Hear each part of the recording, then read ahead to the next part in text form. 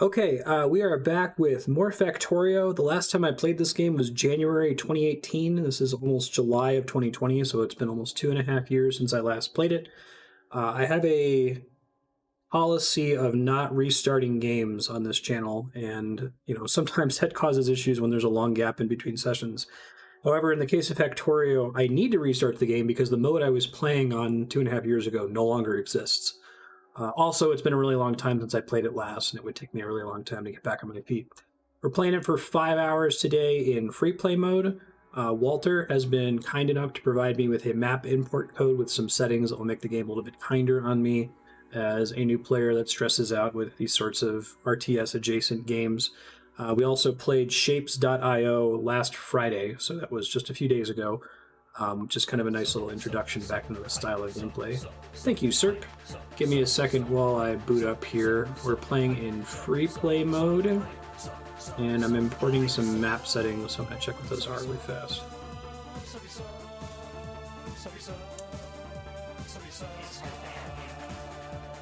Okay, let me see if I can review what the settings actually are here. At least just to show on stream. So everything is default as far as resource, frequency, size, and richness. Thank you, Game Saucer. Appreciate that. Terrain, it looks like there's mild adjust. I'm guessing dead center is default for all of these, right? Let's see. Bases, starting area size, expansion. Thank you, Mega Man. It's that time of the month. Evolution. Now, it's not dead center for this tab, right? As far as, like, when things trigger. Map with recipes, technology. Moisture's turned up slightly. Oh, I see. Okay. Yeah, and I guess, let me look at some of these toolpaths here. Resource patches, size of each patch, richness. Enemy stuff is mostly default. Time evolution is turned down slightly. Gotcha. I know, right? What an afternoon.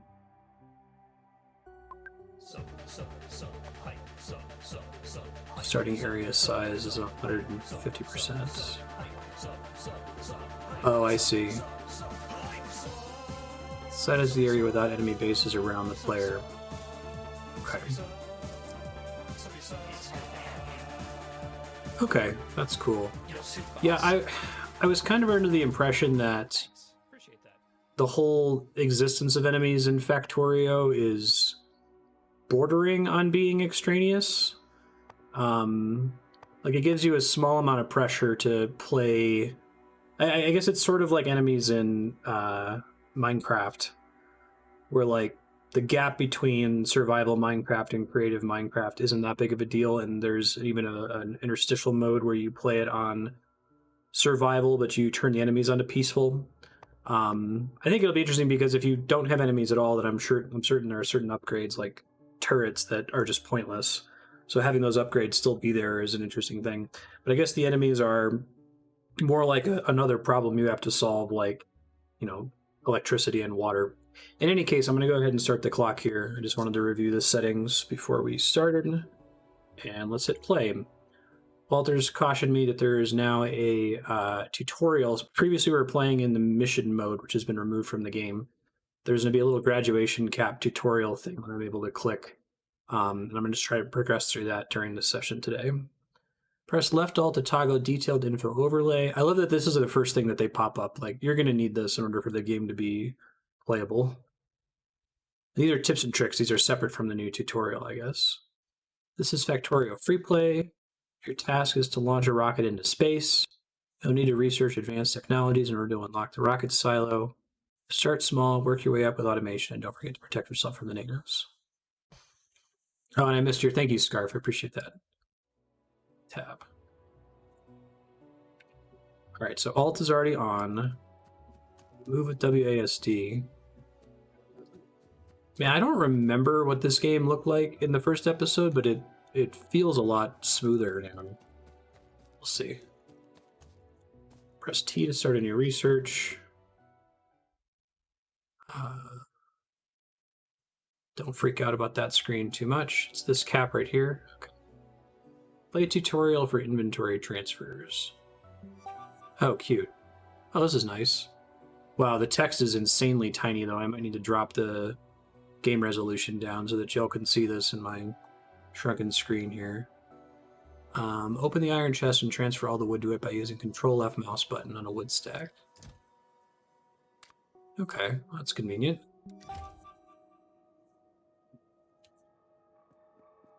Now that that's flashing, does that mean that this tutorial step is done, basically? Oh, there's an interface scale. Perfect. It's even better. I don't like having a drop resolution. That's better. Should be better for stream. So is this done now, or does it automatically advance me to the next tutorial step?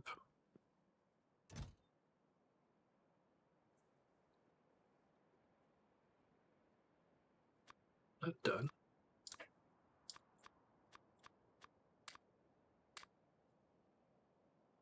Transfer all the items to it.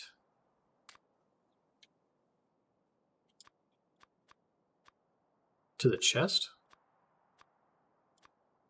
So I don't understand what this thing is at the bottom of the screen either.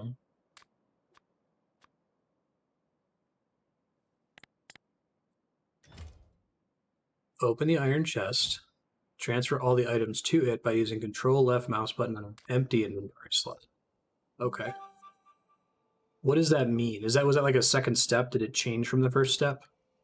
Transfer coal to the stone furnace by using Control left mouse button on the stone furnace. Holding coal in your cursor. Oh god.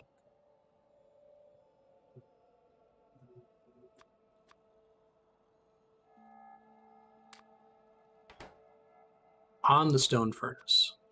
So I do it from here? Was it supposed to be in my inventory or something there? Using the quick bar transfer. Let me start this over. Open the chest, transfer wood to it by clicking on a wood stack. Okay. Transfer all items to it by clicking an empty inventory slot. Okay. Transfer coal to the furnace. So I need to, like, get it out of my inventory first? Is there another button I press to get access to coal? I doesn't bring it up. 1. E. Okay, control click. Using the quick bar, transfer iron ore to the stone furnace by using Control left mouse button. Quick bar. Okay, I think I get it. I feel like it's interesting, there's some gaps in the tutorial already. I was expecting it to be more, like, you really have no idea what you're doing and you've never interacted with this interface before, because it's things like, oh, there's a quick bar down here, highlight the quick bar, or oh, press E to pull up the inventory. Flash on the empty space we want you to click. Take the iron plates from the furnace by using Control left mouse button with an empty cursor. Okay. Got it. Insert a single iron plate. Use the right mouse button. Using right mouse button on an empty inventory slot while holding iron plates in your cursor. Okay. Open the chest and transfer a stack of iron plate by using shift left mouse button. Okay, they're just trying to teach me all of the important, like, keyboard commands out the gate, as far as, like, convenience for moving things around. There are many interactions of item stacks, mouse buttons, and modifier keys. Below is a table with some further details. Control is transfer all, right-click transfer half. Yeah, I think this is an interesting thing to start with. I feel like what I'm used to with tutorials is teaching you the hard, slow, long way to do it first, and then later being like, oh, and here's here's a way to make it more efficient. But given that, like, Factorio is all about efficiency, it's kind of like thematically interesting that the first thing they teach you is click efficiently, dummy. Like, right, logistics system, it's red, so I can't do it yet, right? Okay. You start a tutorial in the main game, pause until the tutorial is over. So I can mine copper.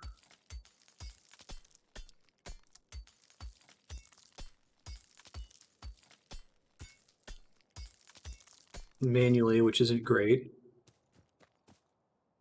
And then the tutorial is going to tell me what I'm doing with it next. Let's see other resources. I see the mini map over here.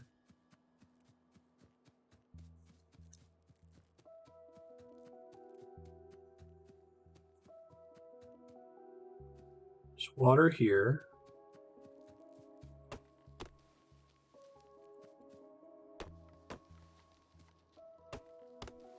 Yeah. Path of Exile is another game that's like about playing efficiently.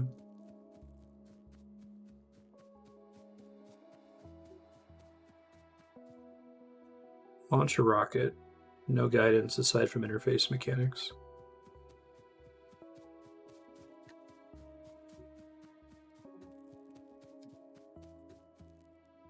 Cool.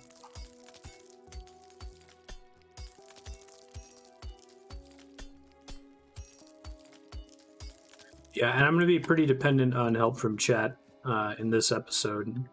So my usual rules about backseating, you can consider them almost completely suspended. So, okay. I already have some recipes. I can make a chest, which I guess they want me to do. It's in the help file somewhere. Yeah.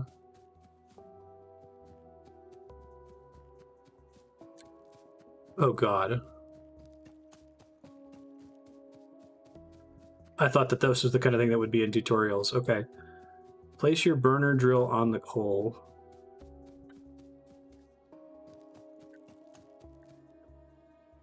I have one of those already. Burner mining drill.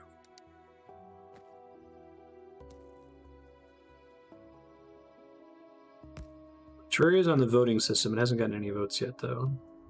At least last I checked.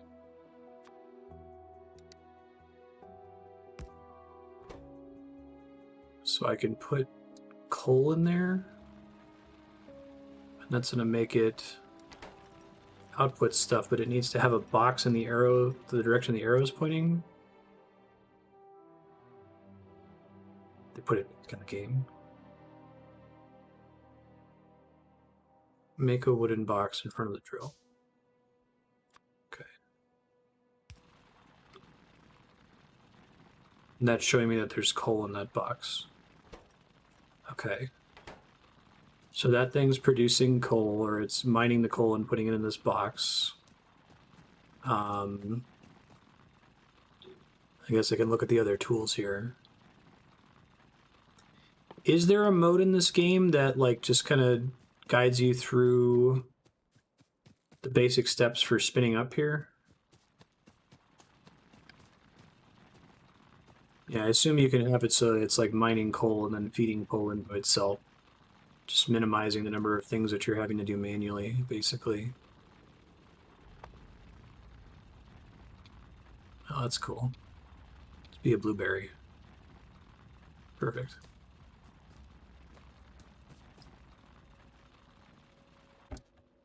So there's already 15 in this chest. Okay. Could throw some of them on here to feed itself. Back and redo missions. So the missions I were doing were removed from the game and then placed back in. I'm okay to keep trying it on free play mode, but I guess what I'm trying to figure out is like how dependent am I on just asking chat, okay, what do I do next? And is there something I can use in the game as just kind of a guide as to a thing I could make, like crafting maybe? Like keep looking at new recipes that are available and build them and see what they do?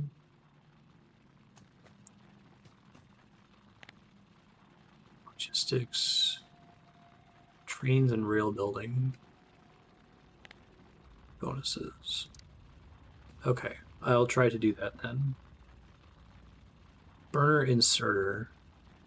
Iron gear wheel. Iron gear wheel. Which I don't have those. Combat. Reduction. Intermediate products. Will this game automatically try to make the, like... If I go to make an item that requires a manufactured product, do I have to make the product first, or it will try to make the product for me?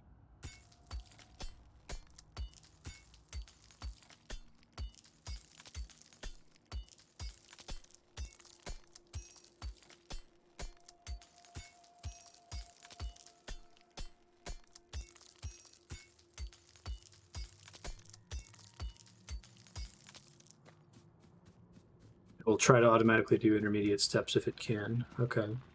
So I need to make like a furnace then, right?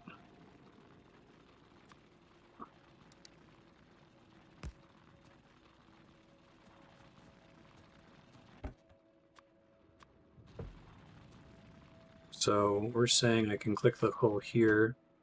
Oh, well, I guess I had to control click to automatically apply it. I can smelt the iron.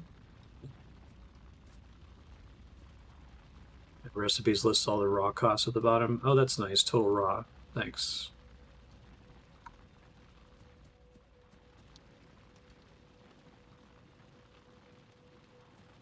And furnaces won't have an arrow output. That's not how they work.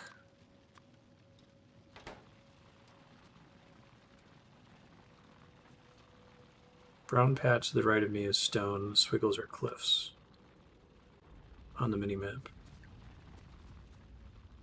Can I zoom in this map at all? I can look here. Well, iron. Oh, that's nice. Appreciate that.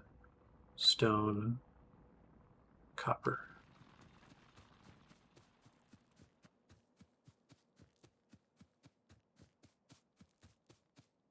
This game is super quiet now. Let me see if that's a setting I can control.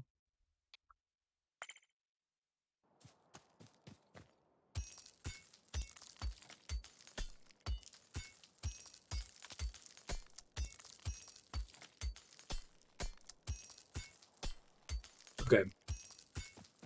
This game feels like it controls a lot cleaner than it did when I played it before. A lot easier for me to, like, distinguish things when I zoom in, at least. Alright, so let's look at options here. There's burner inserter. I just went ahead and made. Okay.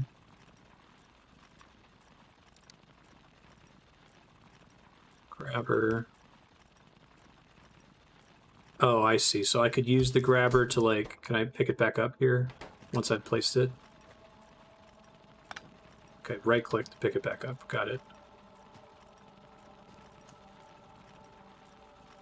Make more drills.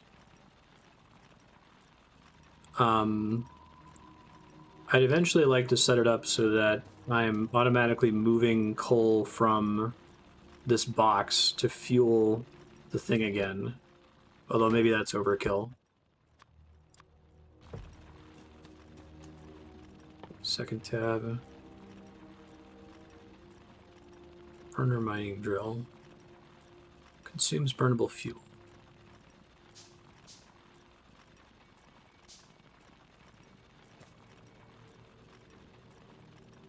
Does my placement of these matter much?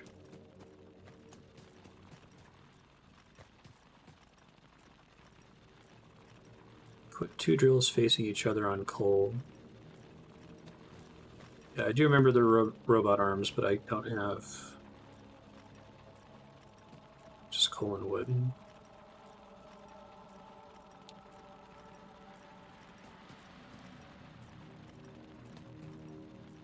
So,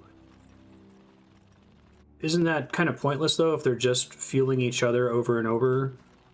They're not making a stack of coal, are they? Or is it just kind of getting them up to a max coal stack, and then later I'll pick them up and move them, and then assign them to place it in a box? What was I cover? Resource. Okay. So shapes.io really is a streamlined, or at least simplified version of this.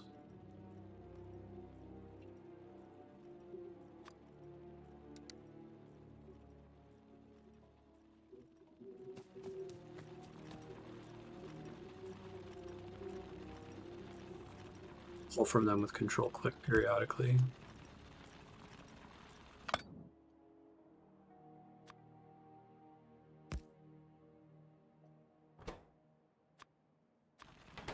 Try this really quick.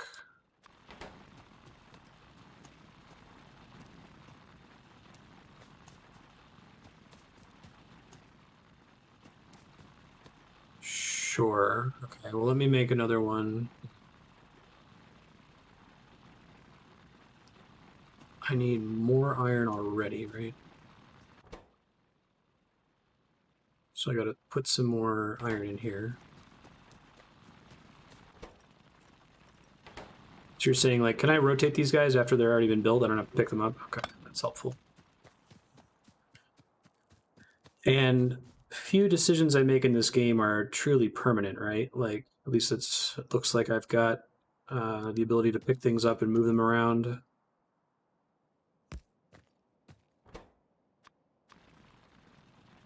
I need to make a box, I guess. Sure, you can't break something back down into its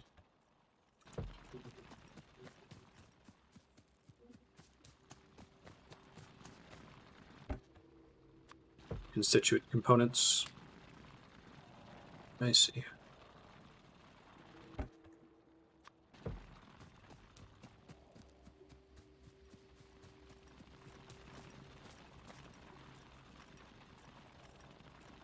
Everything else is possible to walk back. A little cost of time. See why they teach you the control click thing early.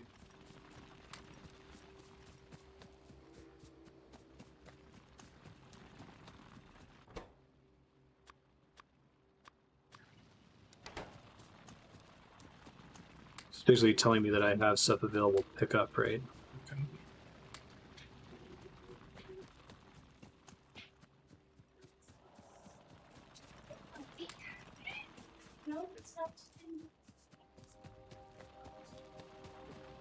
And all this time, these resources are being depleted, right?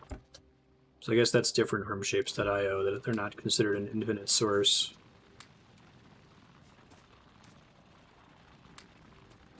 Yeah, the hotbar. Does the game pause? No, it doesn't when I'm in the inventory. I'm guessing few things cause it to pause. Hey, thanks, Washu.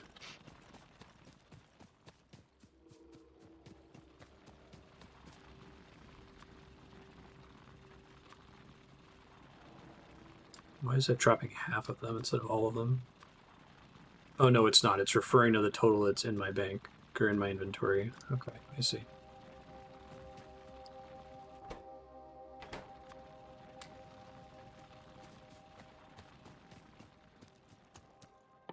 So I think I'm close to being able to make another drill. Oh, but I need more stone. Okay. So I could put that on the stone.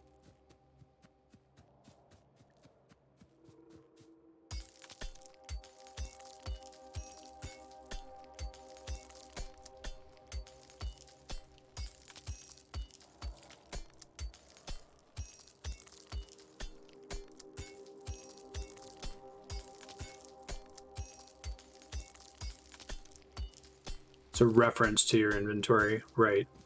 That's a good way to put it.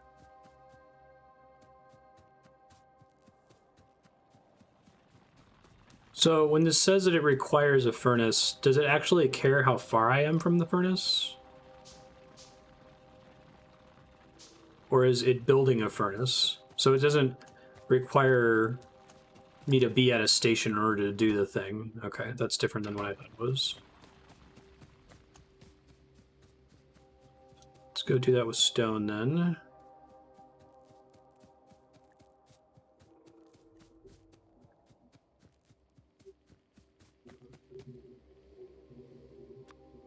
Drill.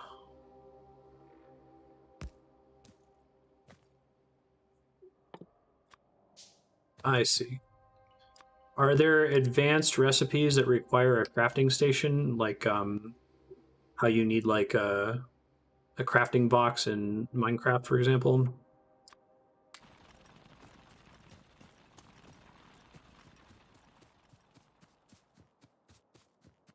Or can most of the advanced recipes be done from your inventory and you just have to make the intermediate ingredients at these stations?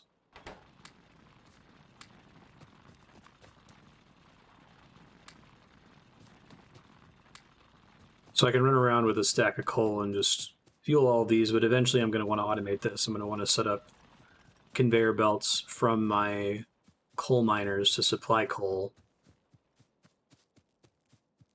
across the different resources that I'm trying to gather right now.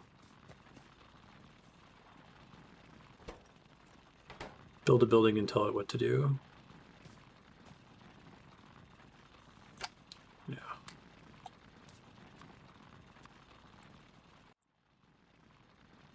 I accidentally put 2 resources of the same thing in my inventory. Whoops. Whatever, it's fine. Teat stone. I keep trying. So my current goal is to make more drills. So I'm going to make 2 drills facing each other to start building up an infinite supply of coal. Well, not infinite, but a very large supply of coal.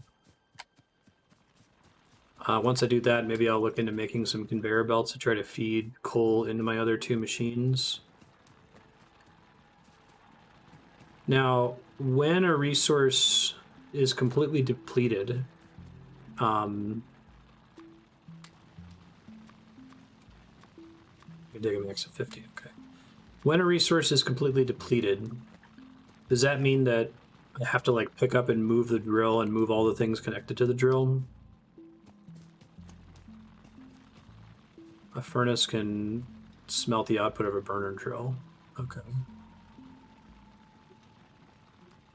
1 furnace per drill. Am I able to have a drill that feeds coal directly into a furnace? Could I just pick it up and like move it right over here?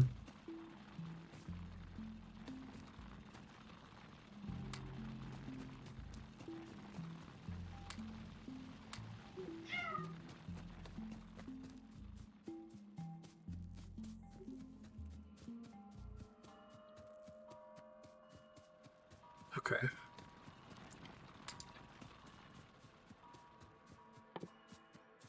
I think I can make more of these.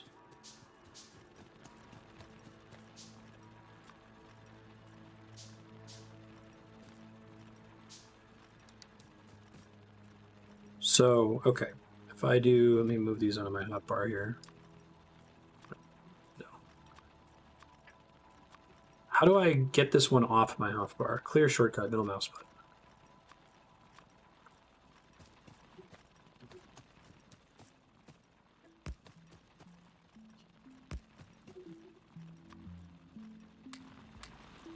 Those should just feed each other, right? And you're saying that I can pick up this furnace, if I'm understanding you right. Put it right here. And now it's being fed coal automatically. I see. And then if I could make a conveyor belt, I could have it so that this feeds iron into that automatically as well. If I'm following you.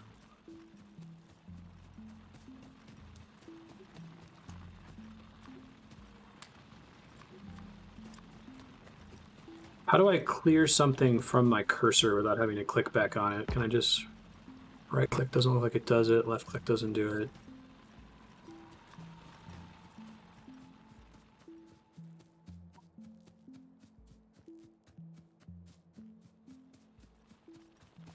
Does that do it? No. Q to empty hand. Oh, the cursor is as though it was on my hand. Okay, thanks.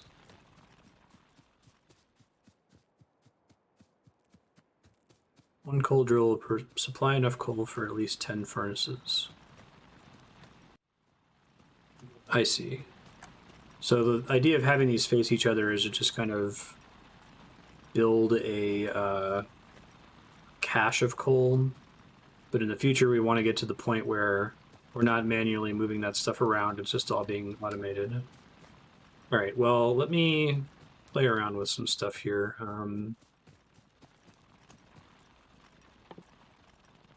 Transport belts.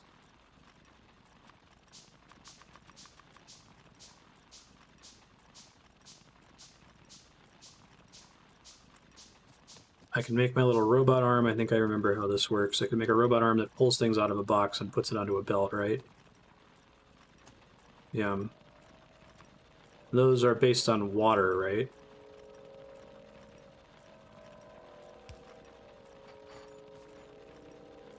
Okay. Put this down here.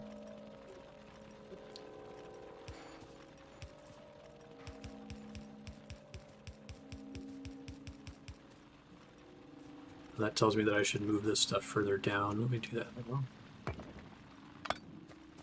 Looks like it's pretty painless for me to pick up things and move them around, so that's nice. Okay, so let's put the furnace here and the drill here. Then let's put coal in here.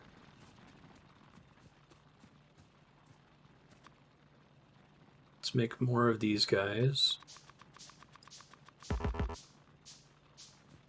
Water coal boiler makes steam, steam engine makes power, power poles carried everywhere. Okay. Yeah, I remember the power poles. So you kind of have to imagine each power pole has like a radius around it, around which it's, oops.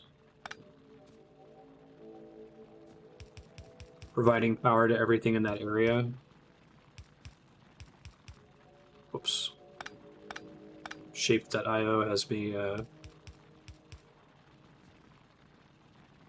Oh, do I need to like have an arm that moves it into the furnace? I'm spoiled is what I was trying to say there.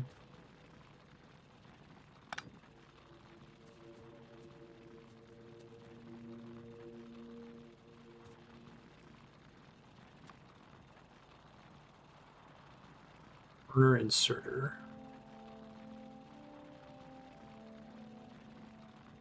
Need an arm. Okay. So it requires an iron gear wheel.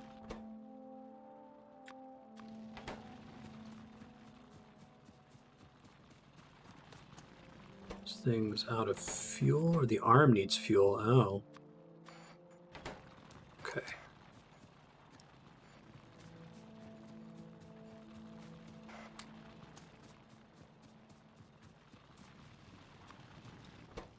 Yeah, some of this is coming back to me. It's familiar, but it's been 2.5 years.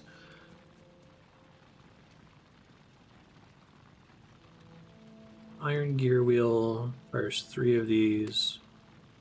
I should be able to make one.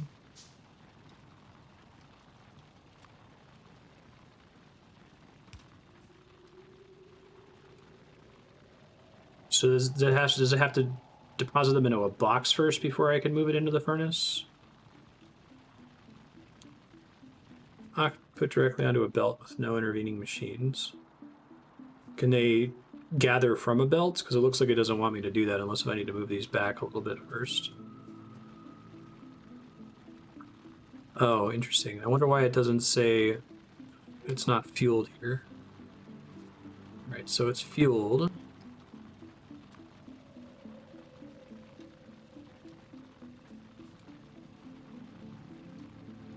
Chests are just for storage.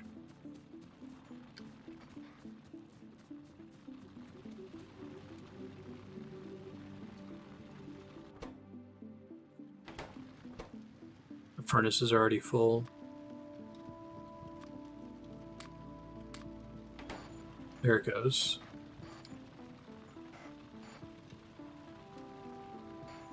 Now, does it automatically check to see if it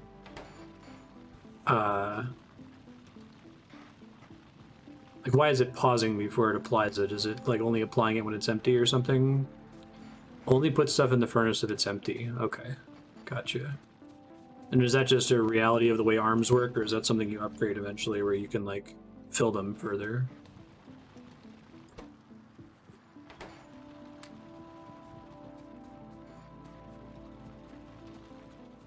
Okay, well now I want to start feeling my other things. Just how they work, okay.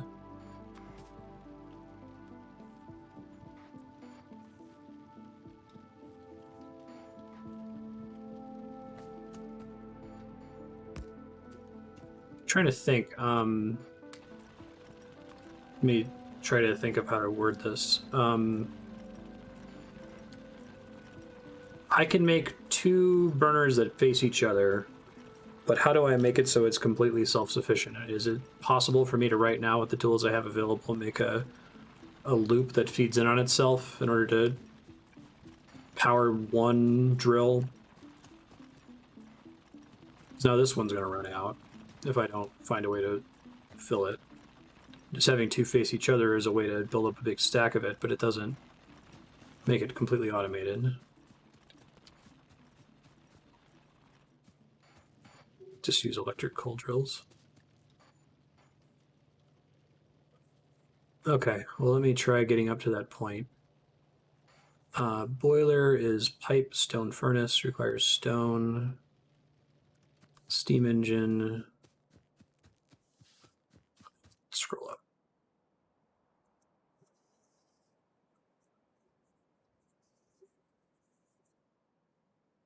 Water plus coal equals boiler, makes steam. Steam engine makes power. Power pulls carry it. Okay.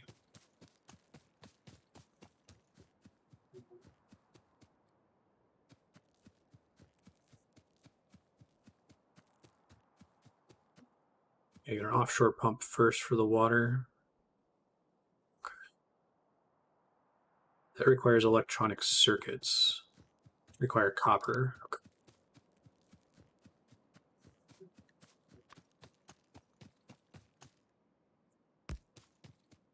I assume that I get way more coal. Let me click on one of these machines. It takes me some time to convert things that I'm intuiting to English, so bear with me. Mining speed 0.25 per second. Where can I see... Oh, pollution. Interesting. Where can I see the current consumption rate of fuel? Because my question was, this is producing more coal than it's burning, right? At least I would hope it would be.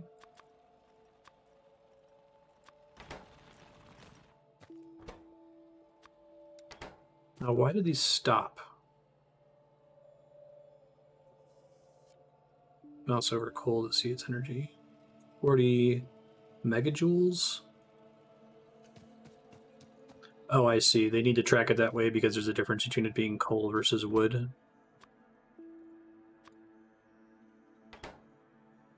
It's not because they're out.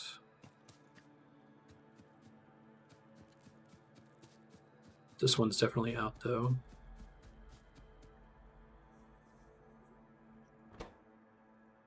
This is full. Oh, I see.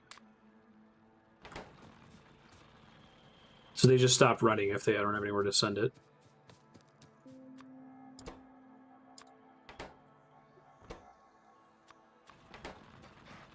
Okay.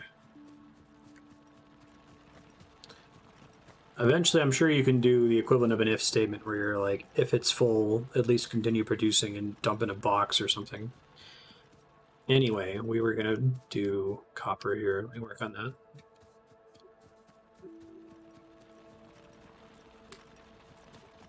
Copper ore. Make copper circuits. I have to make these first, which are, you make plates in a furnace, I assume. So I could do the same thing where I could just build a furnace right here. I guess it still needs coal, which is a pain in the ass. So maybe I'll manually...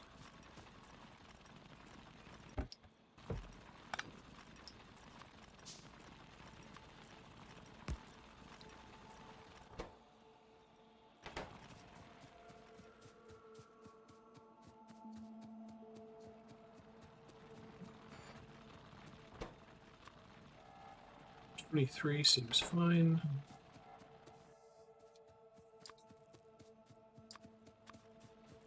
Right click gives me half of those things. Okay, now it's cooking.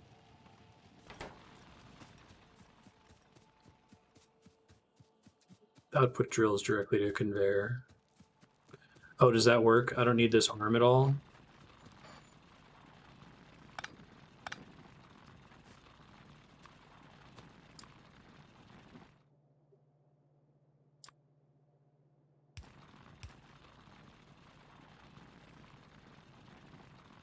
Interesting. Okay. Arm is just for boxes.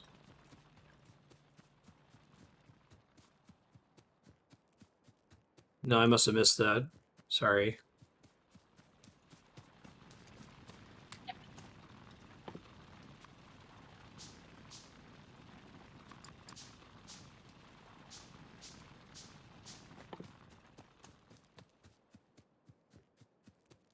Offshore pump.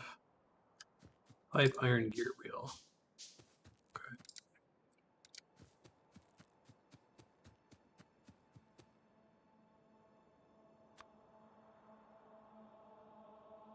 Okay, there we go. And this is showing me the valid locations for it. That's helpful. And then that water goes to a boiler, right?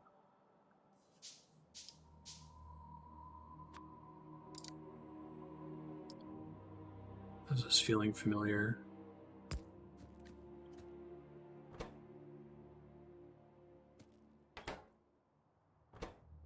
Does the pump itself pump automatically, or does it need some kind of like resource? I thought what I needed for this was water. Is it coal? Oh, I see, because the coal is heating up the water and producing steam. Okay, I'm caught up. Steam engine requires more. The pump is automatic. Okay.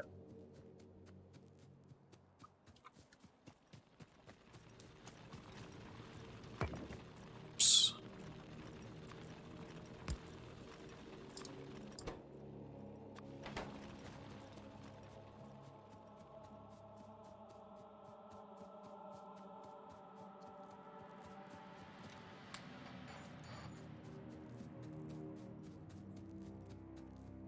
More boilers past the first one in the chain. Okay.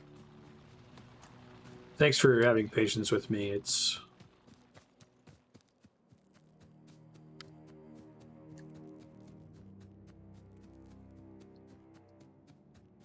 saying it's rotated.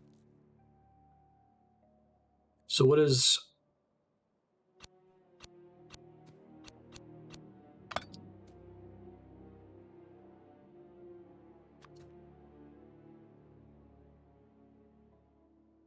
I got all these arrows. There's two-way arrows. There's a big arrow. So I want it to face like this, basically. Okay. Then I need a steam engine.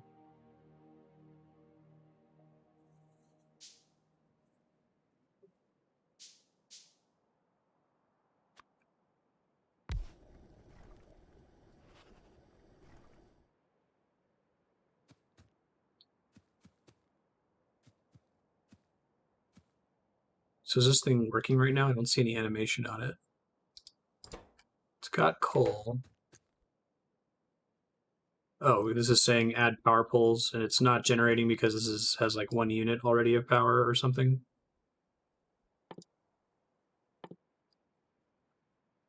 Electric pole.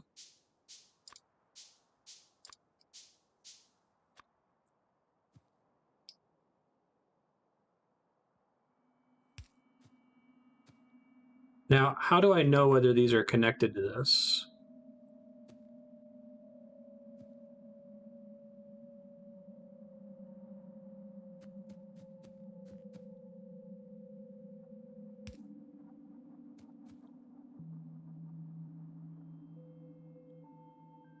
Up steam when power is consumed in a continuous fashion.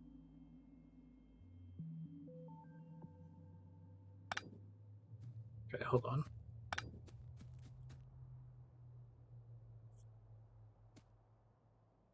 Which part of it am I connecting it to? Does it have to be like right in front of it to start? This just seems to have a little area where I can place everything.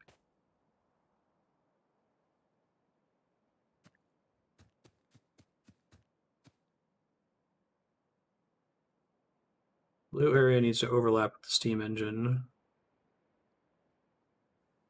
Really?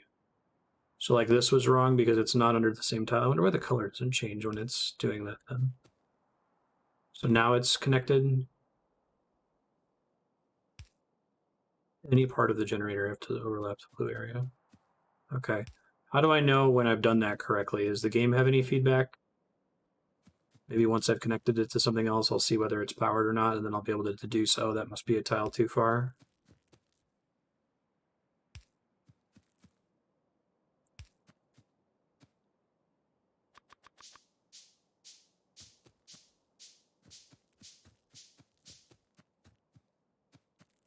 Okay.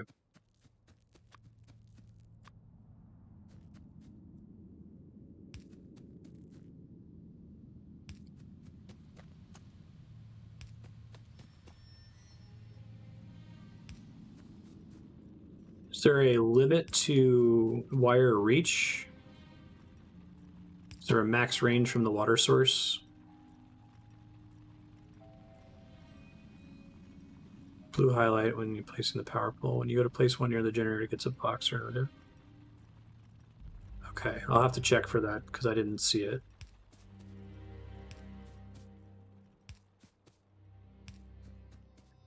Power doesn't care about distance.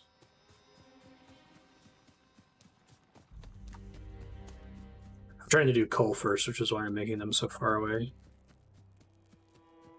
And travels at the speed of light, so you get it instantly. Is this the box you were talking about here that says it's connected now? Okay. I think I get it.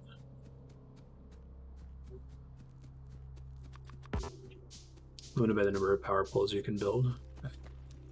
Now, this power pole is taking up just this one tile here. If you think of the game in terms of tiles, the rest of the space around it is open for additional buildings.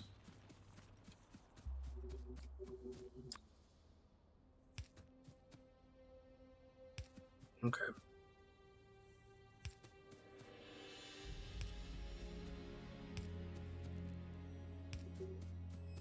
Build a couple more of these here.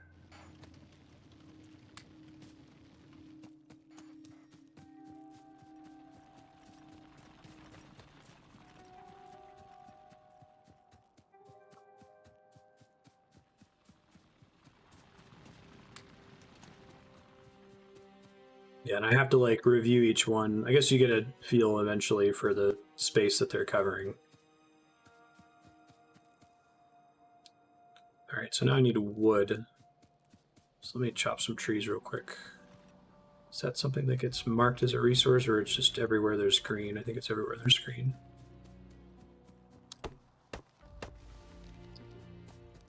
I see.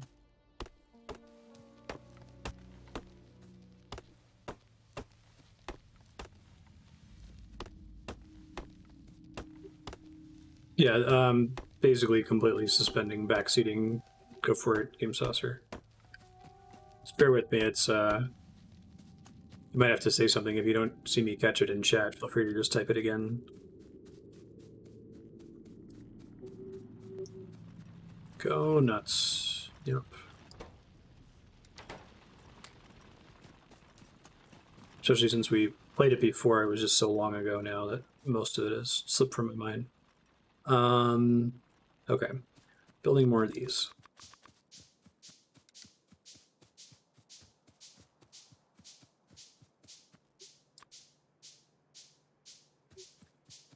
I didn't realize I was getting this close to the coal. I wish I could make the mini-map a little bit more zoomed in. I feel like I need that much space.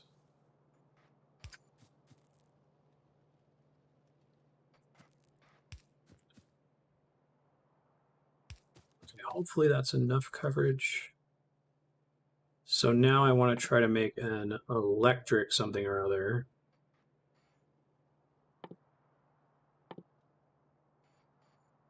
Electric mining drill.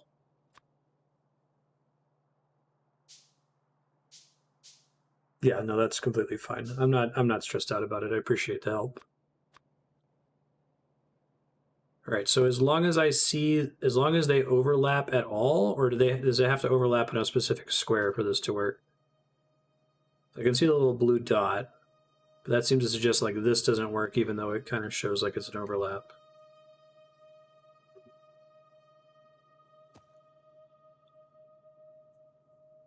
So why does this not work, but that works?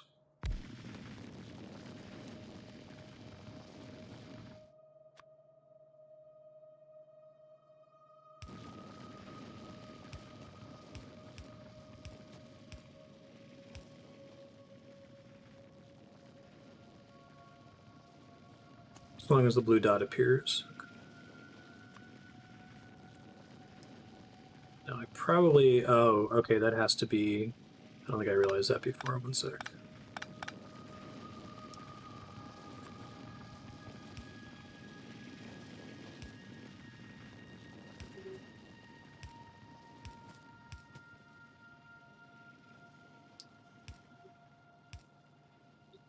So I think this will work now.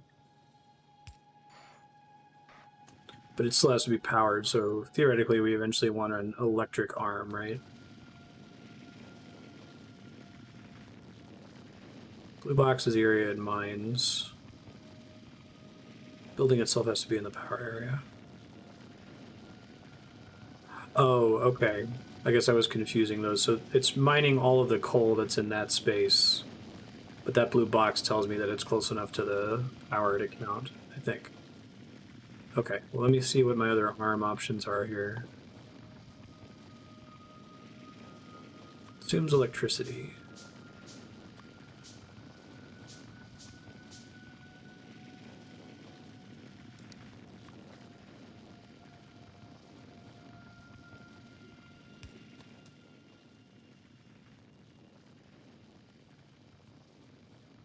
Ugh, I want to, like, get maximum coverage here, but... Ew. um...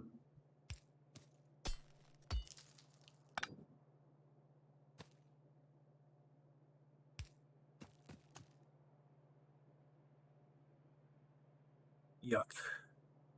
I already need to throw everything out and start over. Okay, hold on.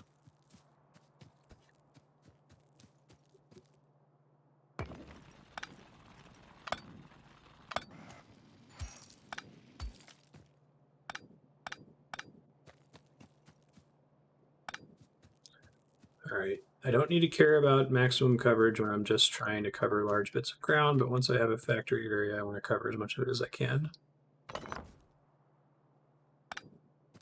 Buildings first and power poles second? Really? I was thinking of doing the exact opposite. Don't lay out poles before you know what you want to power. Is it just that the poles, like, get in the way of the buildings? I figured that since they take up so few tiles, it wouldn't be that big of a deal. The power poles can just be shoehorned in. So there's no, like, benefit to having every square covered like this, because this is what I was wanting to do. And then build things in between them. But I can make... It's okay and even optimal to make a power pole mess.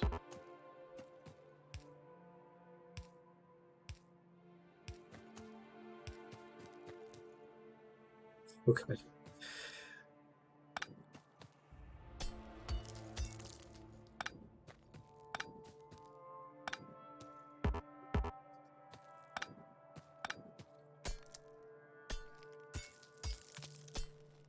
Hold on, I need to pick these guys back up then. At least it's easy to move stuff.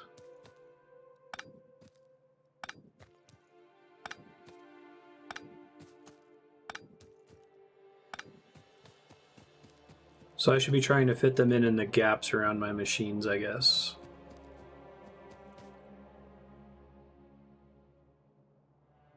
Sure. Okay.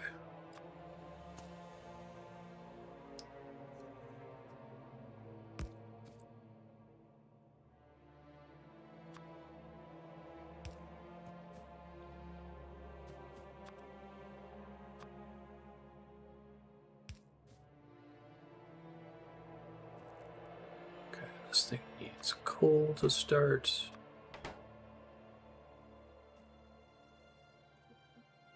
Can't have an electric furnace.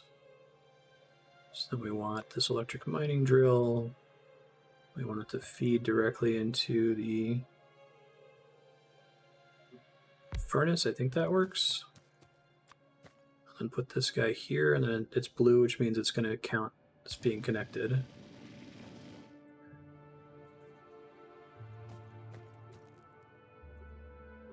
And this thing is only going to... Oops. Shit. Q. It's only going to supply it so long as it's not full. Okay. Ways of making the power grid more neat, which will probably get more important when production lines grow and get more repetitive. Yeah. Do I need to worry about having a single electric pole that powers multiple buildings around it, or just come back to that later? It's not a problem right now.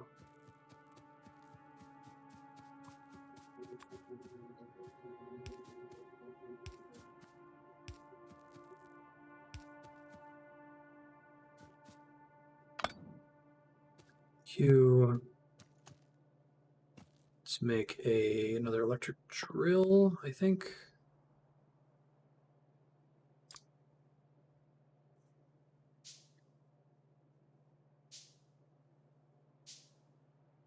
Okay, electrified. Your next goal is to start research. Building a lab. Okay, I'm remembering the science packets. That sounds familiar.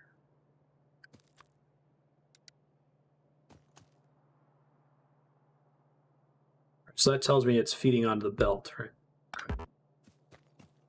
So then power pole there is fine, I guess.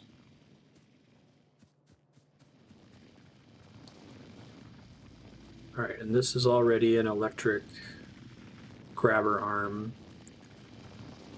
So over here, I'm pretty good in that I'm close to infinite in terms of making iron plates, right? I can make a grabber arm that takes things out of this and puts it into a storage box, right? Let's see, really quick. Oh, there's auto saving. Okay. Yeah, I like that there's not a penalty for rearranging things. It's nice. So if I wanted a grabber arm, I would do it like this. And I'd put a little box here.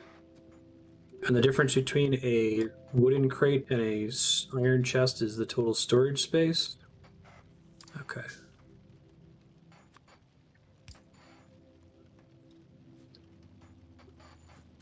Got it. Save manually as well. Okay. Let me try to make everything else electric. How can I review my current power situation? Can I see that on a pole, or do I have to go back down to my pump?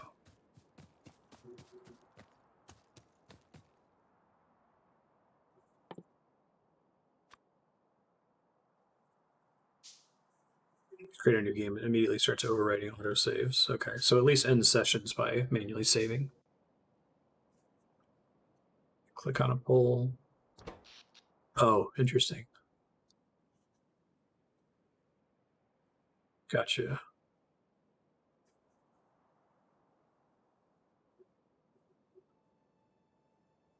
Sure. Wow, this is pretty great. If you can see it across thousands of hours, it's funny.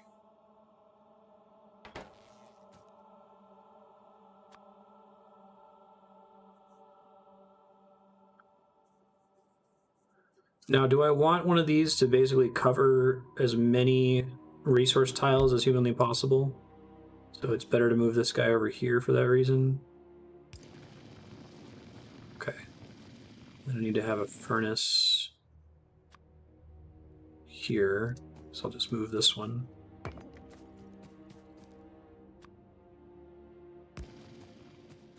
I need to start transporting coal down here.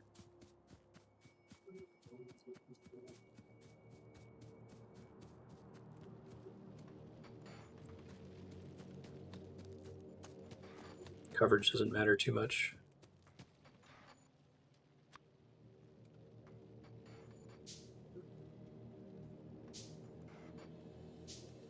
I do really like that it auto crafts all that stuff.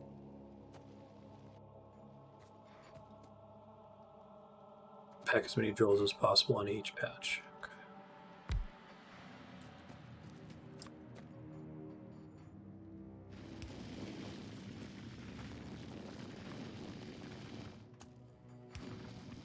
I do like that little white indicator that tells you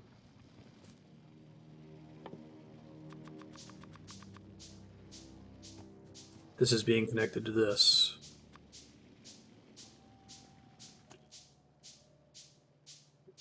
Wait, no, I don't need this anymore because of electricity. What am I doing? Sorry.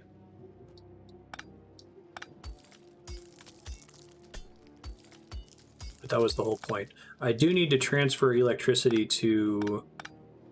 Or I do need to transfer coal to furnaces, right? Okay.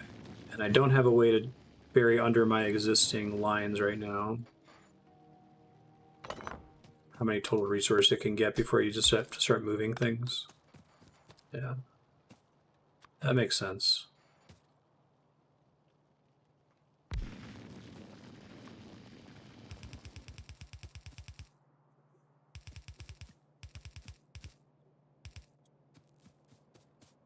Where's that? Okay, it's a ways down there.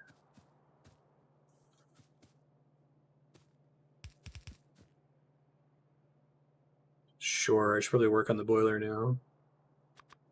Hold right click and WASD to remove a belt. Okay. I guess I'll go fill the boiler real quick while I'm thinking about it. I do like that you can auto craft while you're moving, that's nice.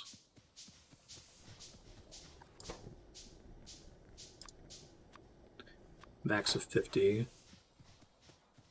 I guess having a max fuel amount is what keeps you from...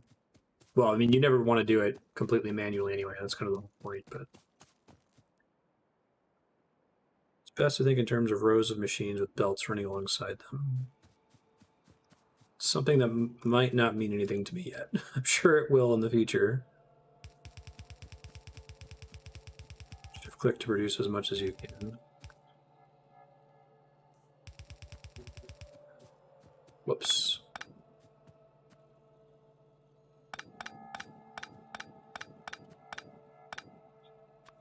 Damn it, shapes.io.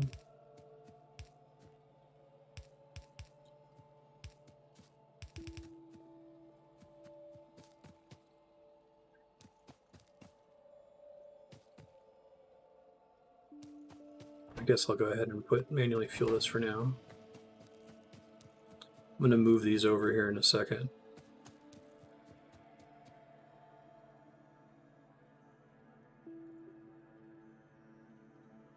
Machines sit along belts like buildings on a road. Yeah, that makes sense.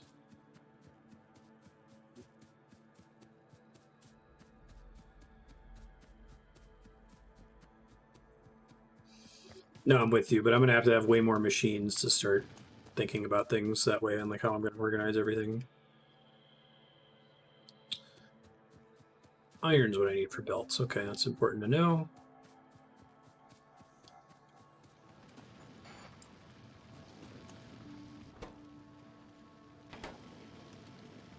Oh, right, there's a box. I'm like, why am I not getting these?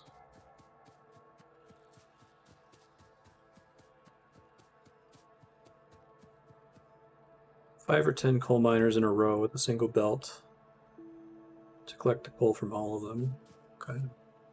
And what I'd like to do is be able to take half of the coal from this belt and send it one way and half the coal and send it another way. Is that like an arm that I need to build? Where it's like the speed of the arm will make it so that it misses certain bits of coal and send them the rest of the way?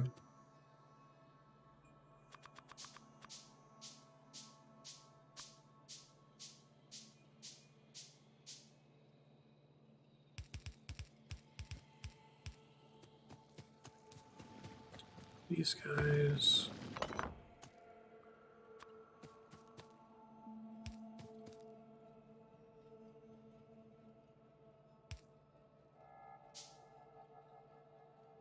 Electric drill.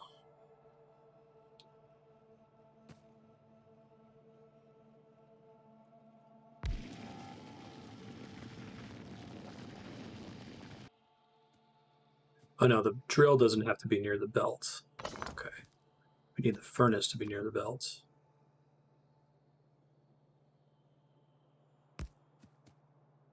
I can make a little arm, right? An electric arm. I need more iron plates because I just used them all to make these belts.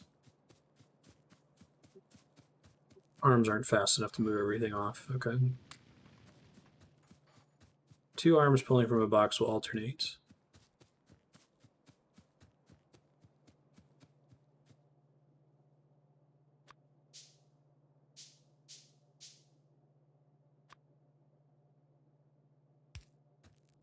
we gotta get power to that thing.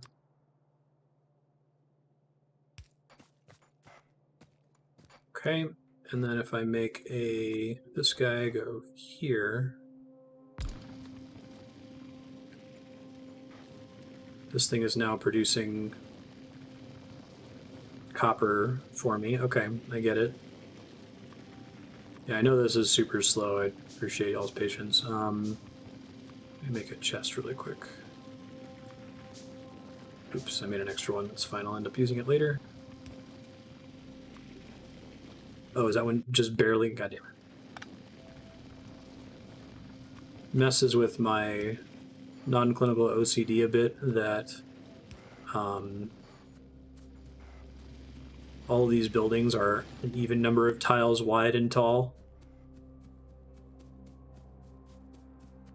I guess it's so that the belt can go to one of two locations, but if they were 3x3, it would. Like, this one's nice. Okay. I need to finish automatically powering the boiler, so I'm going to try to do that with this conveyor belt here if I can. I think it's possible. So I think what we do is we make another arm.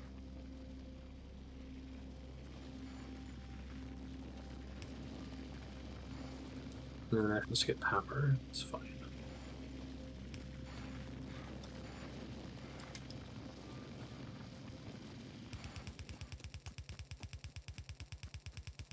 And like shapes.io, I assume it's generally better for your conveyor belts to be in straight lines than to try to do crazy diagonal shenanigans, because diagonals are effectively wasting space, right?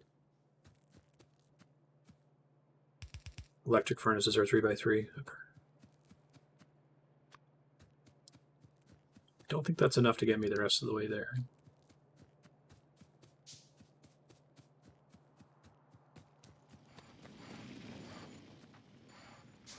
Starting on using a belt to go from the miner to the furnace instead of doing it directly.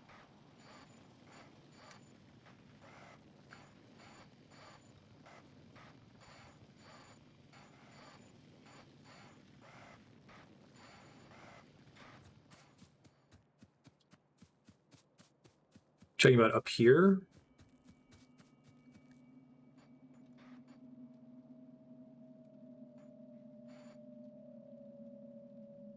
It's a miner.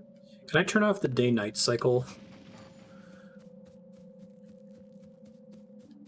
I have this problem in Minecraft as well, where it's like, oh, well, now I can't see what I'm doing for a while. Hey, thanks, Overboard. Is that Dag or Brawley? How are y'all doing? Drills will run in half speed when the furnaces fill up.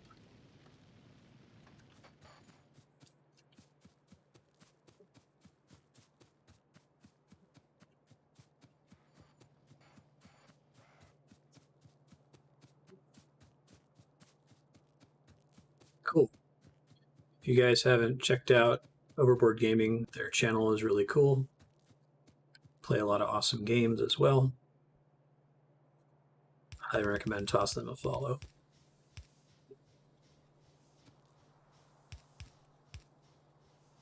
Still getting the hang of this. Oh, shoot. Shapes.io just does it for you. I keep wanting it to do that. Ah, I'm so close. I guess I can make more here. Diagonals aren't wasting space, or they are more difficult to build around. And early tech trees to make lamps to light up your base. Okay, so it's supposed to be one of the solvable problems. Like, well, enemies are solved. Got it. I need more iron plates. Okay.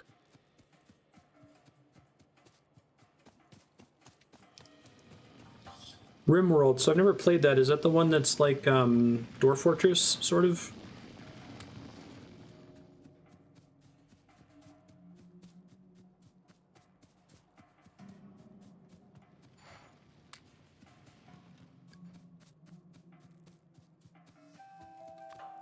More of these arms.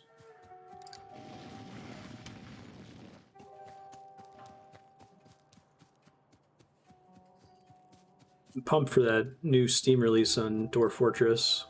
It's probably another one that I'm effectively going to have to start over. It's not powered, of course it's not.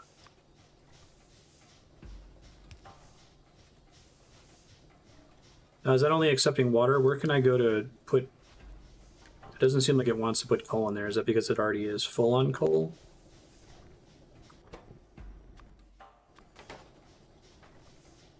There it goes. Okay, well, that's cool.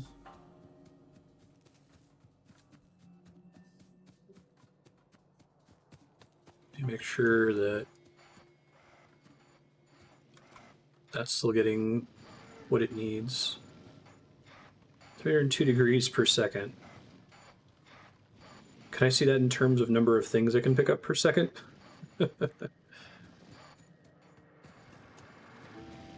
Yeah, so I think everything's automated now. Now I need to just start thinking about making it more efficient. I'm just reviewing everything here.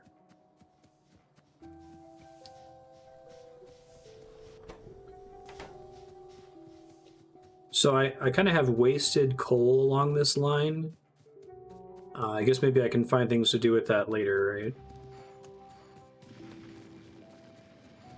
Or I suppose once this line is fully backed up, this arm will just stop trying to grab it. If this arm stops grabbing coal, does that mean it stops using power?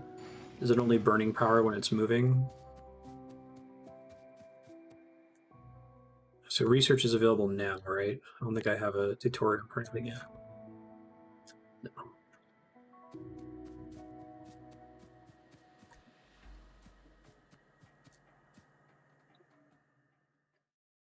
Automation, key technology for automatic mass production.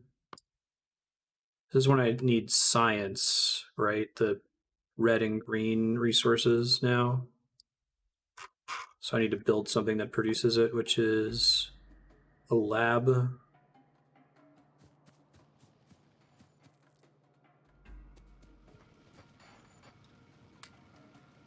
Backed up belts are your friend. Okay.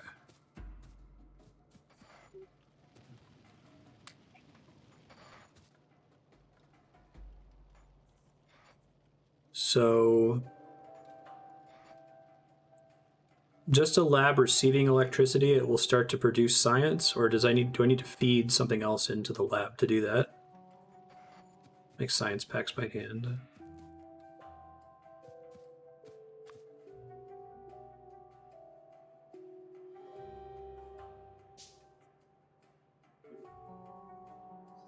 The lab is basically converting electricity into science, right?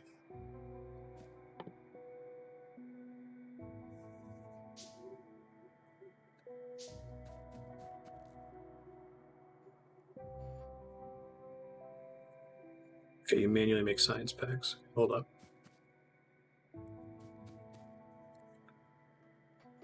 And I just handcraft those. I don't have a machine that produces them, at least not yet.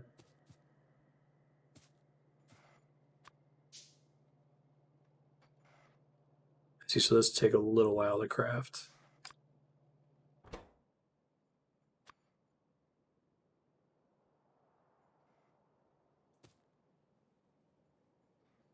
They convert power and science packs into research progress.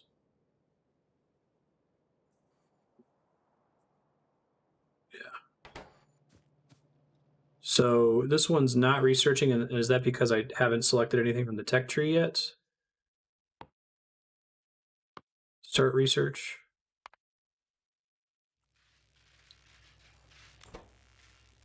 $10 packs for the unlock. Okay.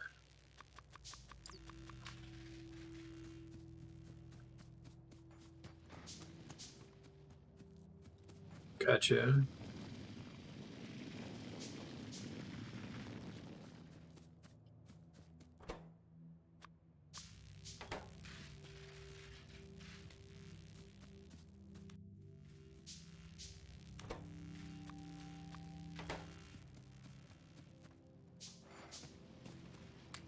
Pick up resources while I'm waiting on these to craft, I guess.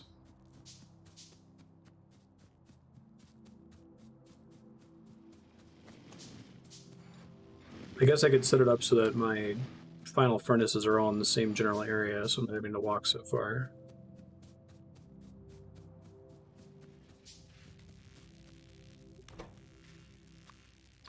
That's cool. I like that, though. The whole science research system is pretty neat.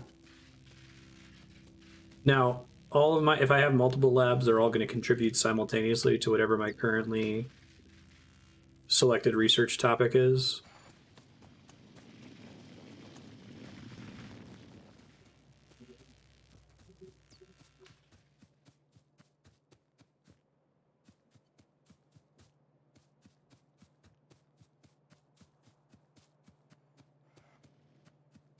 How come the minimap doesn't show me my full...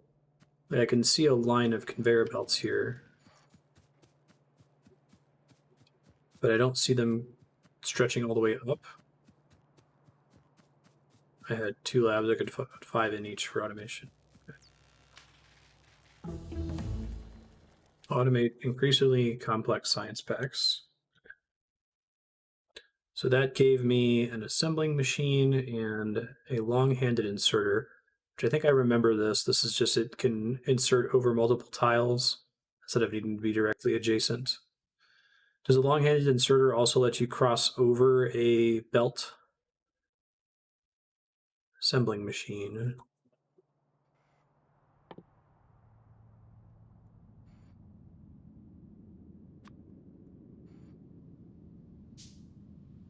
Due to pixel scaling. Okay, gotcha.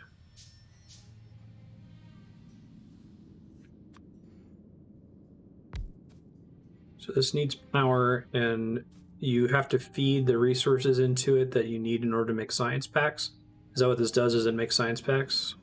And reach over a belt. Okay. So science packs require copper plates and iron gear wheels. Let me just manually make some of these while I'm trying to figure out what I'm doing here.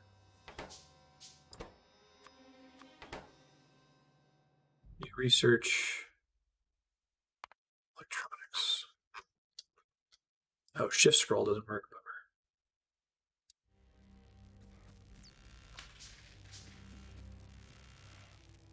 Make anything with a recipe. Oh, anything you could handcraft. Okay. The general next step of progression, though, is to use it to start auto-assembling science packs and then auto-sending them to a lab. Is that right? Oh, each one only does one crafting step. So, like, the fact that the science pack needs an iron gear wheel, which is... It would have to make an iron gear wheel and then pass that to a different assembler to make the pack, right?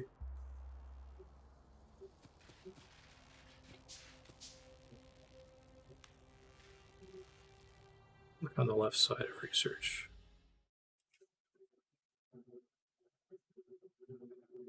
This is the one where the scaling is a little janky. Optics, turrets, stone walls, military, logistics, electronics. So when you say I might want to look at this, what you really mean is if you look at this, you're just going to die instantly, right? Because so let's focus on electronics for now.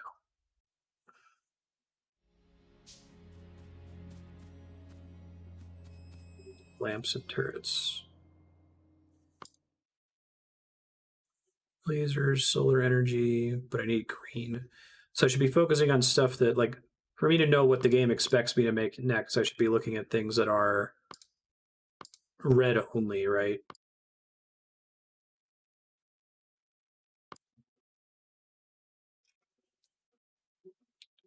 Electric energy distributions. Oh, anything that's below that I can't get to yet? Or it has prerequisites before I can start. Okay. And then green is equal to 5 red. I see. Which one did lamps fall under? I think I missed that.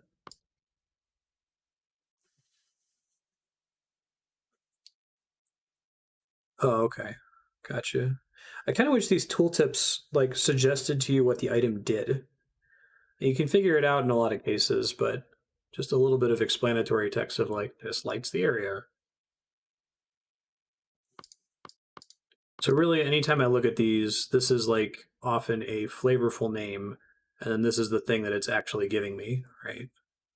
In this case, it's turret, so here I have to go, okay, optics, lamp.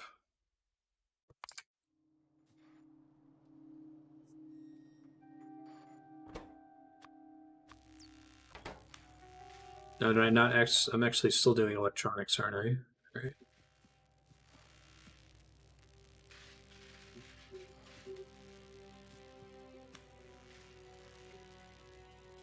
Mouse clear these guys.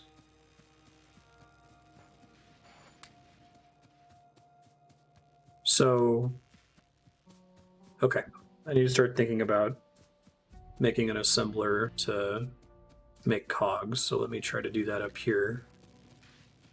So if I wanted to do that, I would need to make an arm that takes these plates out of this box.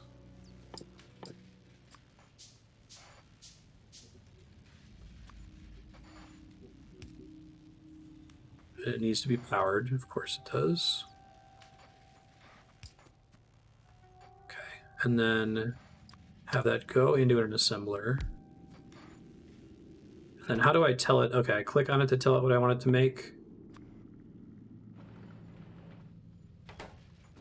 There, and then where does it put them when it makes them? It just has a stash that I then have to pull out of it and move into a box.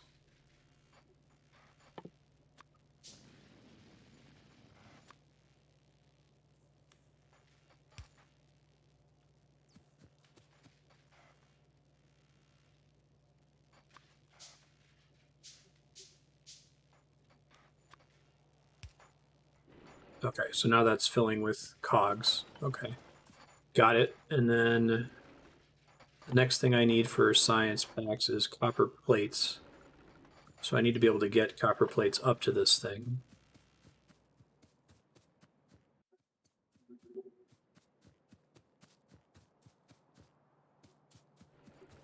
Move it onto a belt.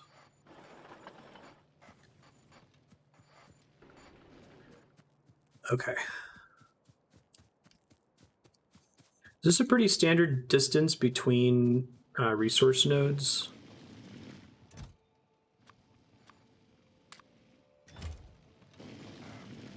Go direct from machine to belt or machine to machine. Okay, so I don't need to necessarily have an interstitial box there.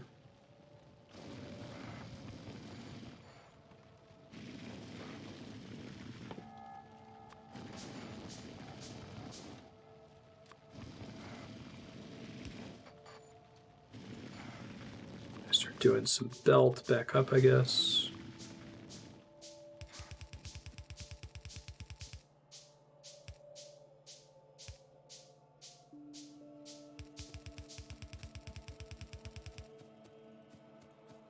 Get more iron real quick.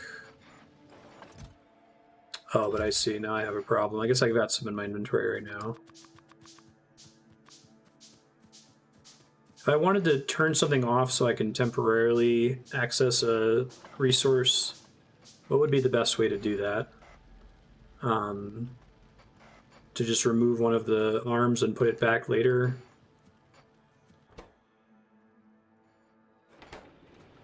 I guess I could change what this is making, right? I could tell it to go ahead and make. But that needs gear wheels itself, so that wouldn't cut it. So just clicking it lets me disable the recipe. I see, and now it's filling this box up. Gotcha. Thank you.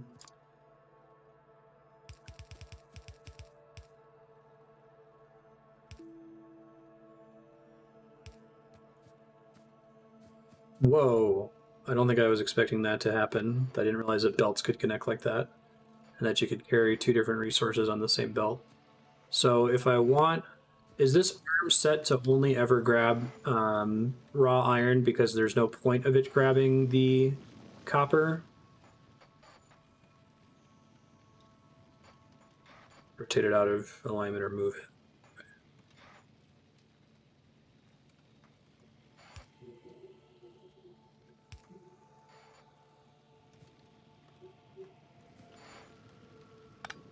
Now, why isn't it grabbing copper plates? Because it's asking, does the thing I'm pointed at accept copper plates? No, I'm not going to touch them. Okay, so if I make another arm here, hold on.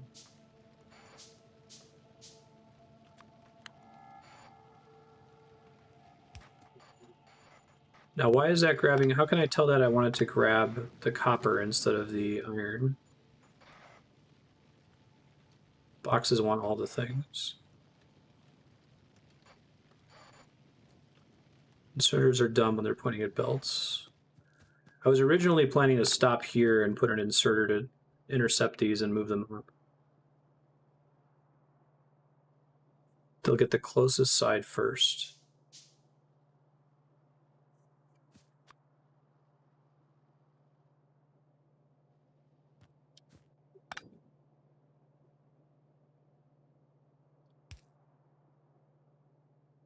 So that thing needs power, that's fine.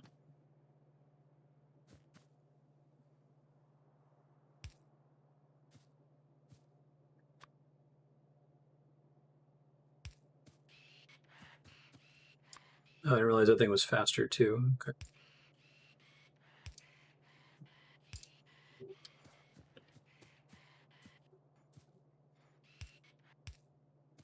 I think this is going to work. So you're saying I don't need this box because I could have this thing directly pick up cogs and move it to another assembler. So if I build an assembler, ingredients should.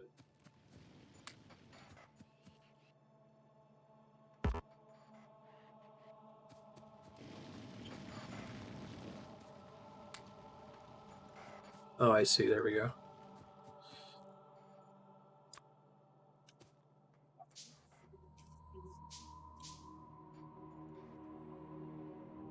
I kind of have tunnel vision in this game at the moment, so bear with me if you would be so kind. If you're giving me like tips that might be relevant later, you might just need to tell me again and again and again until I catch up to when they're going to help, because right now I'm going to focus on one thing at a time. Okay. So now I can tell this guy, let me make another arm here.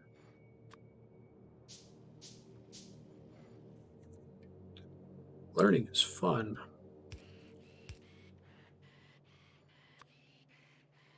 How you doing, Cappy? Oh, shit.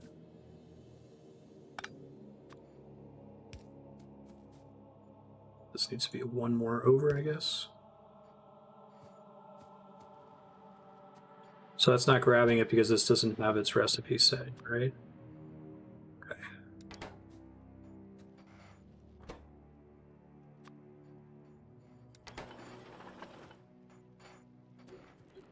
Huh. Now what I want to grab now. Oh, it's turned. Thanks. And I would need something to put this in a box, right?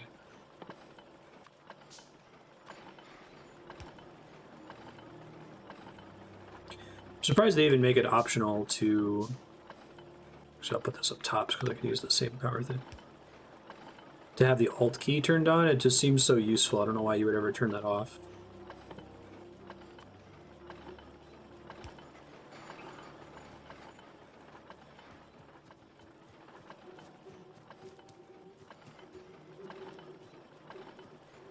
Okay.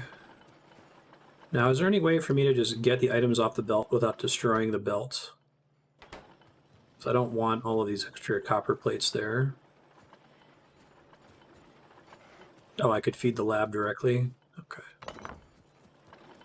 Didn't realize that.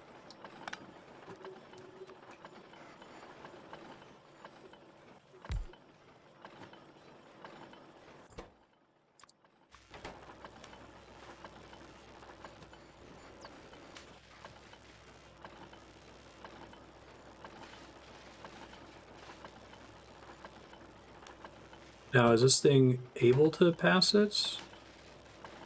Hold F. Oh, to pick up these things. Or just while I'm holding F while I'm nearby, I'm picking up stuff? Oh, okay. Thank you. vacuum off belt to the ground around my character. All right, so why isn't this transporting? Does the lab need to be closer or something, or is it because it already has contents? Because it already had contents, I think. So it'll try to autofill this once it runs out.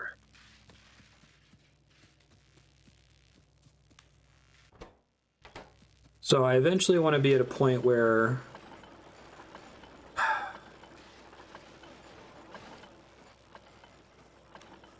it's not, maybe this is something you develop with Factorio vision, but I wish I could, at a glance, know when something is at capacity or when it could support more buildings, if that makes sense.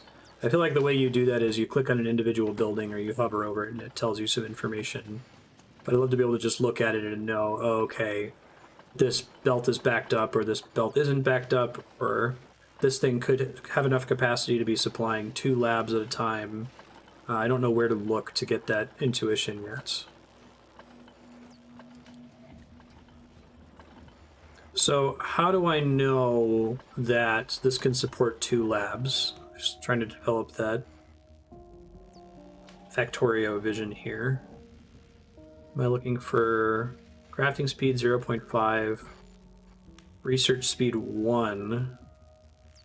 So that tells me that the lab is using these up twice as fast as this is making them.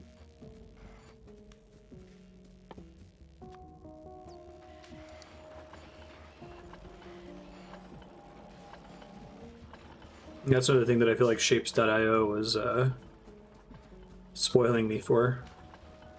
The belts are a good place to look.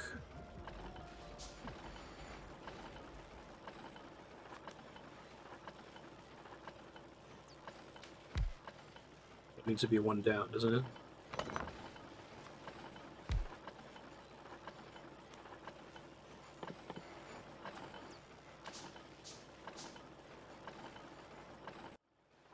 If there's extra input on the belt, whatever the belt is feeding is at capacity and you can add more. Yeah, that's what I was asking. So that's how I would expect it to work, that it's like you want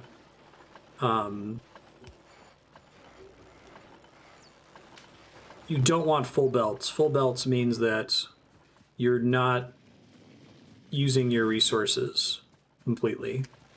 At least that's what my brain tells me, but it sounds like that's not completely or always accurate. The research screen shows how long an individual research step takes.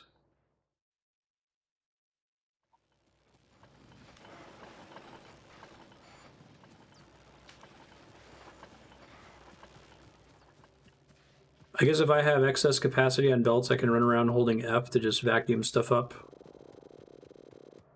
So then I can at least do something manually with it in the meantime.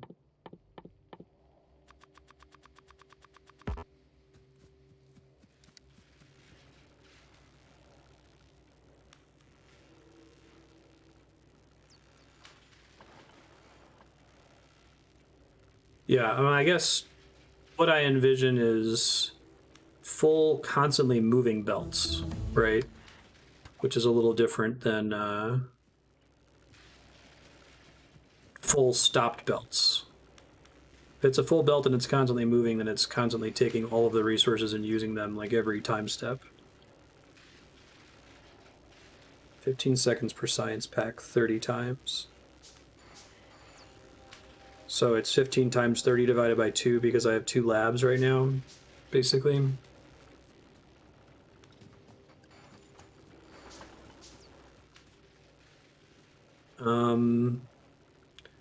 Let me think about what I'm doing next here.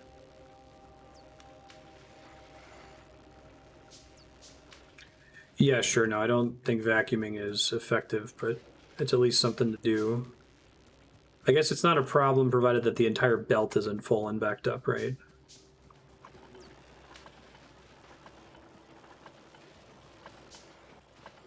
Oh, the craft speed isn't a global value that you can compare across multiple things.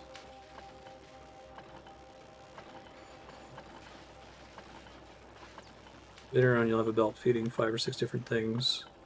You want the first 4 of those to be full and stopped. Some more resources will go on the 5th. Okay, I think I get you. Optics is done. Now I can assign something new. We're just going to try to build everything that's one red only, which looks like it's the parent thing for all of these. Fast inserter. Steel processing. Logistics.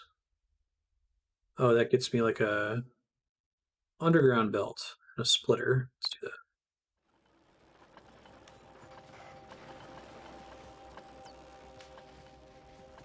Okay. I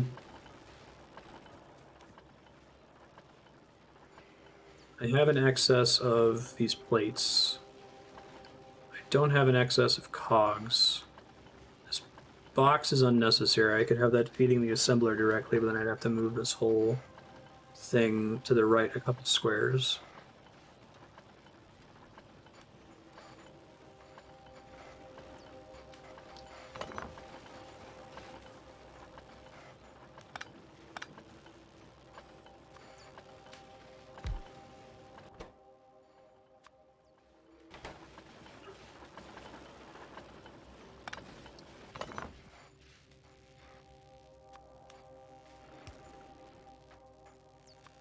I'm getting there.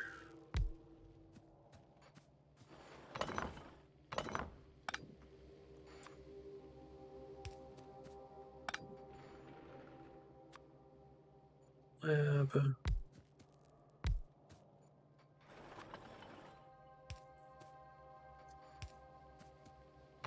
That was one too high. Okay, and this needs to go over a little bit. So I need slightly more turret space, or conveyor belt space.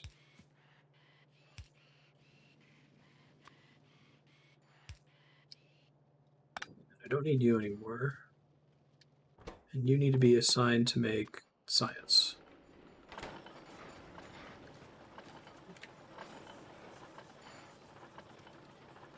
You want to have boxes filling up with basic resources for personal use. And I can do that by just having a extra arm along the belts that is just transferring to a box.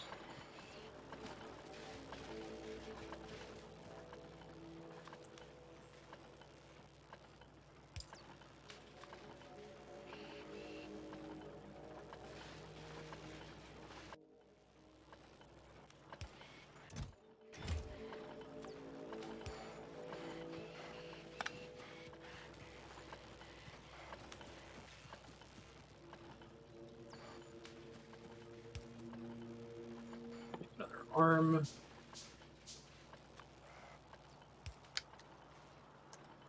Shoot, where do I already have power for these?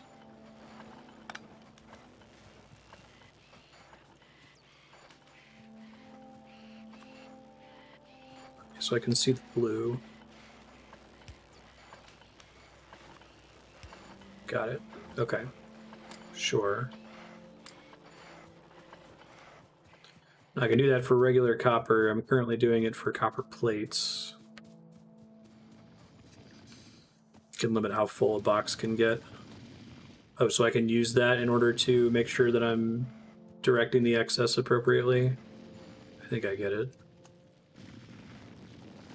Now this thing is currently passing copper ore directly to this furnace. Could I just make a single tile worth of belt there in order to redirect part of it to a box? Oh, ore is not useful for personal use, just the plates. Okay.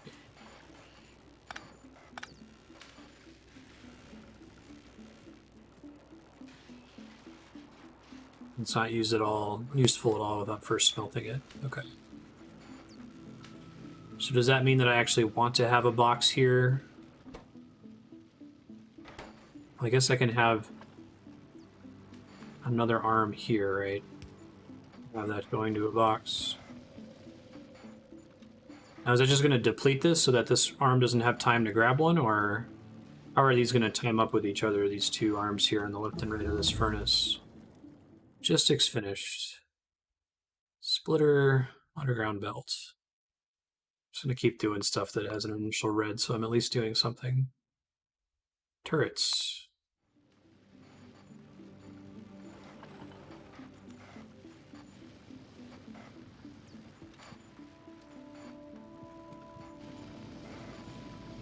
Should have more furnaces.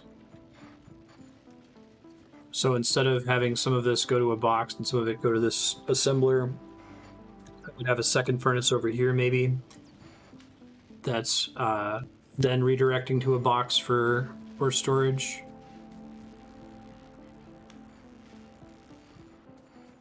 Not useful for personal use.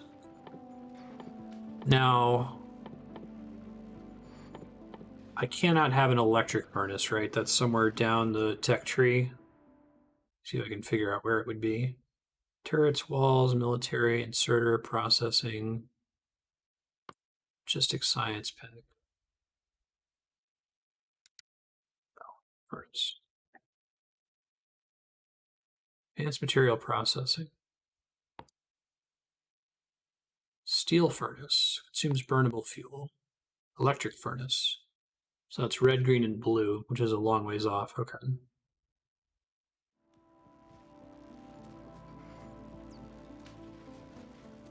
Well, I'm not necessarily thinking in single furnaces. It's just make an array of furnaces. I guess, am I going to get multiple coal? I only have the one coal miner. Should I be having a coal miner dedicated to every furnace, or are we saying that that's overkill? I think that came up a long time ago. A dozen is a good start. Jesus Christ. Okay. Ugh.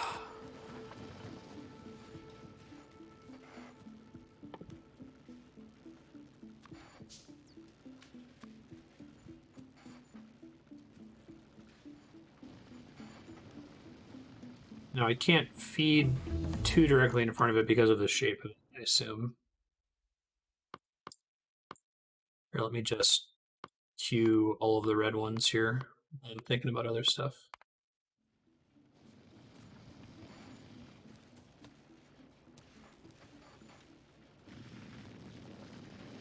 How many furnaces can a single electric driller supply? Yeah, it's, I guess, and okay, the question I have is how do I discover that information, right?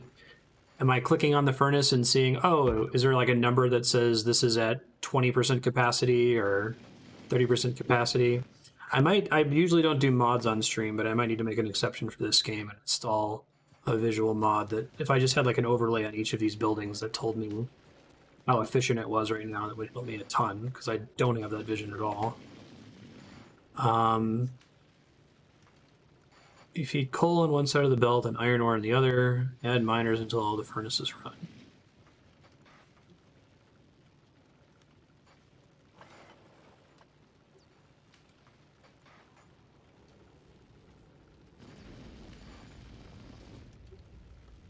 Put the furnaces away from the resources.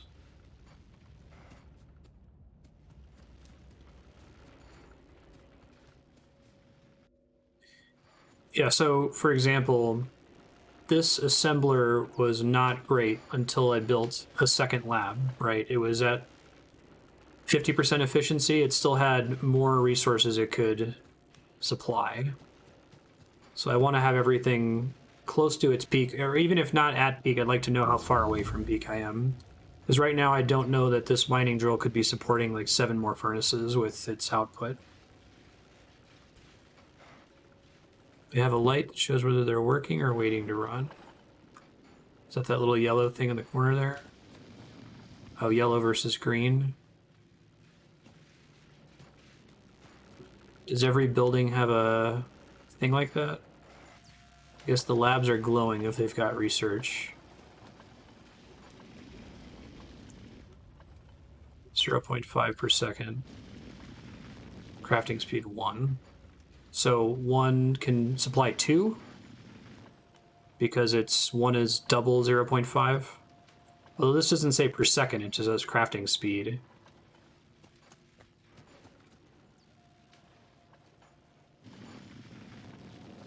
Basically, I don't want this drill to be directly feeding a furnace.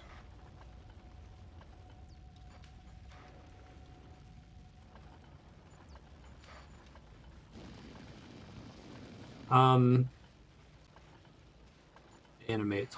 Oh, this thing in the top left. Okay, see it now.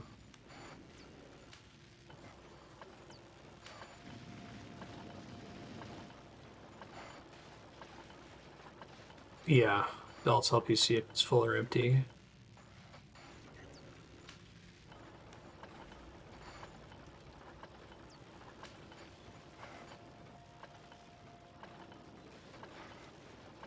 I would like to... I think I gotta phrase this question.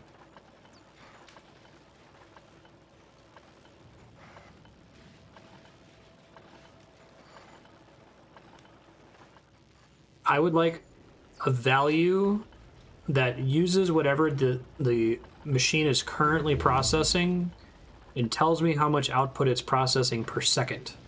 Is that like an interface option that I can set? So like this says crafting speed 1, but what I want to know is how many iron plates is it making per second versus how much coal is being made per second versus how much coal is being burned per second. I think it's providing all of that in like kilowatts or joules. And I just want to know, like, just based on those resource names. Go on the menu and look at iron plates. Oh, like from here maybe? 3.2 second crafting time. So because this is a crafting speed of 1, there's no multiplier, so it's 3.2 seconds per plate. Is there a way, given that I can't have more than one thing in the furnace, is there a interface setting that I can set so that it does that math for me for anything that's in there when I'm looking at the tooltip? I guess I can do that for each and every object, but I feel like the tooltip could tell you that right here, since there can only be one thing in there at a time anyway.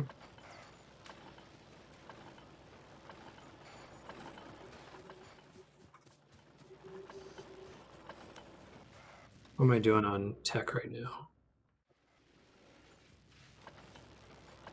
Copper buffers about to choke lane. Science pack production. Thanks.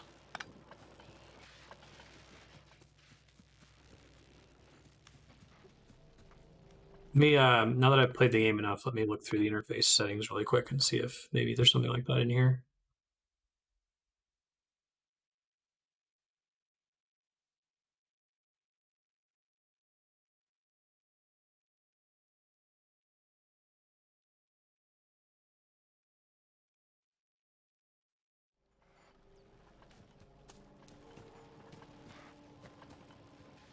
Let me move this thing.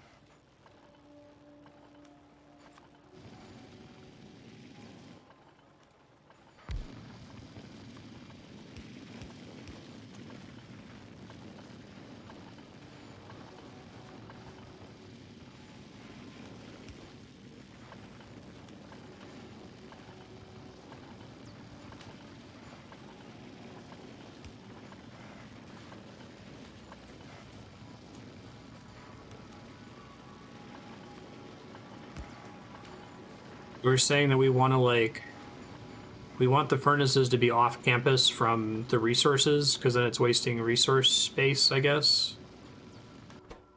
This thing isn't doing anything right now.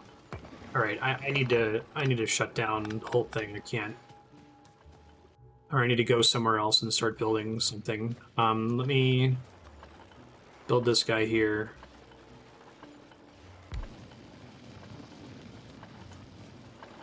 Cover all resources with drills. Okay, and this is my only coal source on the map, right? Let me get these trees out of the way and start thinking about what I'm going to do here.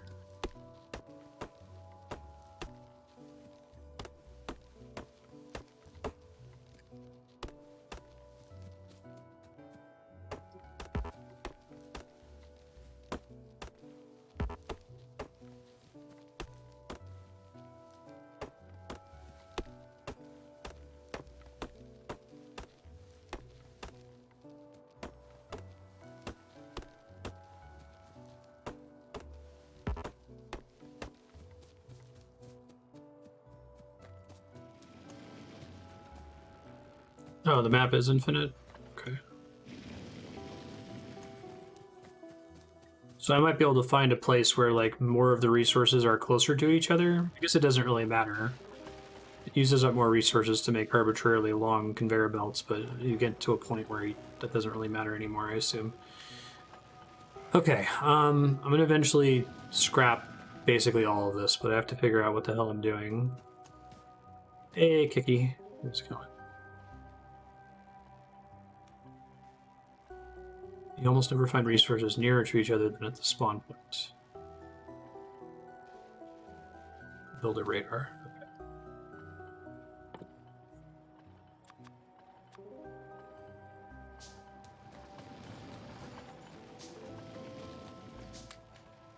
How am I doing? I should be fine to make a lot of stuff here.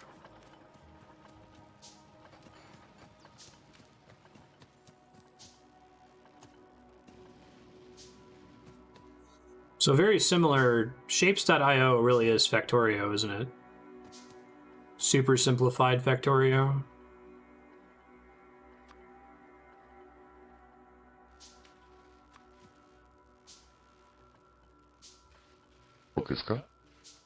So I want to cover as much of the coal space as I can with drills and cover it as efficiently as possible, I guess.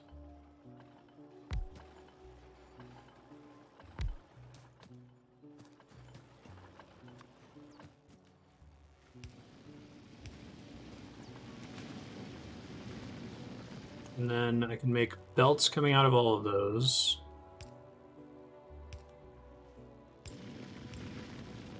Oops. Just need to have a conceptual plan here before I start doing anything. And then build a bunch of furnaces. I feel like I'm trying to sprint before I'm walking, but I'm gonna try here.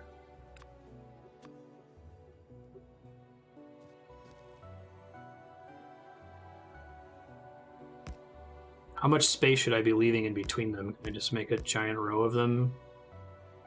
I guess the belts all need to reach them.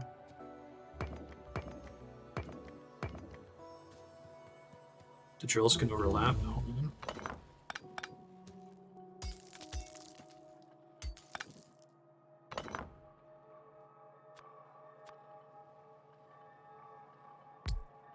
Oh god, I didn't realize I could be that close. Okay.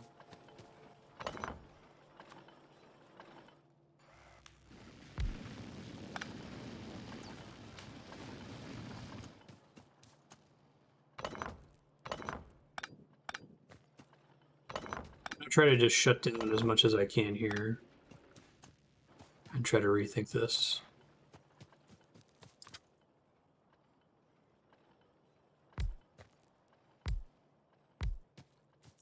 So this is somewhat wasted, right? Because some of these are on tiles that don't have coal on them, I guess.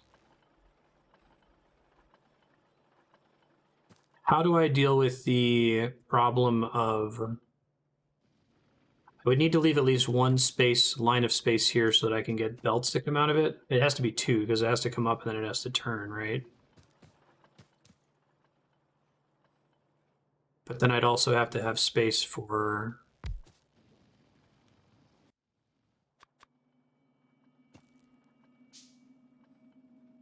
Oh no, if the belt is moving left, right in front of it, it doesn't need more space to move. It loads sideways onto a belt.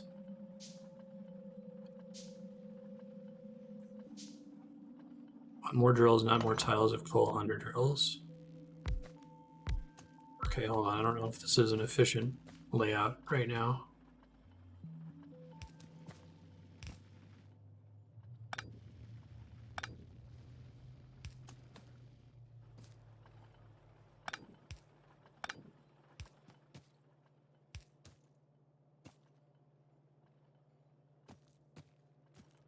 And leave this space open for power, I guess.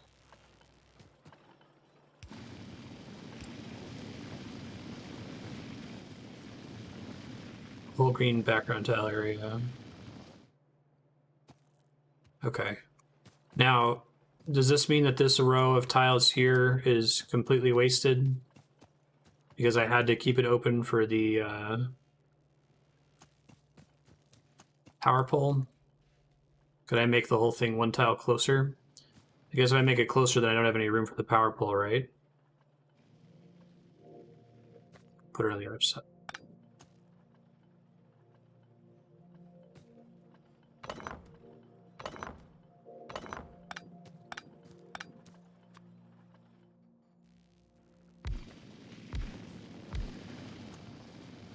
That was fast. Wait, that's just what I did, isn't it?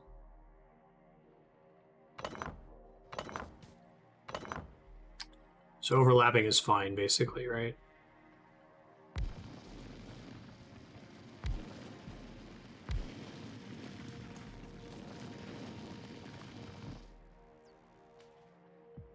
Cover a 3x3 area, but they mine from a 5x5 area.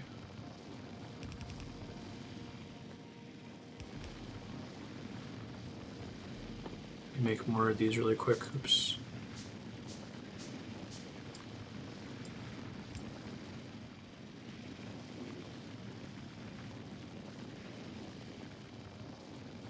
So it only covers one of them. I'm trying to think which shape is more efficient here.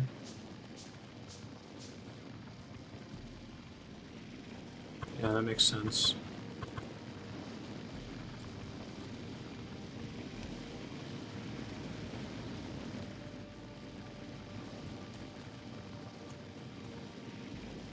Are these, oh, I could use underground here? I think I have that unlocked now. Hold on. Underground belts. Oh, it uses regular transporter belts. I see.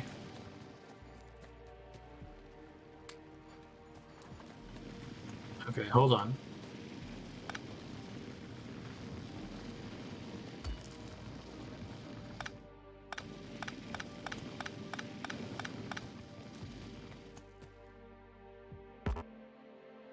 Underground belts.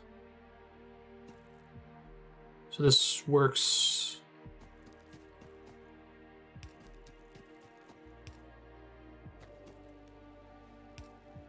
No, it's like it has to like feed. How does it initially feed into the belt? I guess is the question. So I have to have one that's facing like this way, and then one that's like.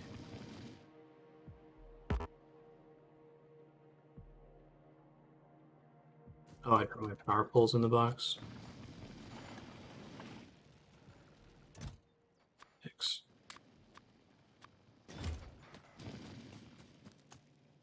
So it feeds above ground, and then there's one underground belt that goes here. I see.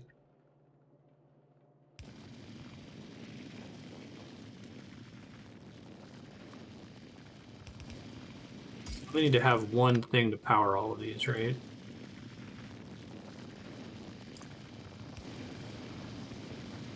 But then this is a problem, so is it just based on the space that this isn't?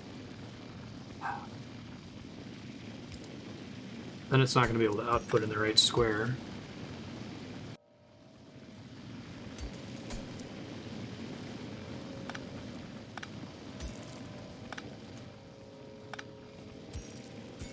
You can put the underground pairs over the drill arrows. Wait, so it can feed into the underground thing? I thought it had to... It's not what I was expecting.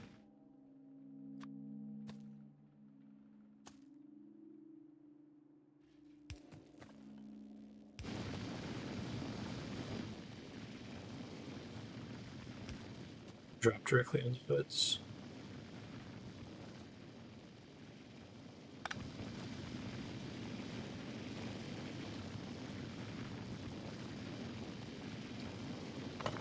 And that's in the wrong tile now. It needs to be here in order to power, in order for one thing to power all of them. And that would be a waste if I moved it there. Yeah, I think getting the extra space is not worth the hassle that I'm creating myself. It's creating a what's the word? Creative hassle. I guess now they can't all feed onto the same belt though, is the issue, right?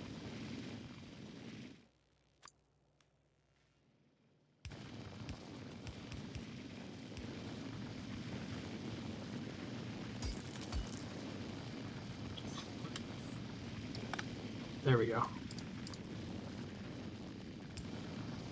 Oh, but then when it's there, it can't... We can't power all three of them. Yeah, so I can do this, right?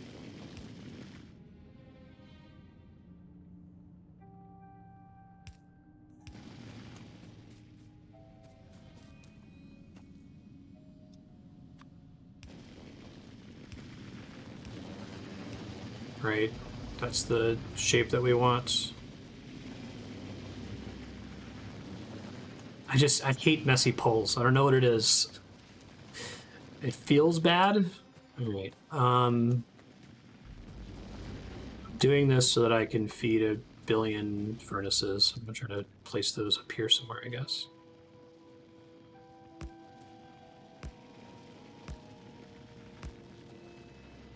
And do I want to have one tile of space between them? Do I want to stagger them up here?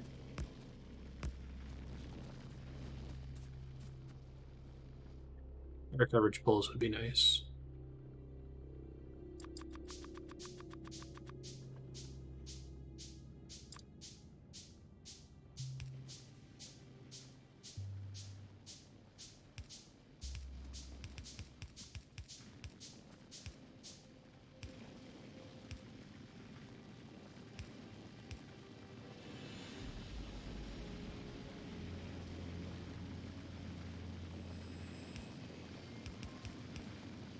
But I need to have a tile separation from these, right?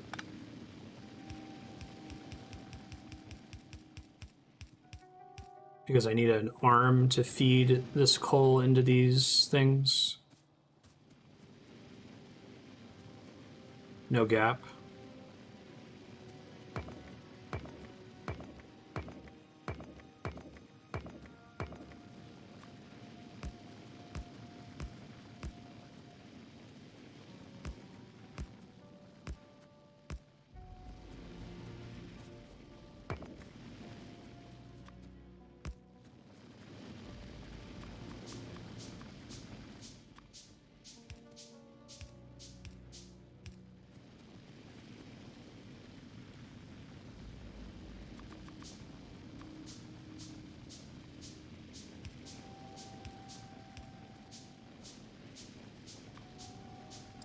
Shortcut for those would be nice.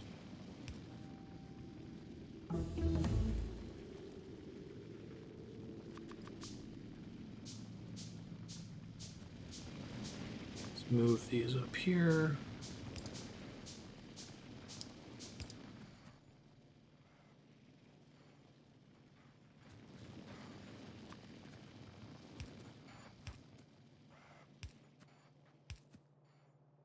One more. You put a downward belt above the bend on the left, it becomes a T-junction. You vacuum the belt, it will leave the top free for adding ore.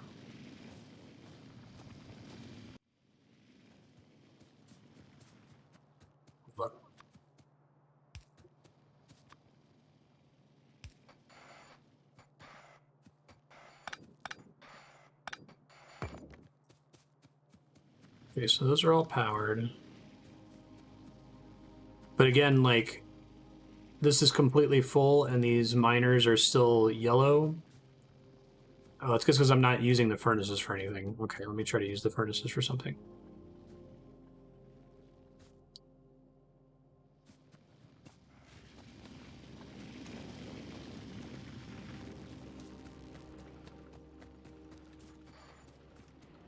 So, for instance, I kind of want to leave this machine up and running. So I'm at least, you know, researching stuff while I'm dicking around, taking forever to figure stuff out. Hold on.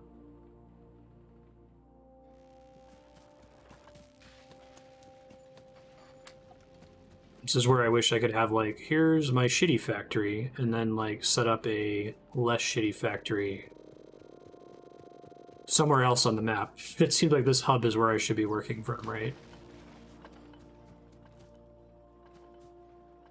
Sorry. Robocall. Oh, wait, actually, this is Hello Salamos number. Hold on.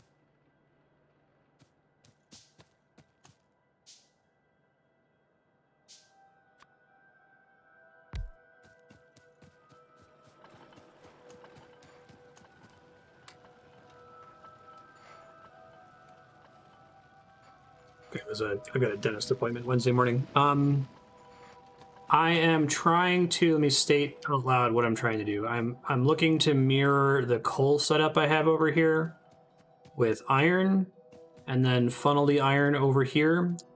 And if I have followed you guys right in chat, you're saying that I could use the same belt for both the coal and the iron eventually after vacuuming some of it up. I would just want it to come through from here, I guess. Like I'd have part of the belt going this way. And then I would vacuum up whatever's in the back of it. Let me try just doing it with the pieces that I already have put together here.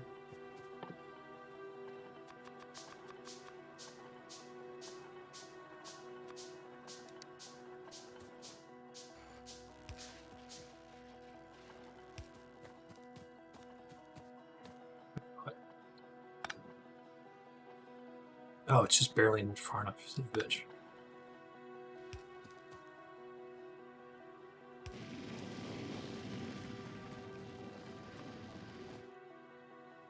Okay. Oh, but I want these to be one tile. Shit.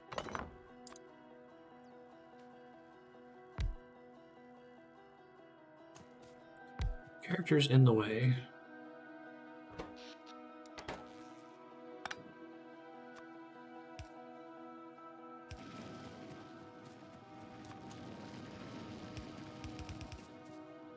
Wait, I guess I mathed that. Well, I guess I'll just build it from over here. Hold on.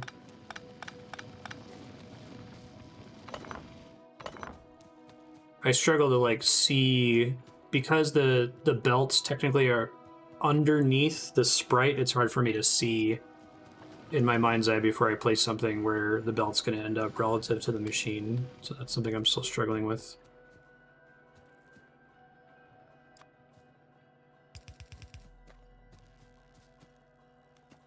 Okay, let me get a few more of these.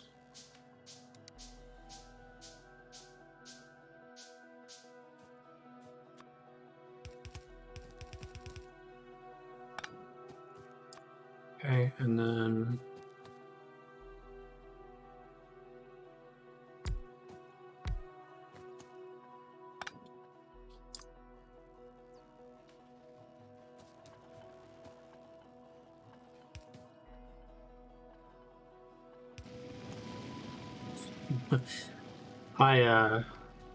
I honestly hate the power pulse. If they took up no space at all, I would be completely fine with them, and I would find a way to make it work. But the way they work by default makes me want to die. I know that I'm supposed to just kind of place them around, like whatever, it's fine. Just make sure you powered all your stuff, but oh, it makes me feel terrible. Keep vacuuming here.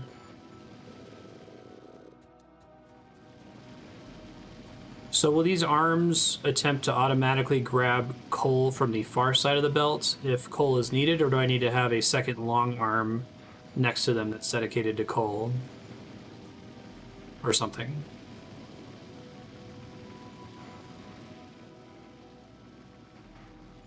It'll grab both the coal and the ore. All right. So when we get to the dream point where this belt is completely backed up, which it's not there yet, but...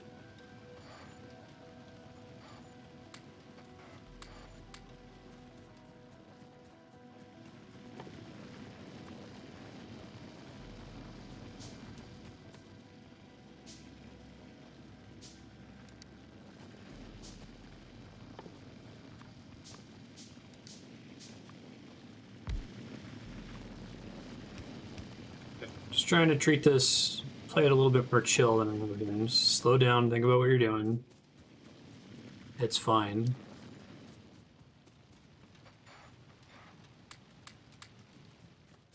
I need for these things anyway. Mostly the iron plates.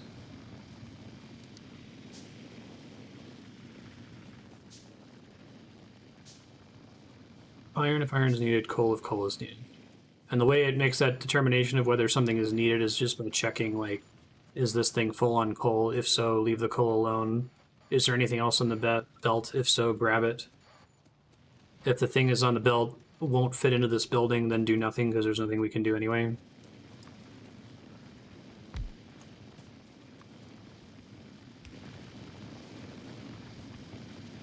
I think this is approaching the dream here. Obviously, we need to actually be stocking these in a box somewhere.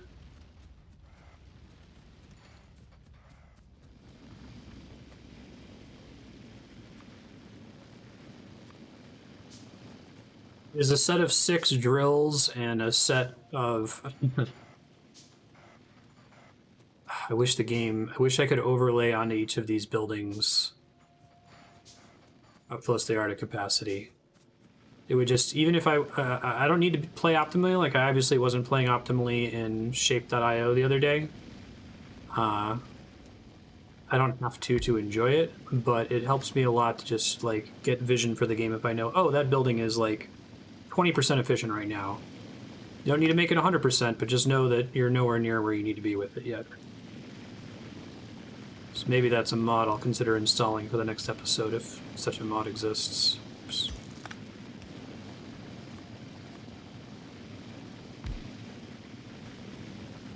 Okay, those are all powered. Yeah, I'm planning to do the conveyor on the other side to get the plates out. That's on my to-do list right now for sure.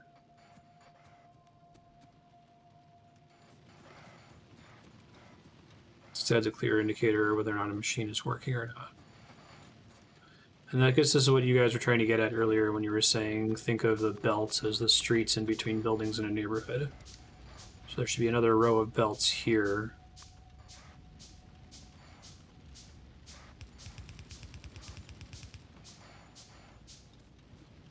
I was planning on doing something like this a second ago. Plates.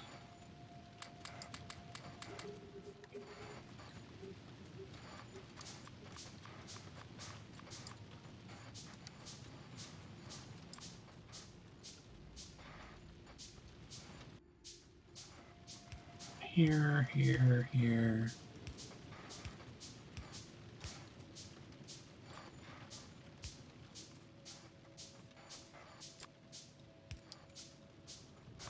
Certainly helps.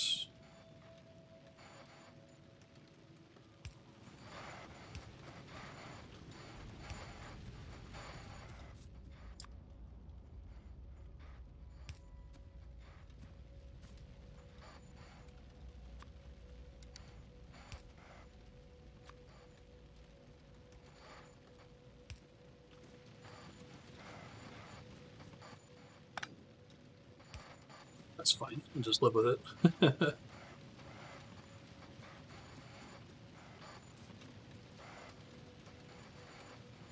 Yeah, go for it, Kiki. Thanks for asking.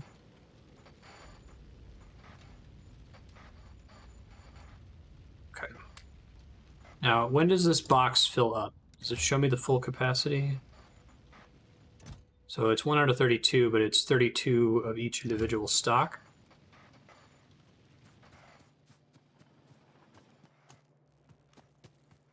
Now, okay.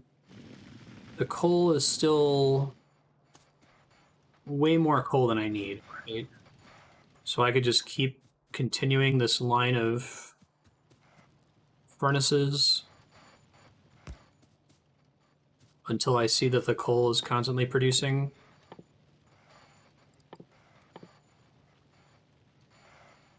Need stone, right? My poor stone. I think I set this up a long time ago and I just haven't really needed it for anything. I'll add you onto the network later.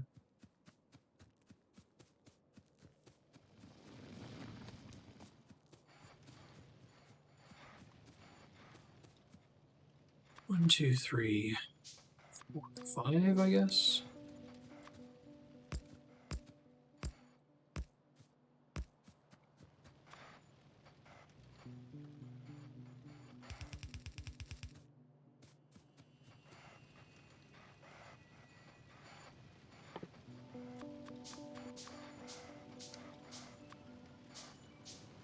Coal will never be the bottleneck for furnaces.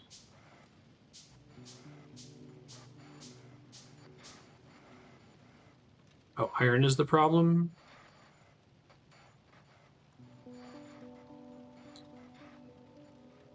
I see. The reason for that is that the coal is burning way less quickly than the iron is burning. Again, I guess that's kind of what I wish I could see. I wish I could hover over this furnace and have the game know, okay, this furnace has coal in it, and it has iron in it, and it's making iron plates. It's making X iron plates per second, or per minute, or whatever, and it's burning X coal per minute. I think what the game does instead is it gives you those numbers abstractly in terms of like, or I guess universally. It's telling you, universally, this is the way the furnace works. Multiply these things by what's in the furnace. Like if there's copper in there, it'll behave based on that crafting speed. If there's wood in there, it'll be based on that consumption.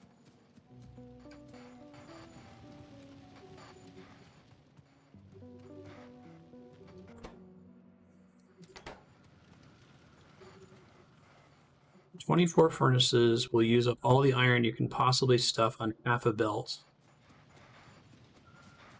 Okay. 3.2 times 15.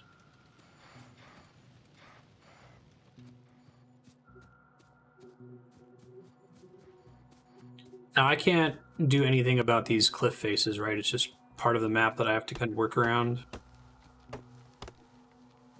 There's no terraforming to flatten parts of the map.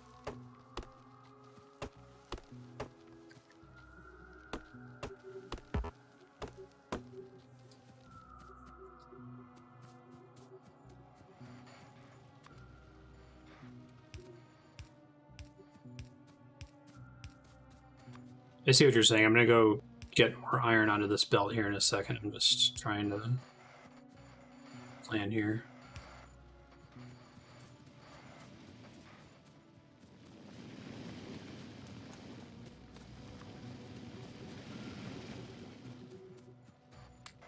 "206 iron plates."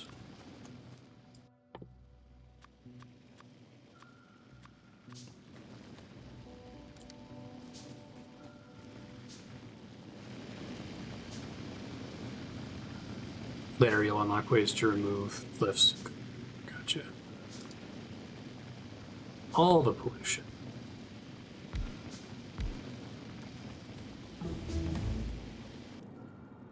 Need to start assigning new things. I'm going to keep focusing on stuff that only costs red, because that makes it so I don't have to think. Not thinking is my shit right now while I focus on other stuff. All right, so this is summarizing what I need minimum in this tree in order to be able to make the next thing, right? Until this says red, green, I can just keep selecting each of these trees. Okay, so I'm going to run out of time pretty soon.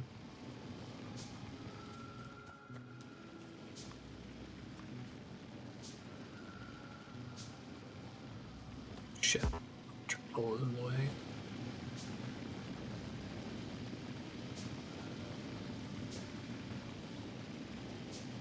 I wish my poles were just a smidge further. I guess that works, actually.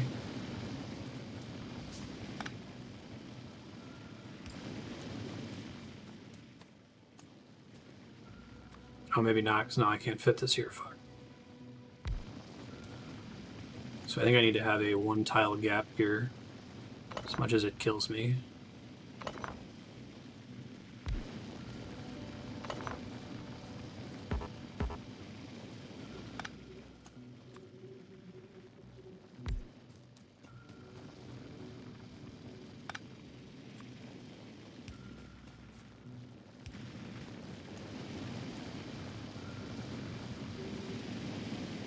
Do you think it would be possible for me to cover this if I went like all the way around the whole facility? Oh, okay. I think I see what you're getting in.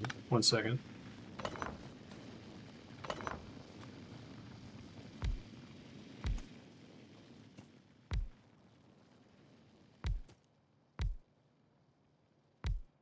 Yeah, I feel like part of Factorio vision is like seeing the shapes that the game expects from you.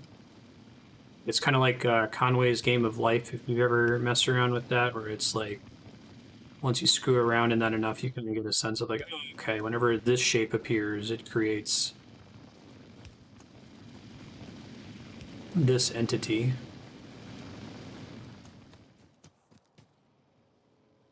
Not a fan, but it gets the job done for now, I guess.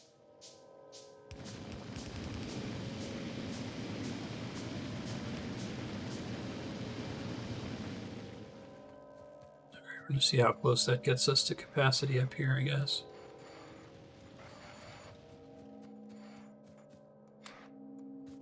Whoa. Oh, right, because I was holding something in my hand.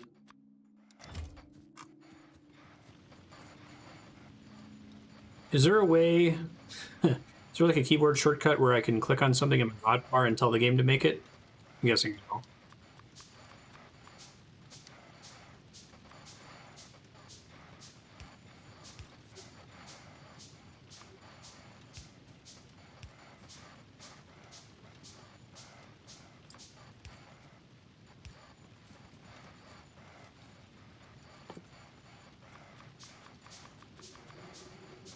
Yeah, I know. Don't worry, I want to die as much as y'all do.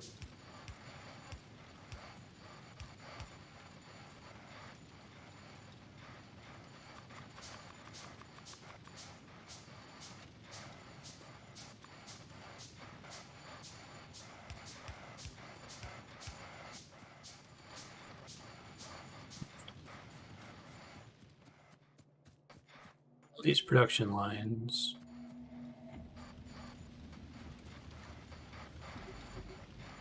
So adding an extra 6 iron definitely has the iron reaching the end of the platform. I guess part of my problem now is that this arm isn't fast enough. But it... Can these arms fill the second half of the belt, or no? Once it's full, they're just going to stop working.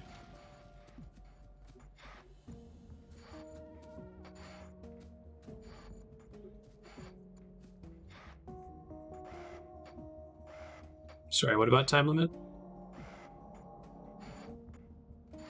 They always drop on the far side. Okay.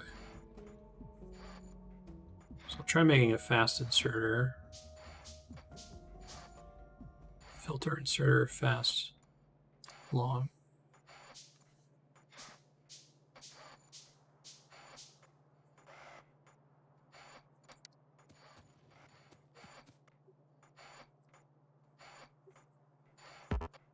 Less than an hour.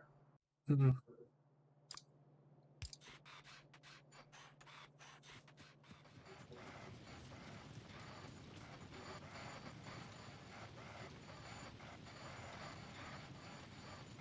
Add more boxes and inserters along the way, basically.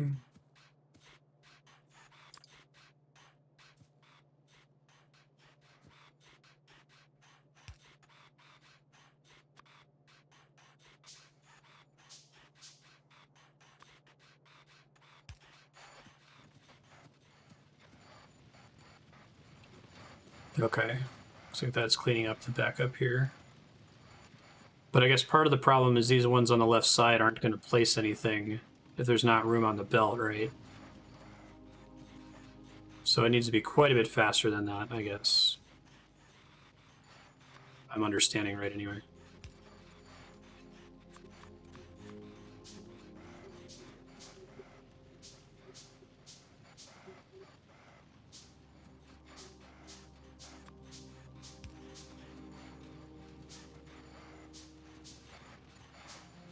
So I can have one for like every 2 of these arms, right?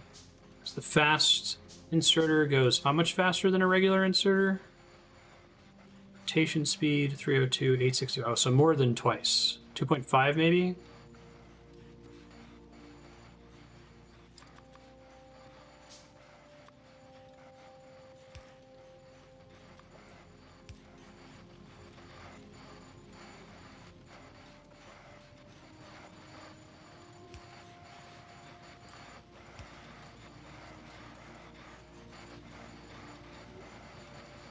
Send the belt end, give yourself some buffer space. So ideally be the main iron supply for a larger facility that builds a bunch of different stuff. Sure, and then they're like drawing on this to make things. Yeah, I've got ideas in my head of other things that I want to automate coming up here soon, but I want to do some of this basic stuff first.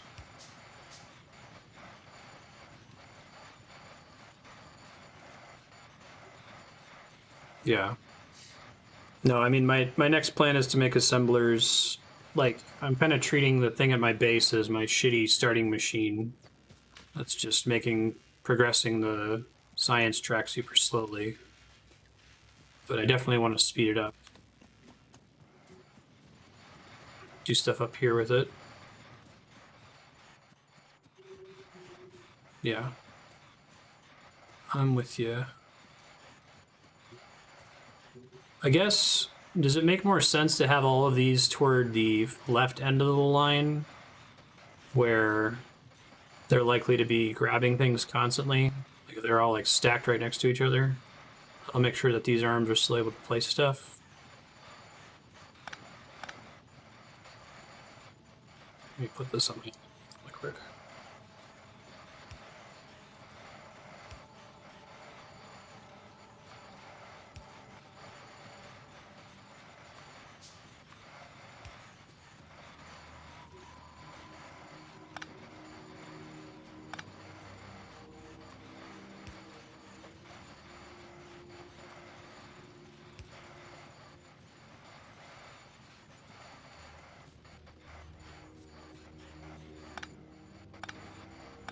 It might actually be enough what I have set up down here.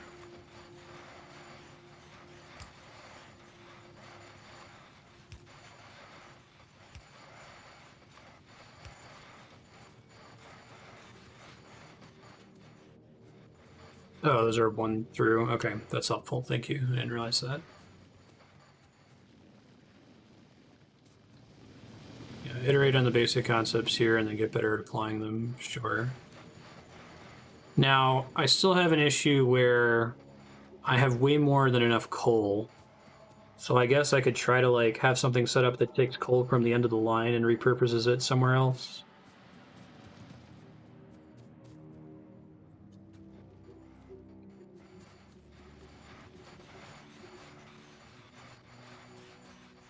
I apparently accidentally hit Alt earlier.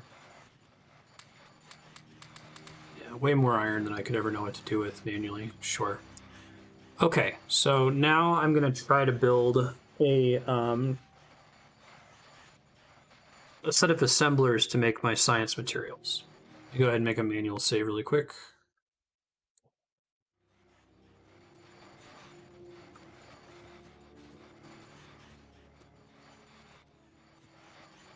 So this one's not able to get used right now because of the positioning of everything, I guess.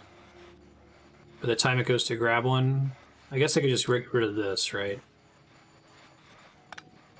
And then I think all of these will end up getting used. Okay. Splitters can filter stuff.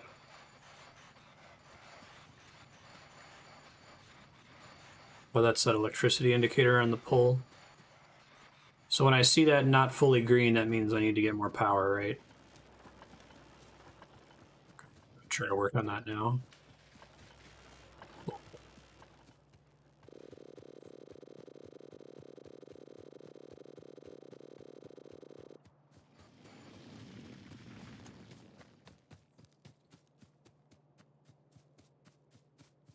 So I think the idea is, does it make sense to have multiple pumps, or do you need multiple boilers to be chained together? I'm worried about the lights taking up space.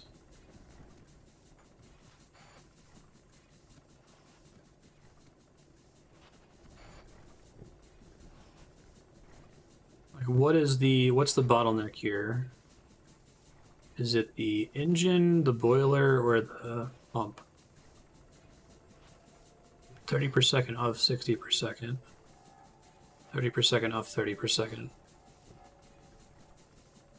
Just past my existing one. One pump will feed 20 boilers. Holy shit. Okay. Power of water.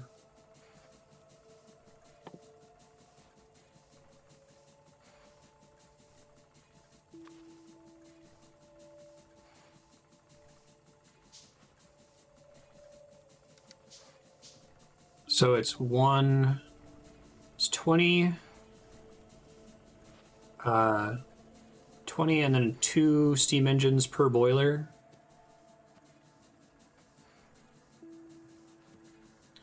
Where does the other steam engine connect? Just to the other end of this one?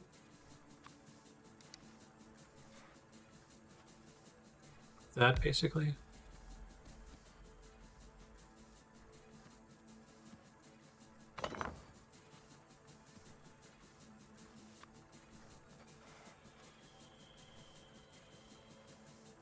Holes in the way. Okay. It's the one pole that shut everything down. Okay.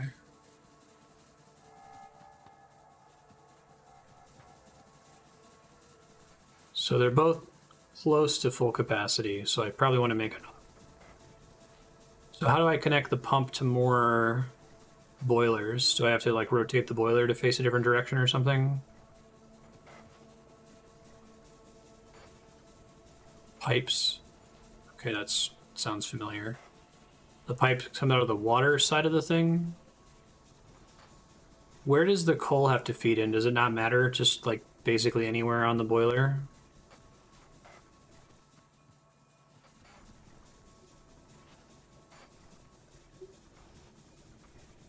Anywhere. Hey Donovan, how you doing? So let me make another boiler real quick.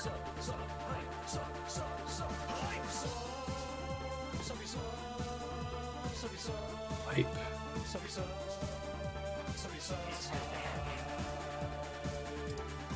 You're super awesome. Thanks. Appreciate that.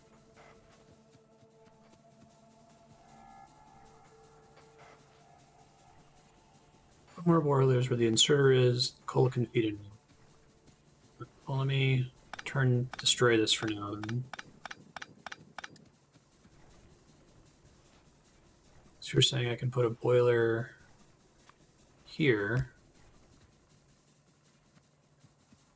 And you said I can chain up to 20 from this one pump, and they would just chain left to right really, really far, and then I just have like the coal go past them and feed each of them. Okay, I guess I'll start working on that now then.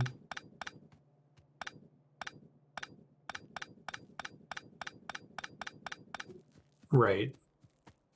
You'll need pulls along the engines as well. Sure. Let me manually fill these with coal really quick so they're at least doing something. Oh wow, they burn it fast. Makes sense.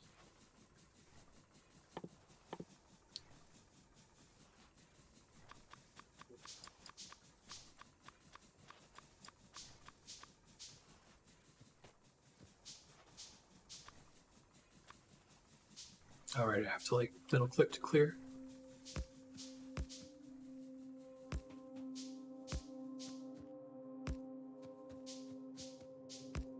Oh, they have a acceleration period. Interesting. Oh, you need pipes along the boiler line. Just like one pipe between each boiler?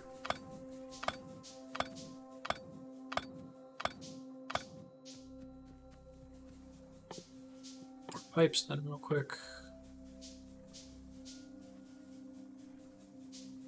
I thought I just crafted some pipes. Maybe I canceled out of them.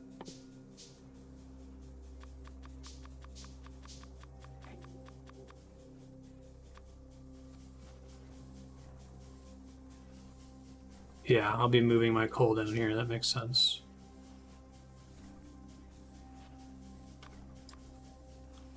So we go boiler. Let me move these down to the bottom. Pipe. Boiler. Pipe. Boiler. Pipe.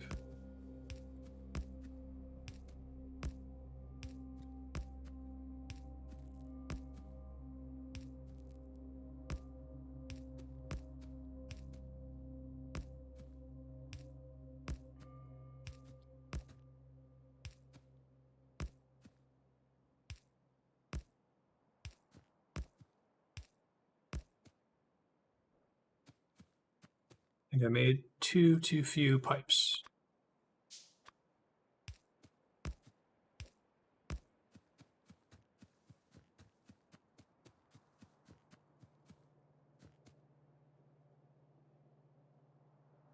Oh, it used my pipes to make the boilers. I see. Yeah, no, I just want to know what my max is so I can plan around it. This is completely unnecessary. Totally agree. Okay. So you're saying I can do boiler, pipe, boiler, pipe in the future? I'll just deal with it for now. It's not that big of a deal. Well, I guess I can run through and correct it. Boiler, pipe, boiler, pipe.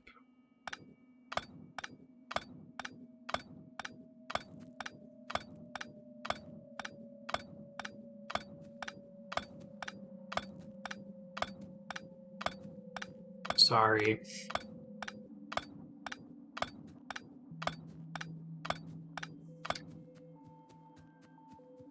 Yeah.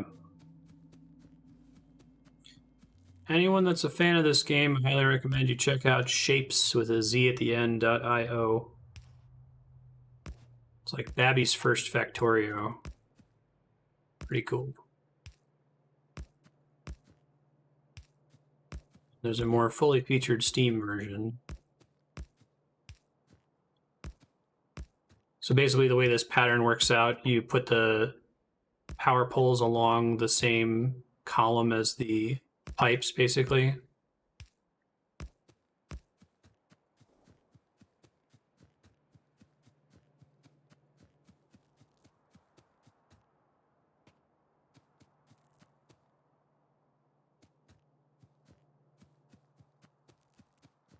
So then let's go ahead and get the conveyor belt set up here.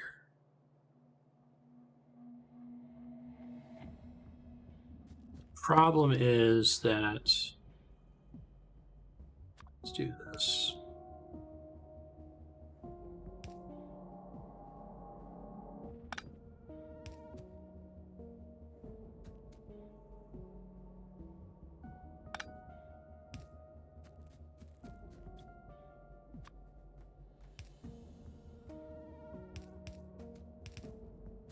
How do I get it to cover both sides? I wouldn't. I would have to start from the right side and then move all the way along this path, right? So can I get it so that when the ore comes down that it goes both left and right? Splitter. All right, I think I unlocked that somewhat recently. So this is the same as the splitter in shapes.io, I guess.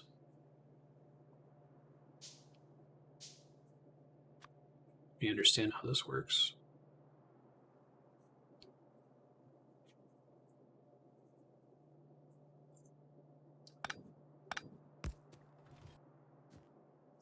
This just sends half of it in one direction and half of it in the other, I guess. Or just go all the way around. I thought about doing the all the way around. It's effectively going to accomplish the same thing, though, right?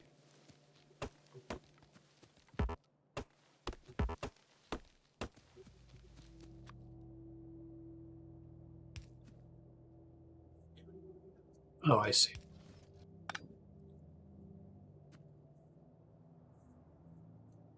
So I guess that's kind of a problem because I want it to be here.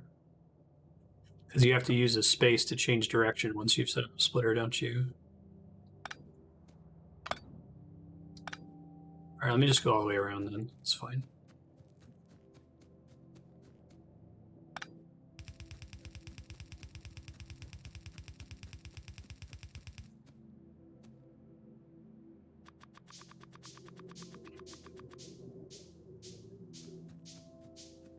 Why are we saying no?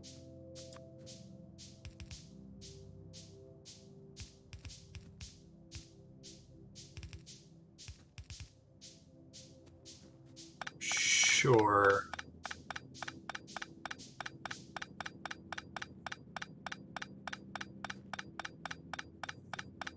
They have to be connected directly into the thing. Okay.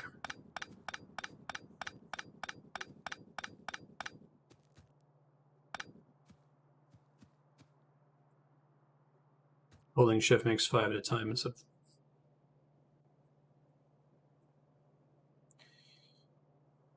Yeah, give me a sec.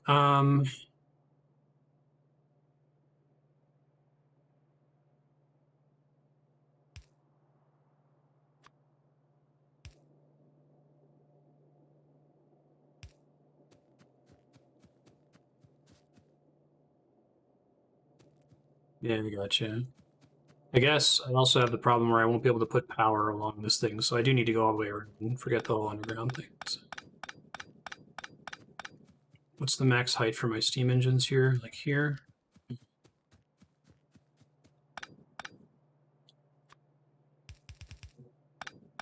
No!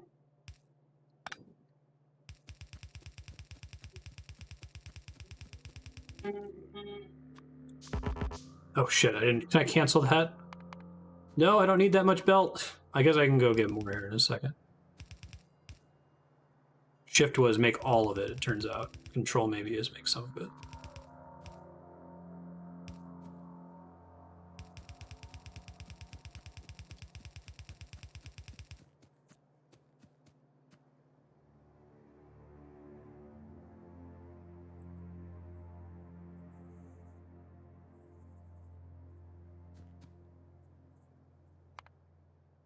I want this to stop. Can I stop this? Yeah, but I can't cancel out of my current crafting queue as far as I can tell. Shift? Shifted it, thank you.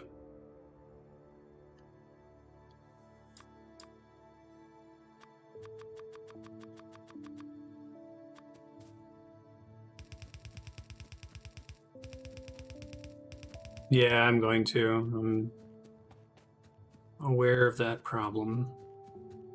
Let me just manually load some coal into these really quick.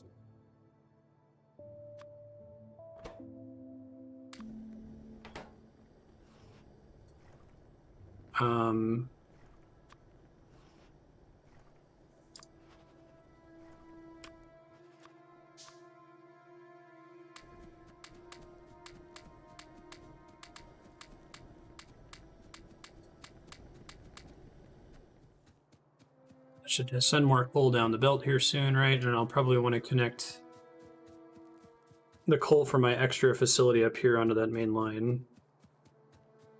No, it's no problem. I need it at this game. I actually played this game once before 2.5 years ago, but it's been so long at this point that...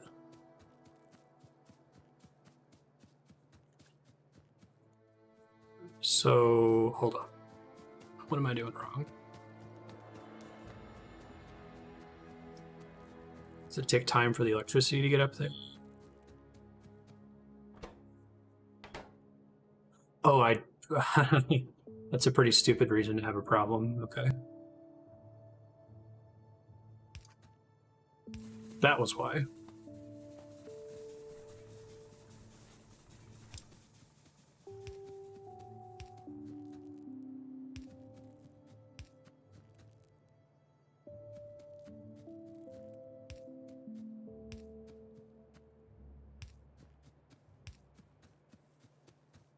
Yeah, I must have moved them earlier when I was trying to plan out and forgot that I had moved them. Crap. So now if I start building steam engines...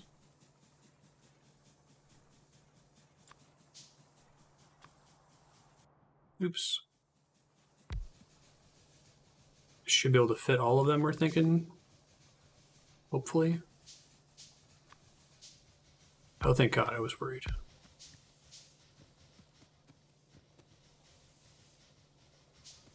Hey, Zach, how you doing?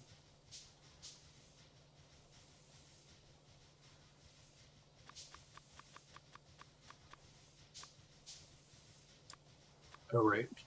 Keep wanting that to just replace the thing.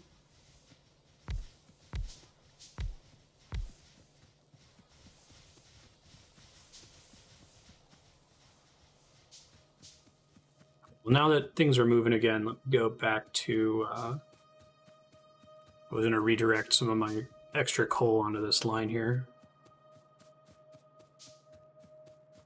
However, an item press Q, it puts it in your hand, like in your inventory here. Thought Q is to drop things from being in your hand. So my thought is I'm going to put an arm at the end here. Grabs extra coal. Now, can I grab an arm that only grabs coal and doesn't, like, accidentally also grab extra iron?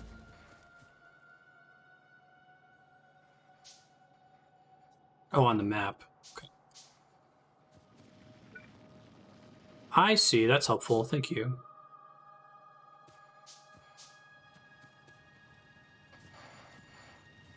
So, splitter here.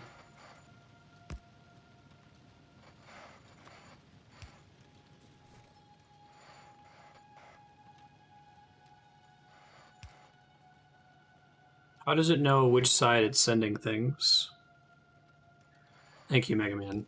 How does it know which side it's sending things? Because this just looks like it's sending both of them in both paths.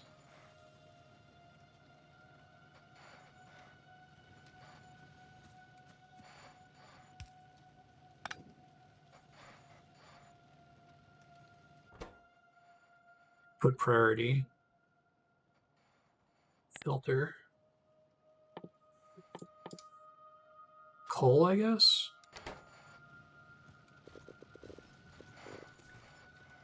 Oh, but I want it to do it the other way around, I guess.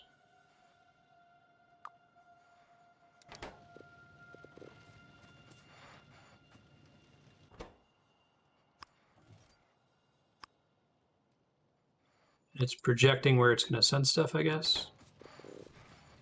There we go. Okay, thank you.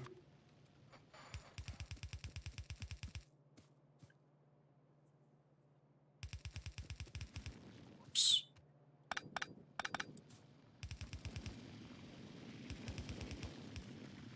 Oops again.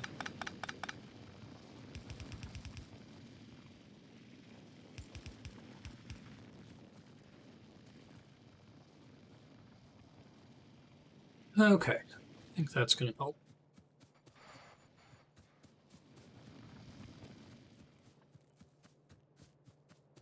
We'll see what's going on down at the bottom.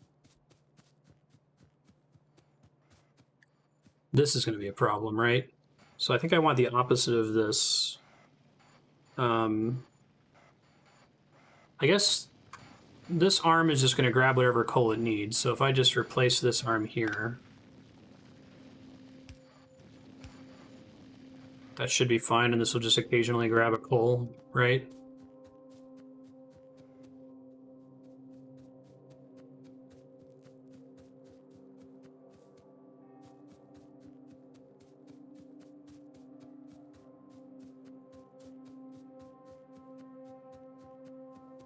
Yeah, it took me a while to really grok splitters and joiners in shapes.io, and that game is way less complicated than this one, so bear with me. I understand its use case, but let me get an actual basic setup going here first. This is effectively unlimited power. So let me think how to ask this question. How does the power network work? If they're all connected to each other via power poles, is it all shared in one giant network? Or can you have different sub-networks around the map?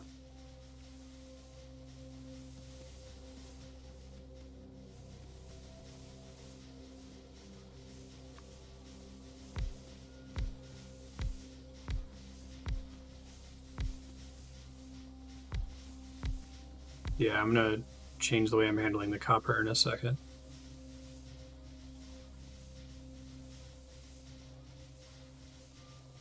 So my current handling of the copper isn't great. 2, 3.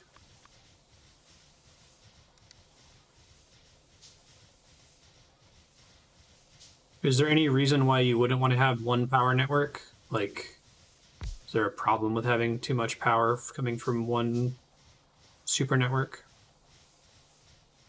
Sums up total generation consumption. Okay. Yeah, I'm going to work on that in a second. I'm waiting for it to get backed up while I set up the engines. Because they're all full right now anyway.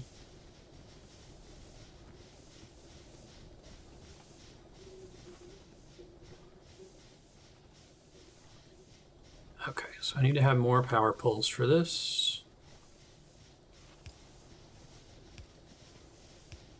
This is what I was wanting earlier, by the way, when I was freaking out about poles being ugly.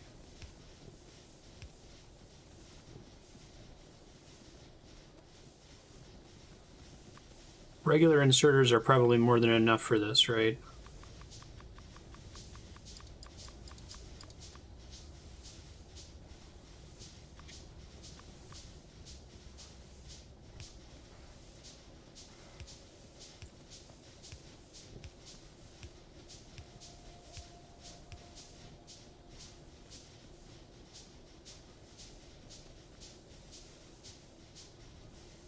Some players like to separate their failure domains, since low enough power means less coal mining, means lower power, means no power. Yeah. I see what you're saying.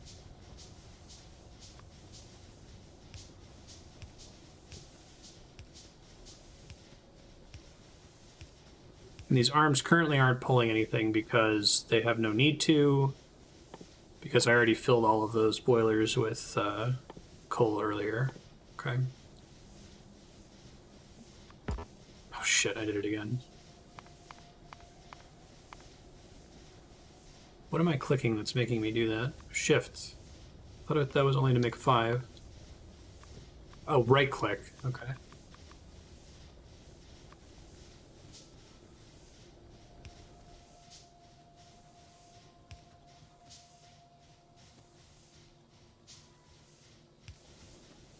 You were very bad.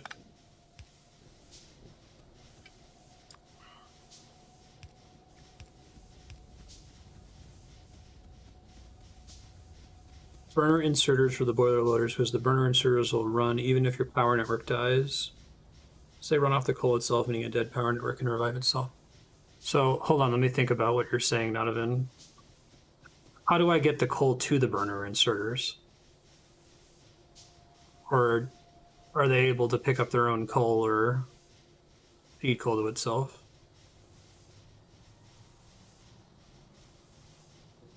They load themselves? Okay, that's the thing that I didn't know. Thank you. I can do that then.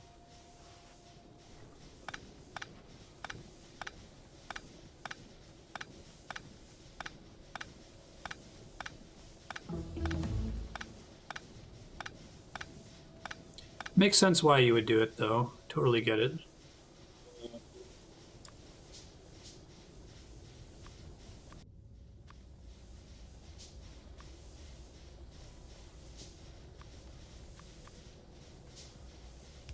Oops.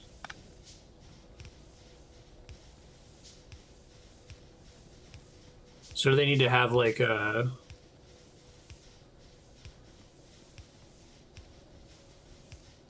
Use my words here, sorry. Do they need to have like a bootstrap coal to be able to start refueling themselves?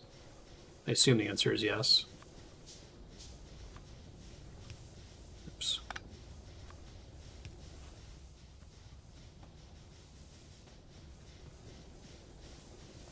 Let me try to build the rest of the steam engines here. I need 19 of them. That's correct. So 1, 2, 3, 1, 2, 3, 4.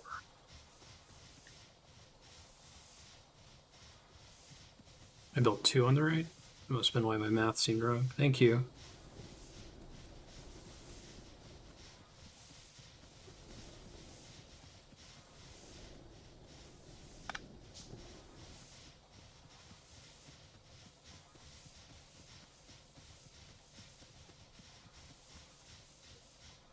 Start off with a tiny smidge of energy enough to grab their first fuel. Okay.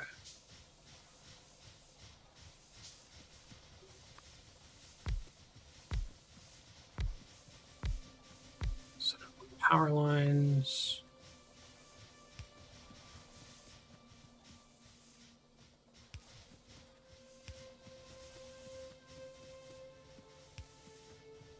Having a grid like this is very satisfying to me.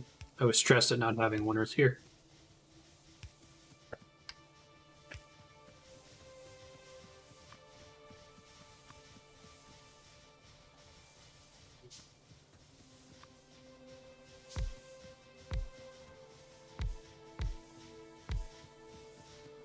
Okay, that should be just like an absolutely obscene amount of power, right? I am going to have to worry about it again, but it's going to be a while until I have to care, I think. Thanks, Kitan. I'm glad you enjoy it. It's a good YouTube playlist for all of them. I try to keep it updated at least once a month. Alright, so this needs to become a machine here soon. So my current setup is not great.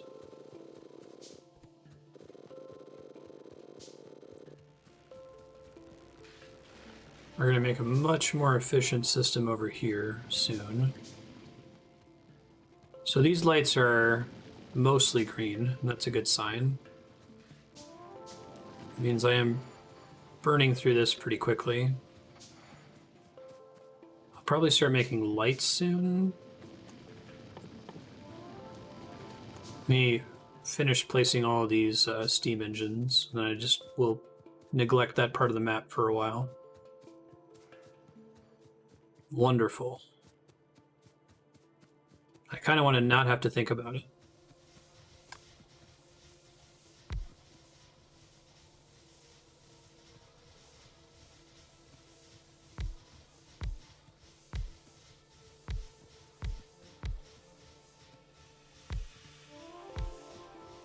Fantastic. Don't care about you for a very long time. I'm actually very curious to know whether this coal is going to stay backed up.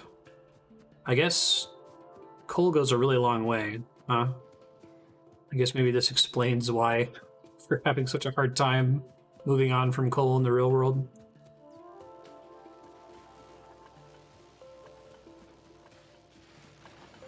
Okay, now I want to turn my copper into a factory, which I haven't done yet. So let me sit and think about how I'm doing that.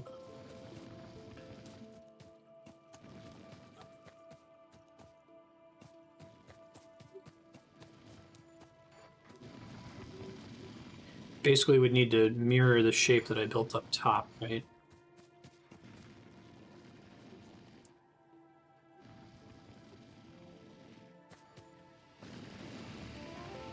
I do a sub-block Eton, which is where viewers select the game I'm going to play directly. So subscribers join a drawing rotation, I should say. Every couple months you get drawn, you get to pick any game for me to play for about an hour. Let's see. Clean this up a little bit.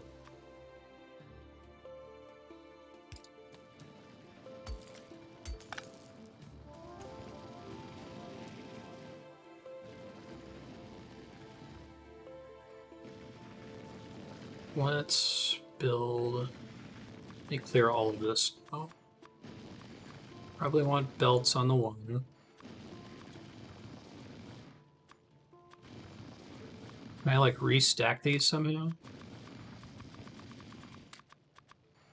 Or is 50 the max stack? God, it's making it worse. Q.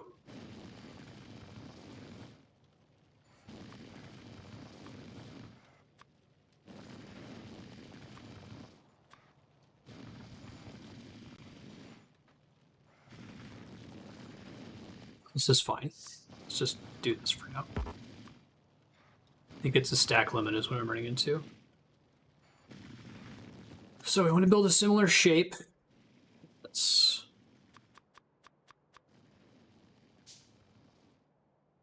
Middle mouse to clear. Okay, thanks. Yeah, my whole thing, Keaton, is I'm trying to beat every awesome game, which is every game with a really high Metacritic score. I think that there's enough of those games that it's impossible for any person to play through all of them in their lifetime, whether they're devoting full time to streaming it or not. And having a voting system lets viewers pick which games I play first, which is kind of cool. Subblock adds some extra variety into the schedule here and there. I think I need to build 3 more. That's right. Hey, thanks, Chaos. How you doing? Appreciate it.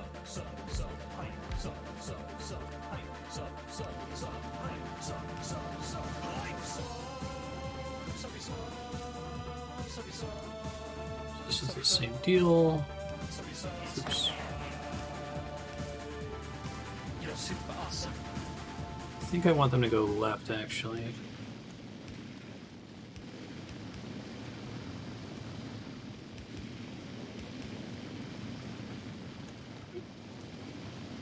We're going to make another row of furnaces over here.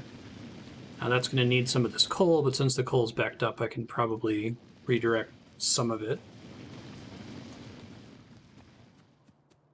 So we want...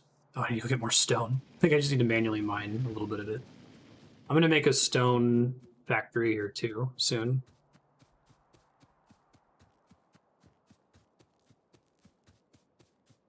It depends on the game. There are certain games that I think are better suited to multiplayer. Yeah, I'll probably need stone soon. I'm going to finish up this copper factory, and then I'll come start a stone factory. Let me just do this. Make life easier. So, like, if we ever play Gears of War on stream, I've never played that, but my understanding is that it's intended to be a co-op experience, so I'd probably try to find someone to do that 2-player. And we'll occasionally do beatable games, like Jackbox, when it makes sense. You can use a splitter with output priority pointed at the generators to feed power before furnaces. Okay, so maybe I don't understand fully how splitters work. If you set up a splitter, you can tell it, hey, if this part of the belt is empty, make sure you fill it up first and then start sending it, or how does that work, what you're describing?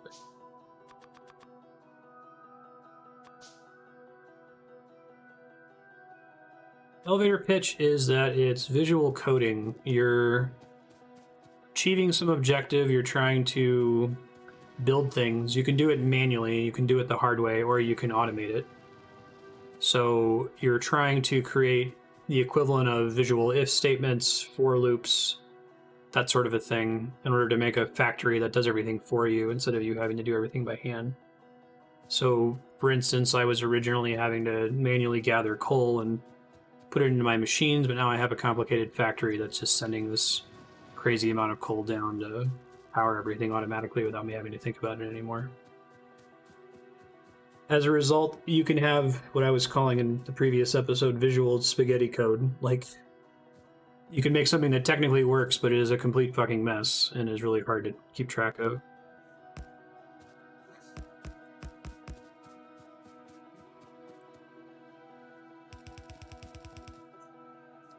Oh, we want these to be a tile higher so I can use the arms, that's right.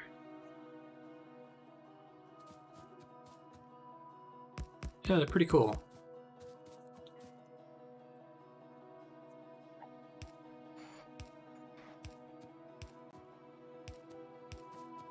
Need to move some of these power suppliers over here.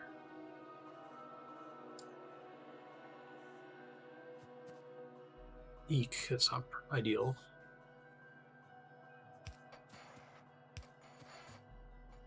Should be fine. Now we need to get coal in there.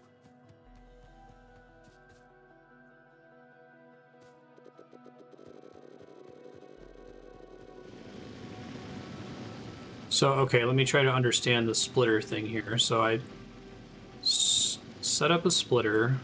Hold on. I guess I have to make another one, don't I?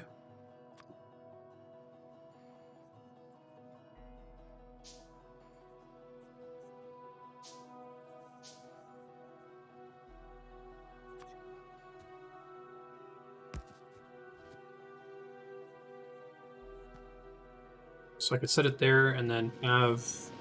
I just feed it onto the right side of this belt. I guess that's unfortunately adding it in the middle of my copper field in case I want to use more of my copper later. So I probably don't want to do it there. I could like put one here, for example. If you want to see a quick at a glance what Factorio is, yeah, let's pull up another tab and go to shapes.io with a Z at the end. Play that for about 10 minutes and you'll get the idea.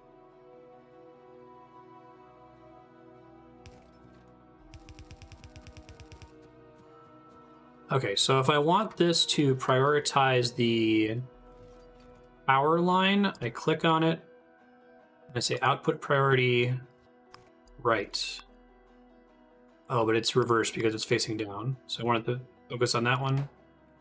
And it puts a little visual arrow to tell you that it's prioritizing that side.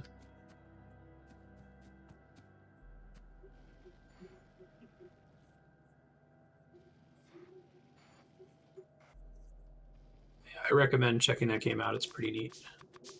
That's pretty neat.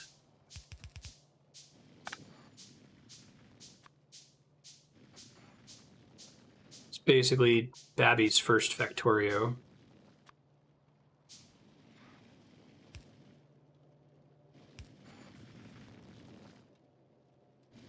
I should probably... Oops, shit. Should probably go pick up some of my banked iron here in a second.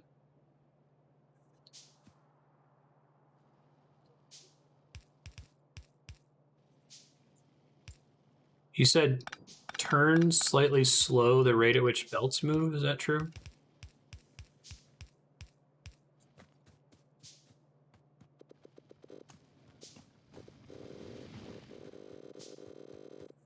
Okay, so now it's going to try to send... Oh. So how is this going to work as far as making sure that coal is mostly on one side and copper is mostly on the other side? Is there a machine I can use for that purpose?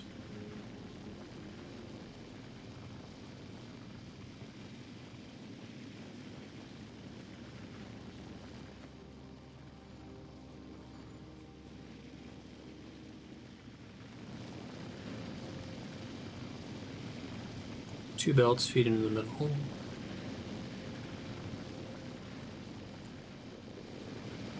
Turns used to affect belt throughput. Oh, I see.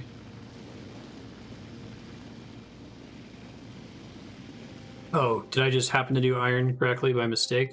Sure. I didn't realize how far you could zoom out. Nice. So it just needs to join the belt so that the full thing is feeding into one half of it. So that's just a question of how you lay out the belt. There's not like a tool that can do that.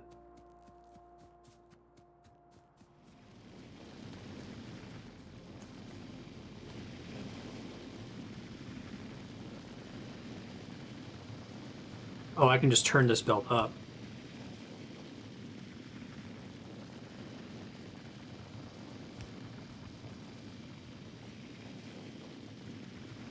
The output belt back down.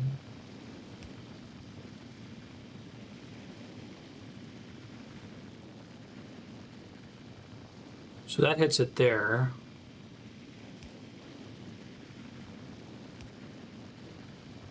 Basically.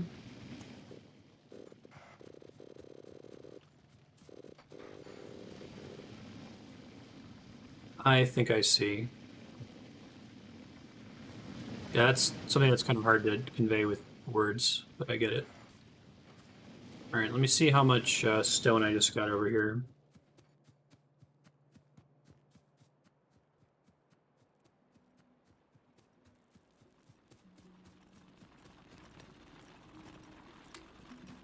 $19 stone.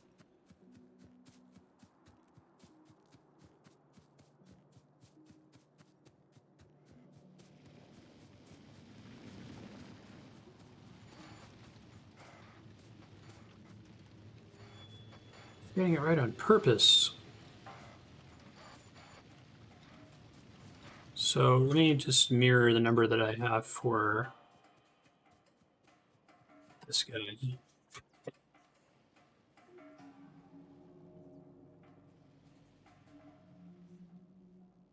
15, it looks like. I think I counted that right.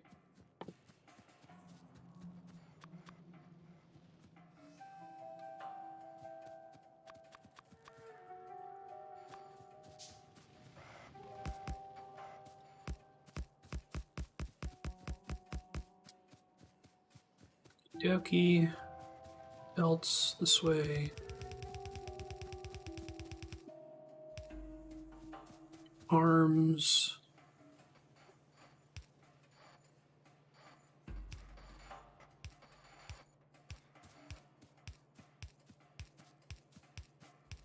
Oops. Power.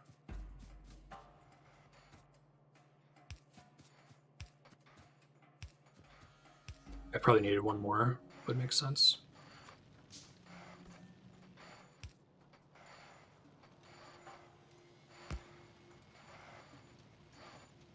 One more yellow arm, please. Thank you.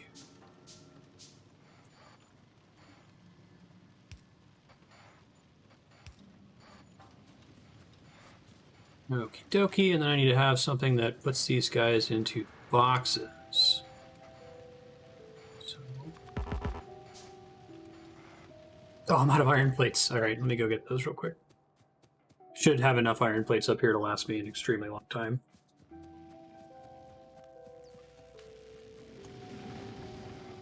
I think I'm more than okay with delaying making my research faster, because research means that I have to think a lot. Gives me more tools to use, and I'd rather just understand the tools that I have before I make that significantly more efficient.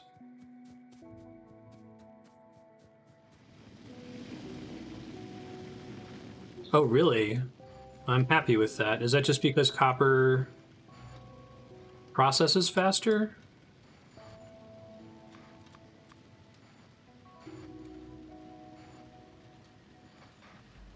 I thought there was a way for me to check the processing rate of a given item. Does it have to like be in my hotbar or something?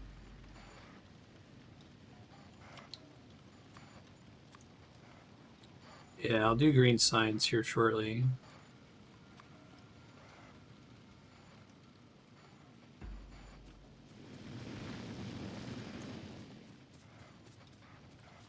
All right, well, in any case, let's make a bunch of boxes. Hey, thanks, Stubborn.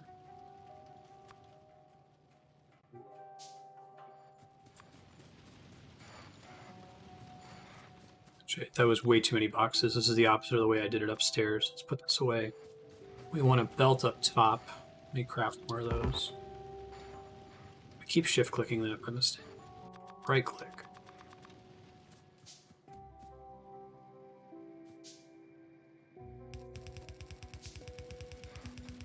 Six drills will feed 12 furnaces for copper or iron. But I have more than 6 iron drills. Okay. Yeah, I think I have 9. I think you're right. That makes sense.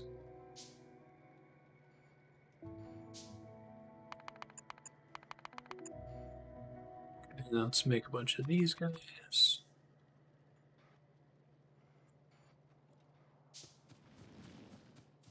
Move some of the boxes down to the bottom.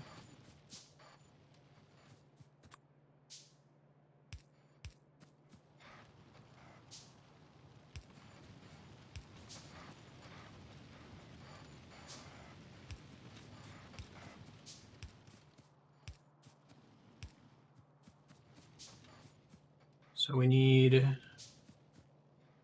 arms to pull onto the belts.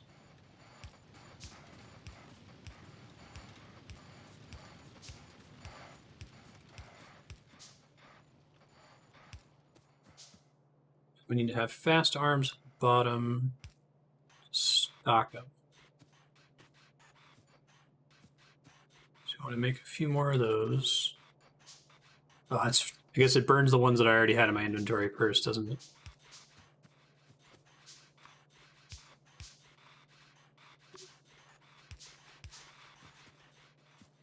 I think it was like 6 was the number I needed before.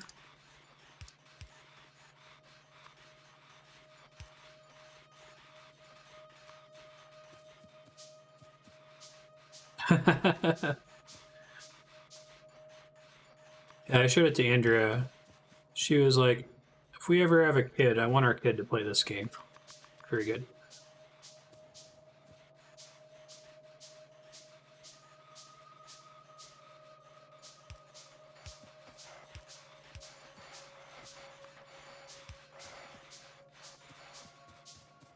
I think that's enough. Now I can try to make some more copper machines over here.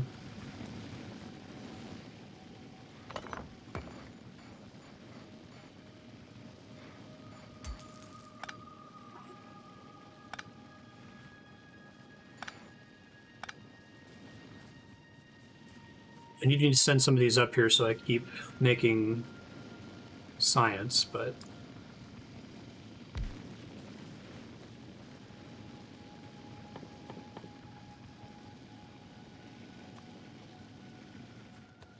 it gets me 16. That should be plenty.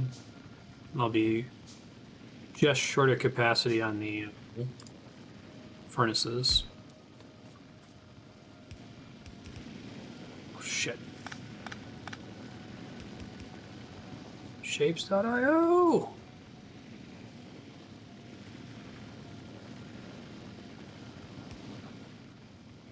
It's probably fine.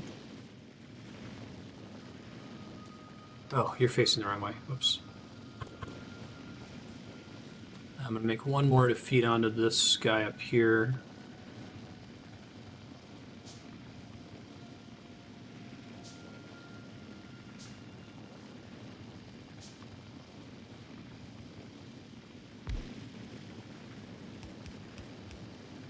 Actually replace this once I have a better setup for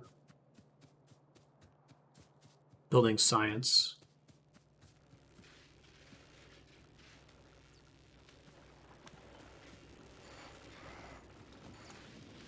So all looks great. Let me just compare here. I've got 12 actually. So I could either shut some of those down or add even more furnaces up here.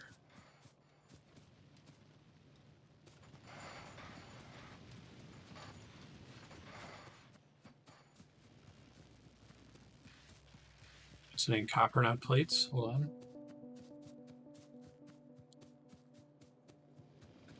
Oh, sure. Shoot. Well, I only had one furnace here before, so I could make a furnace in the middle of this path, right?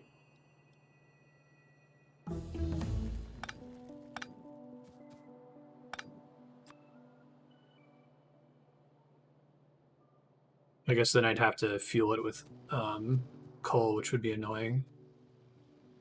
Well, I was doing that earlier with a little picker that was here. Okay, hold on. Try to make this work.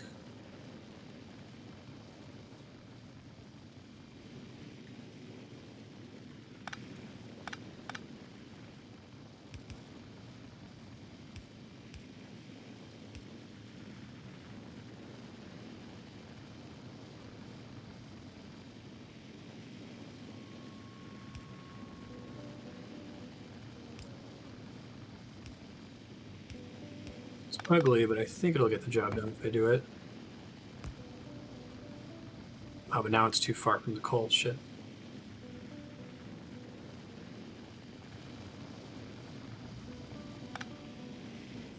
I think actually if I put it here, doesn't really matter where the rest of the belt starts, right?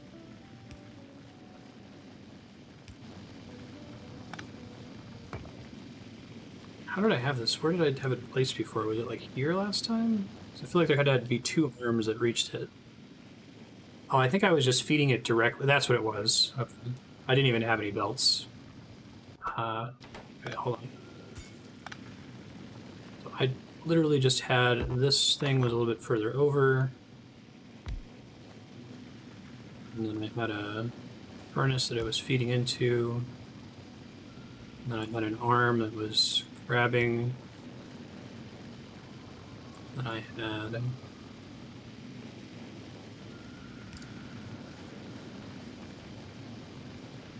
Then I'll need to have an arm that grabs onto this thing if I'm getting it.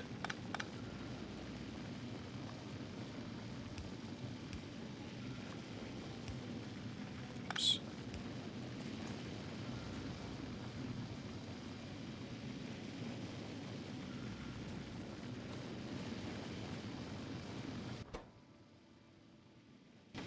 Why is it not feeding into... Does the furnace need to be one step down?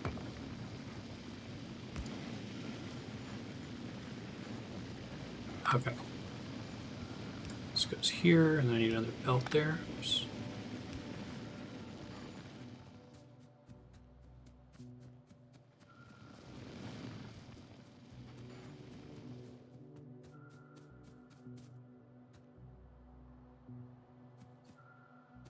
Wait, do I have to actually worry about the enemies? Is it closer to an RTS than I thought it was? Like, they're advancing while I'm doing all this? I kind of thought I had unlimited time to mess around with this, and that would be a worry later on.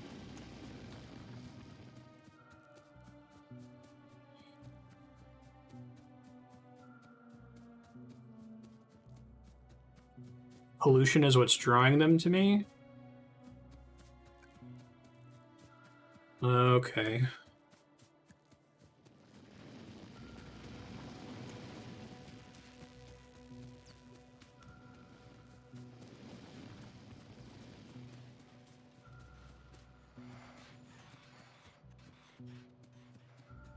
Big part of my problem now is a lot of my nice machines are around really annoying sections of land that I can't destroy just yet.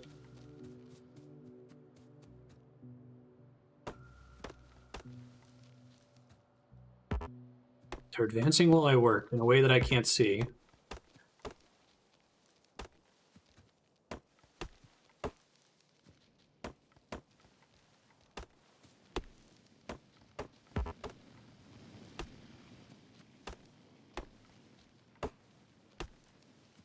It's at least an improvement over the RTS stress that they're advancing at a rate that's connected to how quickly you're moving.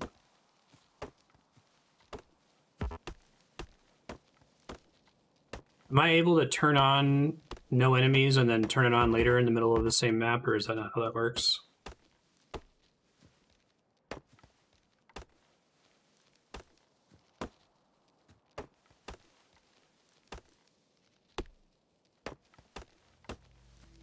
The thing has deflated my sense of I'm having fun more than, oh, by the way you're currently doing it is going to cause you to fail in about 3 hours.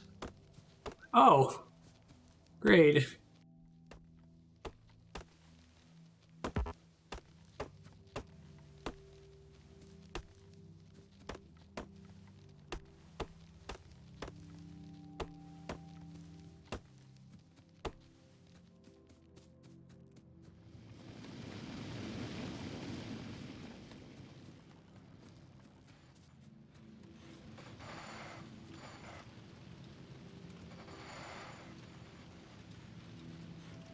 Fill the enemies with the map editor, they're gone forever.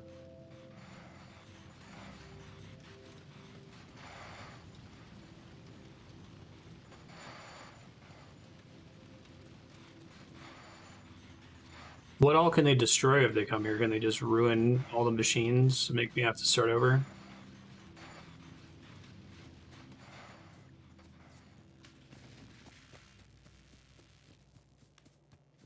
Cool.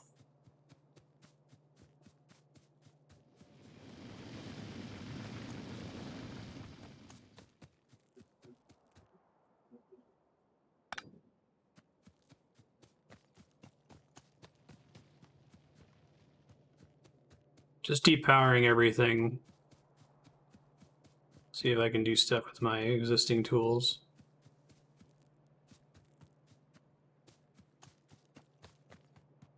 Oh, that sounds terrible. They can break the chest and delete everything inside. Wow.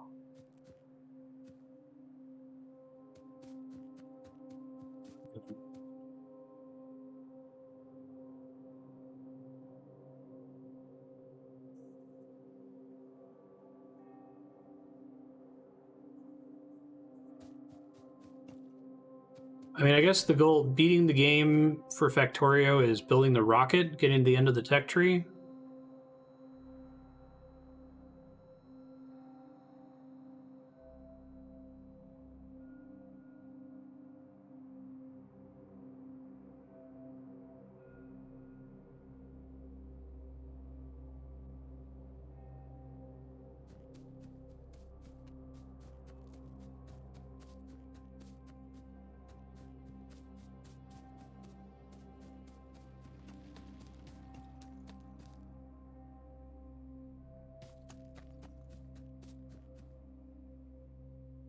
So I'm wondering if it makes more sense for me to like learn how to play the game without enemies and then reboot the map for like my second half of the playthrough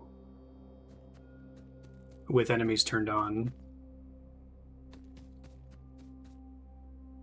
Gentle pressure to automate production.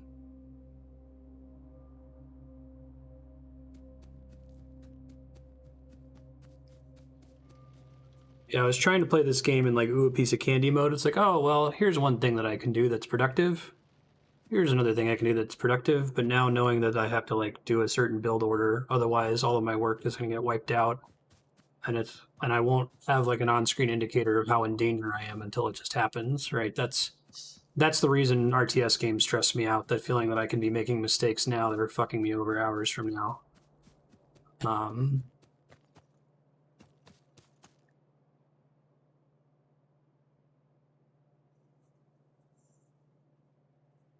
What's my indicator?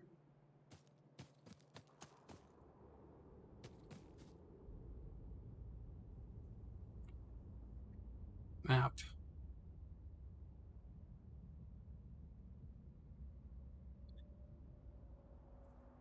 Pollution.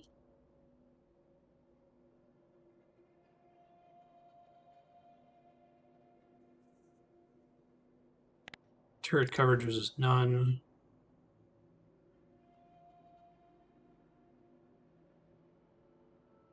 So is it like enemies that are in range of this cloud will aggro? Is that how that works?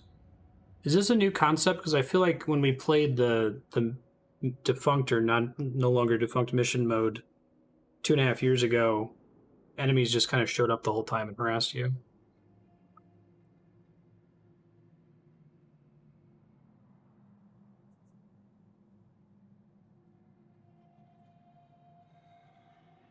Building turrets shouldn't be very difficult. Scout the nearest enemy base out.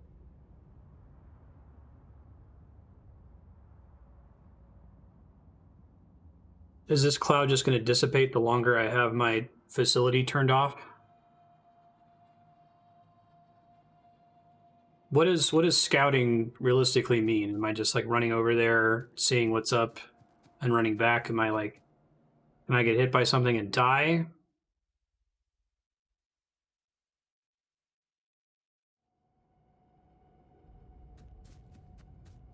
Radars help with revealing the map. I don't think I have.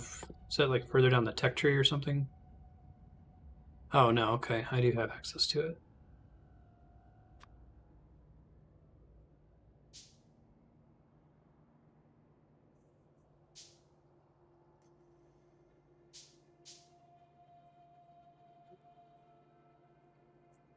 Trees consume pollution. Like, that makes sense, but it's kind of cool that it works that way.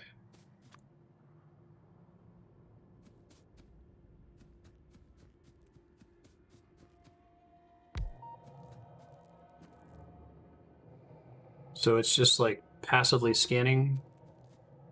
How far away does it have to be towards the edges of my map for it to work?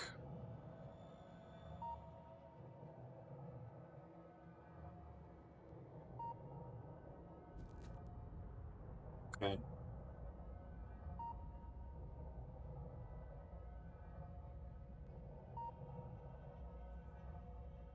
Let me see what happens when it fills up the first time.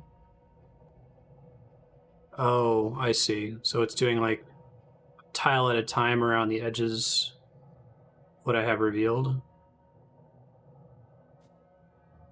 I could just build a bunch of them.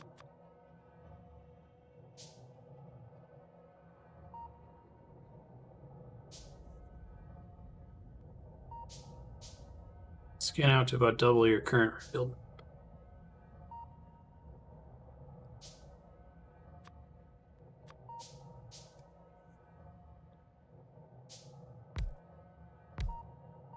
Does it really matter where their placement is? Is it just having radars?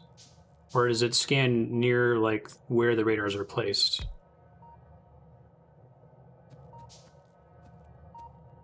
Then you need to move them to the edges to scan further.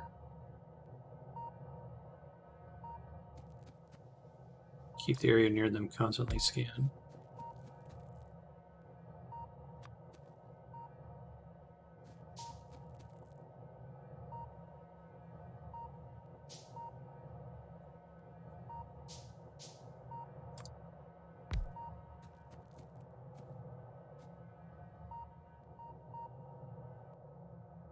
Yeah, I saw the little dot.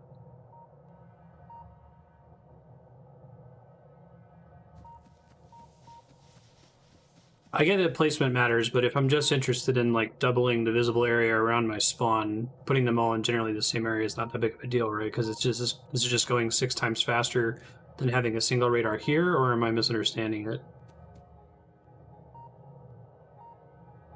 Or use up a whole steam engine's worth of power, which is creating more pollution. They're going to run it anyway because the rest of my production is off right now.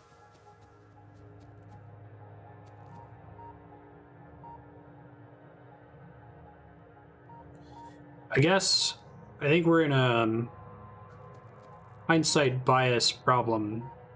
The folks in chat who are familiar with Factorio, I think, have a pretty good understanding of like what the actual pollution to risk and build order to risk is. All I know is I've gone from going, "Ooh, I'm having a good time, this game's so fun," to, oh my god, everything I do, I'm wasting time because as I'm doing this, I'm going to get overrun and all my work is going to get wiped out. I don't yet know what the actual risk is, so it's just infinite risk in my brain. And I'm paralyzed by it now. Like, I can just shut off all my machines and walk around and do nothing. So I need to figure out what the fuck I'm going to do. Addition to the random scan, the radars keep a smaller area right near them permanently free of fog. Does fog fade over time?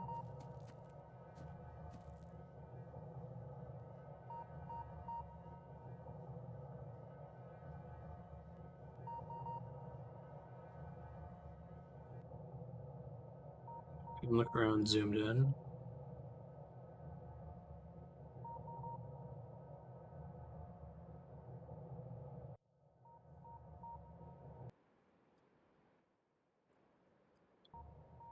You can see terrain in some areas.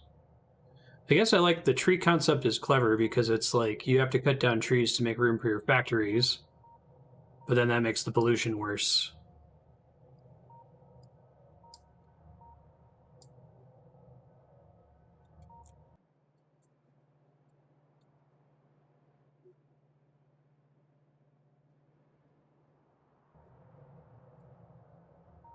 Go out and scout manually. Oh, I see. So the radar lets me see more than just this summary. I can like literally look all around the map where the radar is. I see what you're saying, Donovan. So that's why it's helpful to have radars on the edges of the map.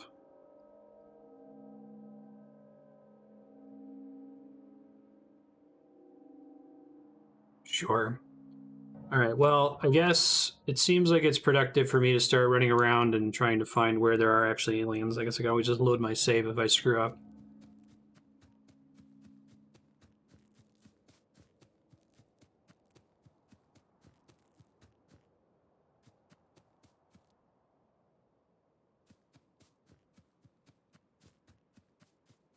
Spacebar shoots.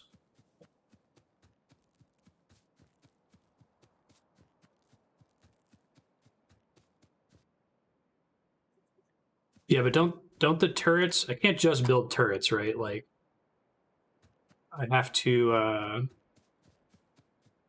supply them with infinite ammo so that they can always defend the base.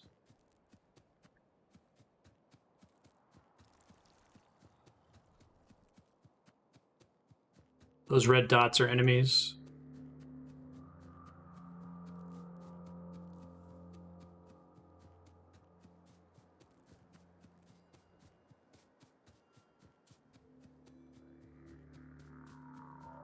It's cheap, means we're slow. 50 clips will last a long time.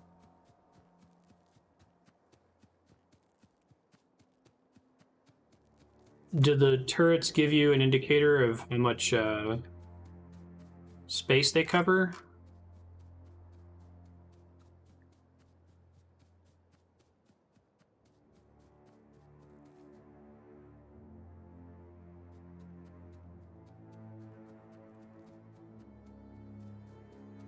Absorb a certain amount of pollution before sending attacks.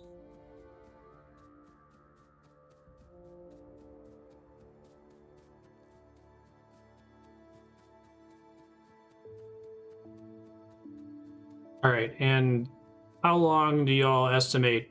How many minutes do I have before I'm going to be in trouble? See those guys in the northeast. They have a fire range visualization.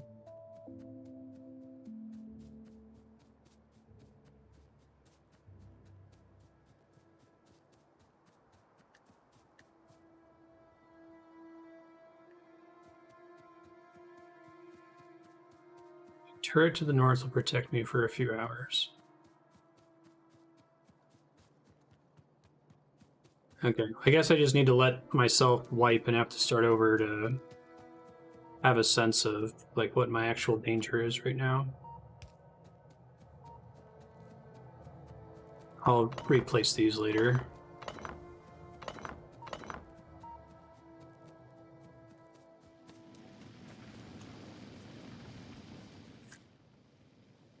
Okay. Heavy armor, light armor, all gun turret.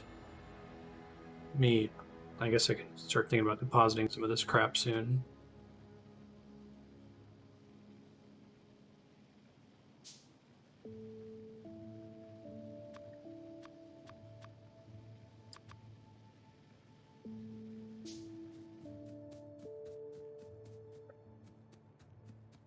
Let me just make near my coal area, I'm just gonna make a box to deposit my own stuff I'll come back to later.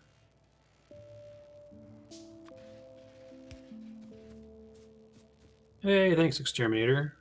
Appreciate that. What were y'all streaming today?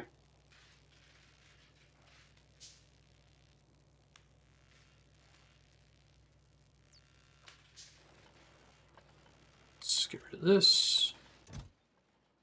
Thank you very much. Y'all playing Factorio as well? It's going all right. I'm new to the game, so still trying to figure out how to do things.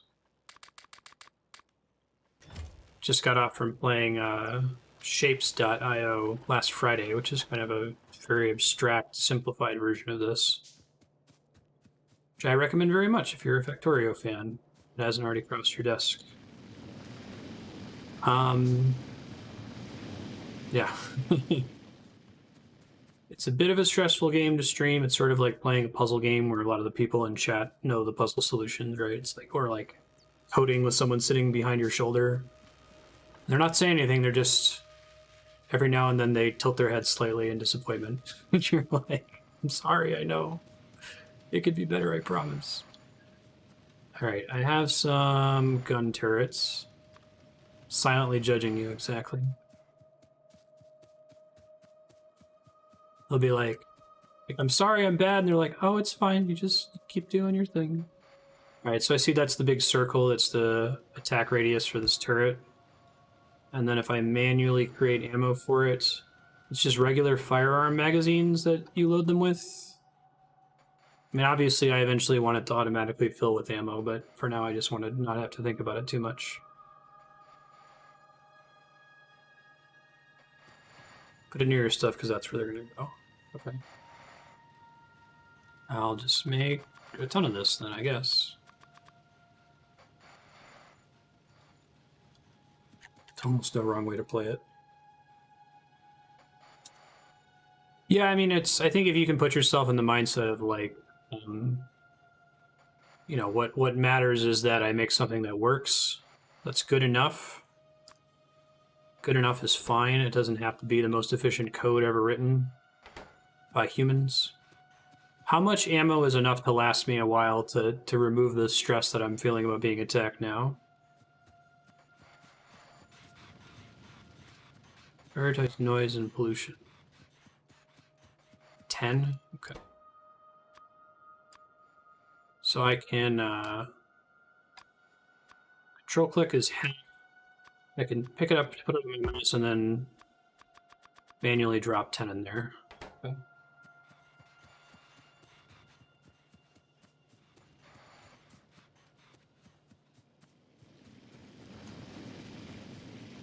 More turrets you have, the less ammo each one needs.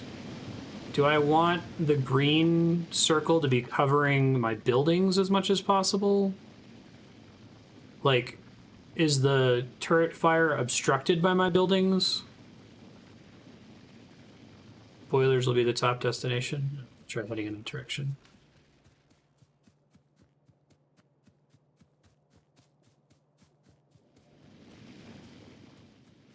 Line of sight doesn't matter.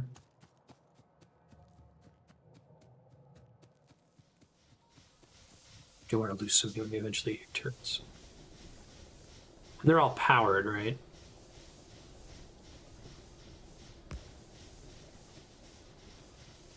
Yeah, I just started. Someone in chat just revealed to me that like pollution is a thing that I have to worry about a few minutes ago. So I went from merrily chugging along, building stuff, to suddenly being super stressed out. Like I was saying earlier, like folks that have played Factorio have a sense of like activity to risk, and to me, I've never played the game before, so I just have this perception of infinite risk, which isn't reasonable. I need to actually get attacked to understand what my real danger is here, I think.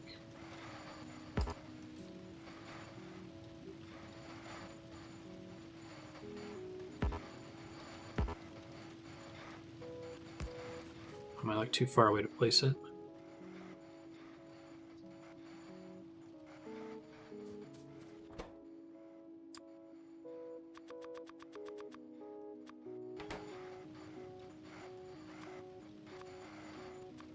So I want to have some ammo in case I get attacked. It's too far from where I was. Okay, sure.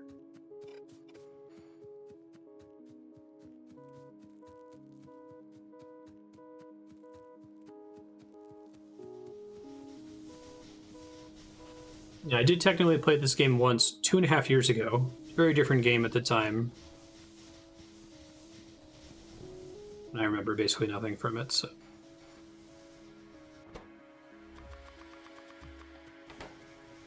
So this isn't the way I'm currently doing it, of just making sure my green turret circle covers as many of my buildings as possible. Since line of sight's not a problem, that's a decent way to handle this for now, I guess.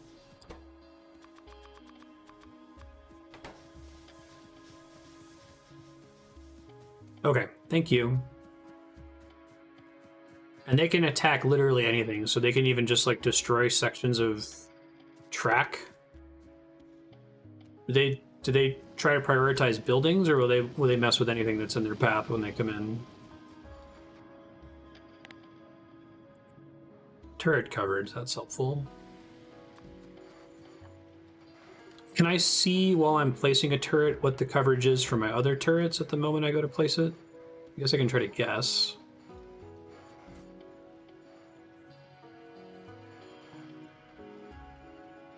Prioritize things that blocks them or create pollution. Walls slow them down a ton. Okay.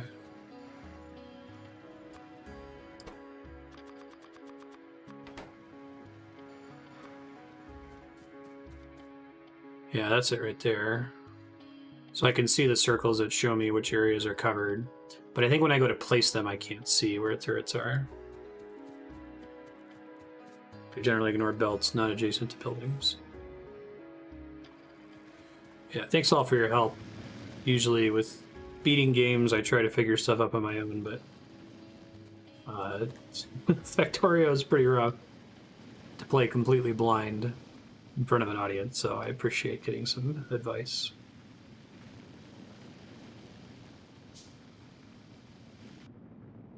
Yeah, it's north of that building.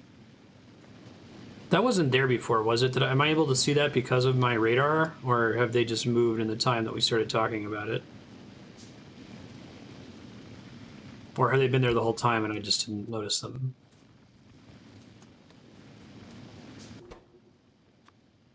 Radar revealed them.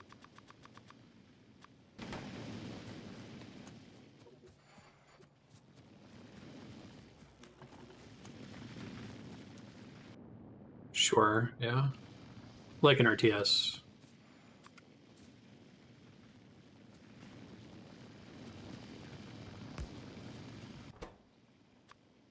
Okay, so I'm not the one that has any intuition for this game yet. Based on that turret coverage and the current positioning of my buildings, do we feel like I'm pretty okay to just not worry about it for now and do whatever I was doing, or should I be taking more steps before I go back into not worry mode? I'm good? Okay, thank you. All right, I wanted to build assemblers. I wanted to start progressing the tech tree a little bit faster. I actually need to look at the things that I recently unlocked because I kind of just set those to go and haven't looked at them at all. So I got submachine gun, shotgun shells. That's for me to deal with invaders manually, right? Increase the shooting speed of projectile shooting weapons. Does that apply to my turrets as well? I assume no. Heavy armor. Makes me survive longer, I guess. Yeah. One goal should be get an ironclad defense up. That's missing.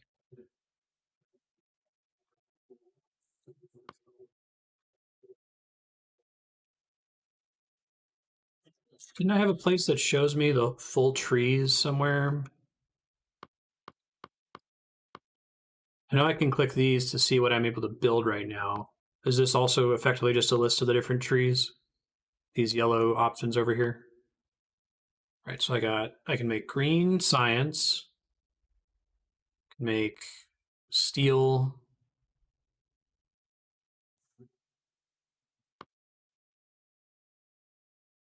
automate ammo production into a box. Okay, so ammo is made out of what? Just iron plates? That's not so bad. So I could do that pretty easily just up here if I'm understanding them right. So I'll take an assembler. I need to build an assembler first.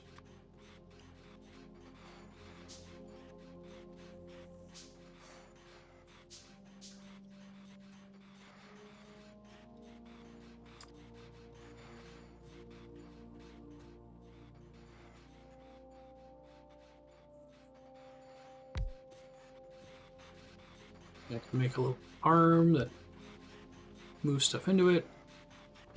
And I can click it and I can say make ammo.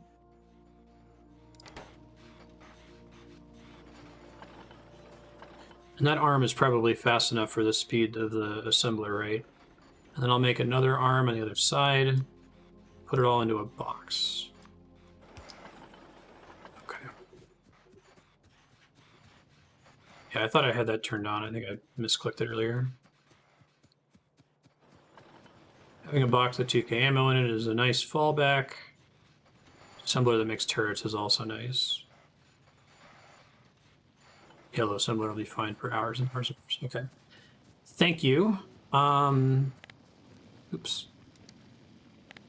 Still don't have any tutorials to do, that's fine. I was going to try to automate stone production, which is over here. So I haven't messed around with stone at all. I guess I don't really need stone for many things. Let me look at the stuff that I've built so far. So everything from in here is from recent tech tree upgrades. Is it worth going for the armor upgrade?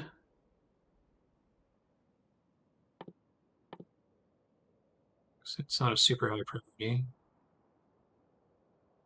Combat, intermediate, plate, steel plate. I see. Steel is not really a prerequisite for most of the things I currently have available.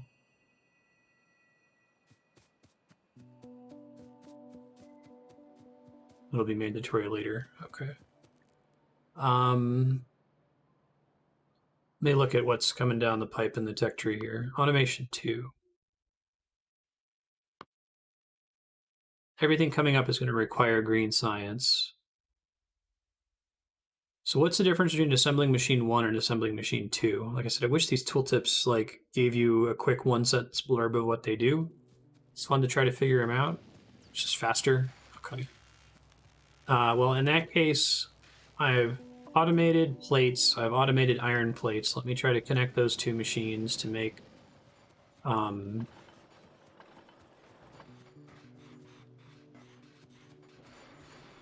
science. So first things first, I think I want to put all of these into a single space.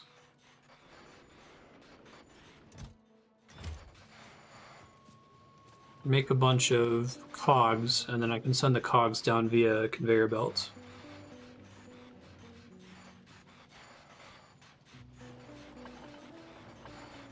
Assembler 2 can make items that require more ingredients. Okay. So let me make an assembler up here first. Where can I see the number of cogs that I can make per 0.5 second crafting time? And the assembler takes exactly as long to make each object as me. It just does it automatically as long as it has the available ingredients, right?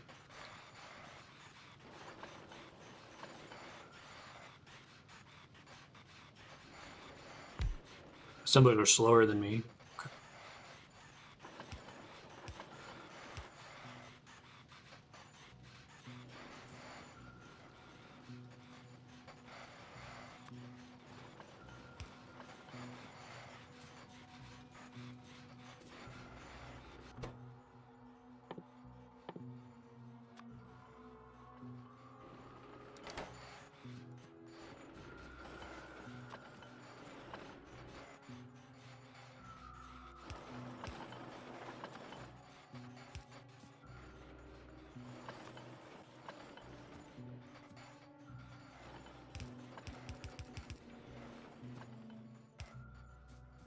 You said that the belt turning does not slow things down anymore? It used to back in the day? Cliff is in the way. Rude. Started to get rid of cliffs later.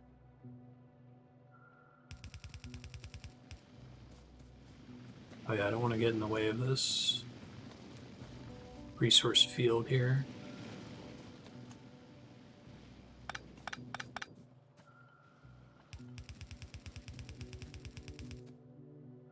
Should make a million of these. I should probably make something that just automatically makes them. Let me do that with this thing real quick.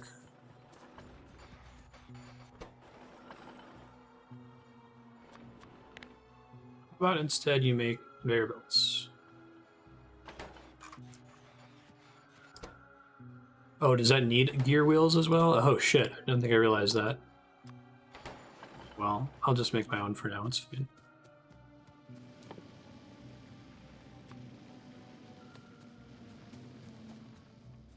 Also go under the cliffs, that makes sense. Fortunately, this makes all the gears first. At least get some started here. Whoops, I think I put those in the wrong direction, didn't I?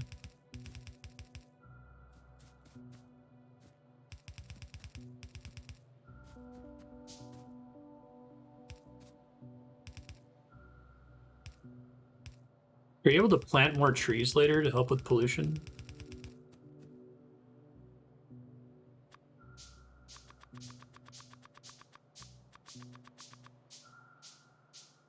That's better. I guess when you like shift click, it changes the order in which it produces stuff. That's good.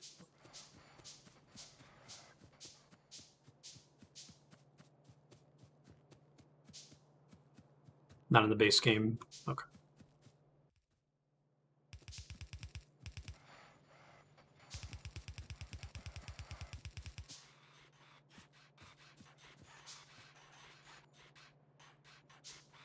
So, real quick,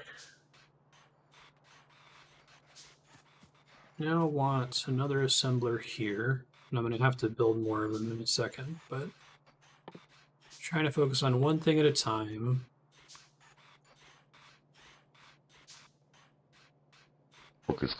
Oh, right, I got to delete these.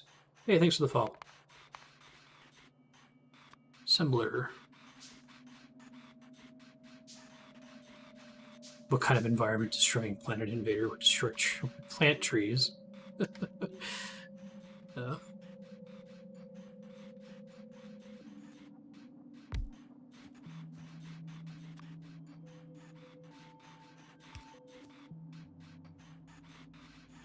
Arms.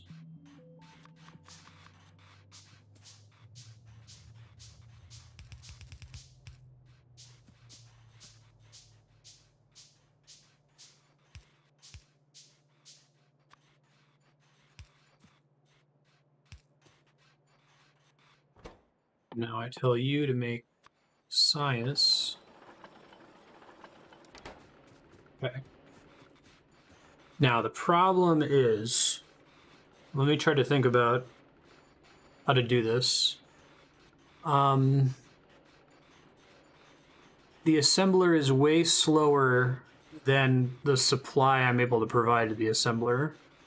So my solution to that is to build multiple assemblers, right?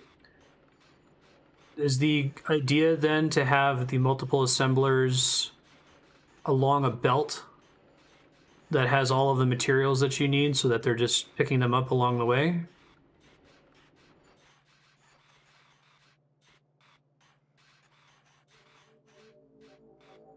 So right now I have these boxes with the fast collectors just so that I'm not wasting these supplies.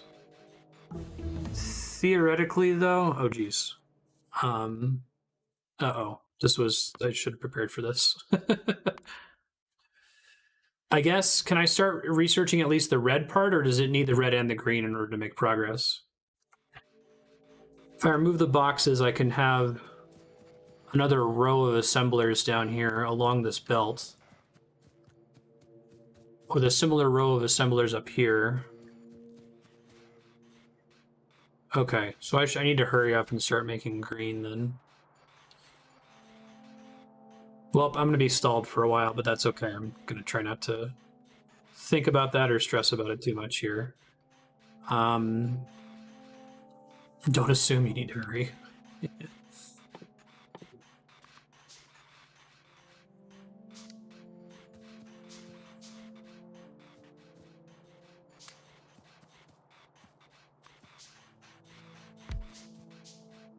I can always pick up these up and move them once I feel like I've got a decent setup going, right? Let me think, though. What I really want to be happening is I want these to be a tile lower, which I think I can do.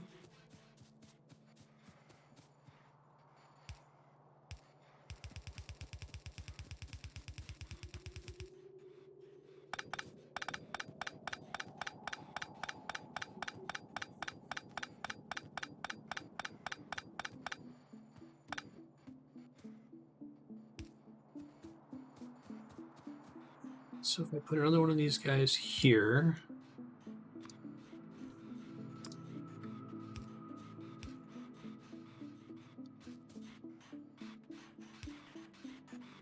all right, I need more arms. The new arms fight. I do have splitters, yeah. I need to get into a position where I better understand the use cases for splitters. Well, these need to be outputting into something too, don't they? So the prerequisites for a green science... Oh, they actually have a different thing, don't they? It burns transport belts and inserters? Okay, so you don't use red science to make green science. But anyway, I need to have these things popping stuff out here. One second.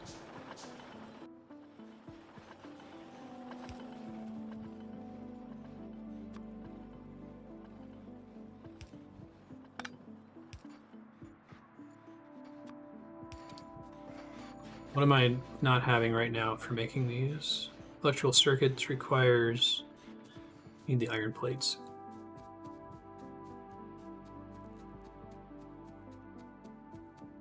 I still need lots of red science, yeah, but I gotta start building a green science factory here in a second. Can I build a random box over here? Here we go. Oh, but that's just for...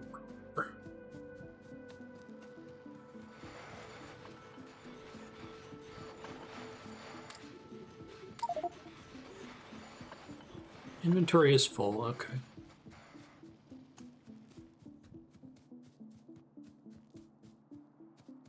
Yeah.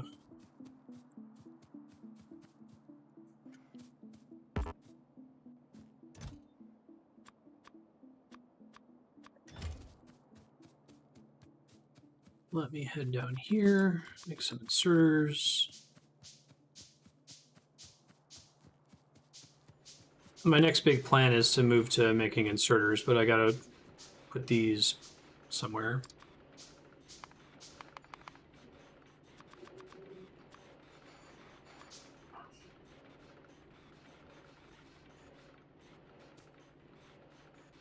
Oh, I see what the problem is.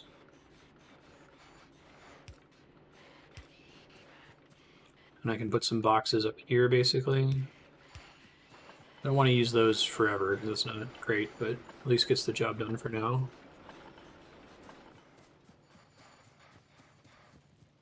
Yeah, I definitely got that feeling playing Shapes.io, that the only cost is time. Knowing about the aliens and getting attacked, I don't feel that secure of just, let me just try to make it more efficient as I go. I can probably shut this down soon, to be honest, but let me think about what it would take in order to build a green science facility. So green science requires a transport belt and an inserter. Transport belt is just plates. So I can try to start from my boxes up here, I suppose.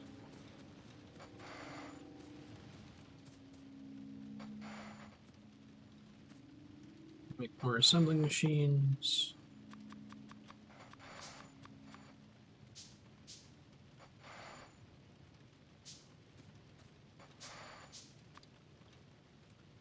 Here.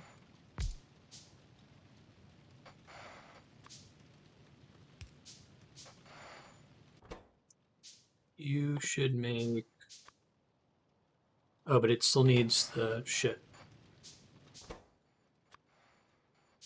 So you gotta make gears first. I gotta think about how I'm gonna do this. Gears. Which then I think I can send directly into another assembler.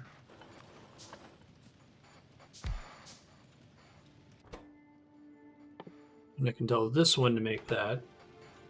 Now I can have another arm that passes these in there.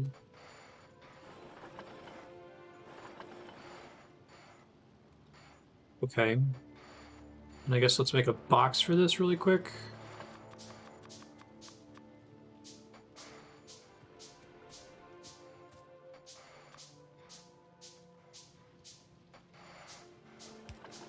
Oops. Okay. So that's making belt parts. It's not great, but it's kind of getting the job done. And then the other component of green science is an inserter. Inserter is more complicated. Okay. Generally, if I'm trying to make a component, like if I'm trying to make both belts and inserters, and they have a component in common, in this case, both belts and inserters require a cog. Should I generally have a dedicated assembler for each thing that I'm trying to make, or can I have one assembler and split off? I'm guessing it's the former that I need to have a dedicated assembler.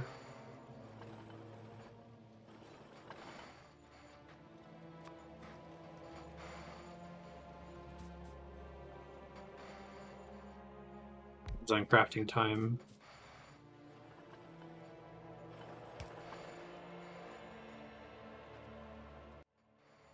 No, I'm not using my space very efficiently here, but I need to do something. If I sit here and get optimization paralysis, then I will never actually do anything. Electrical circuits. Circuit part's going to be a problem.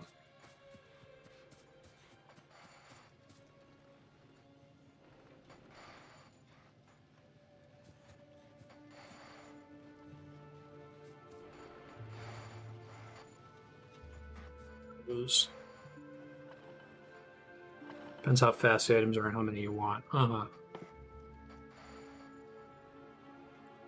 also just need regular iron plates.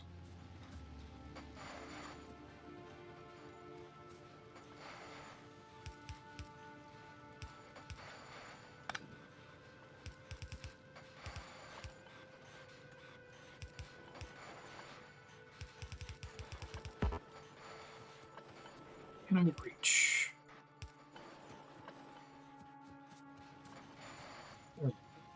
Again, I know this isn't ideal, but I just need to set something up and maybe I can clean it up later. Otherwise, optimization paralysis isn't preventing me from doing anything at all, and that's not great. All right, so this is sending cogs. I've got a couple places where I'm sending cogs here. Probably do another one here somewhere.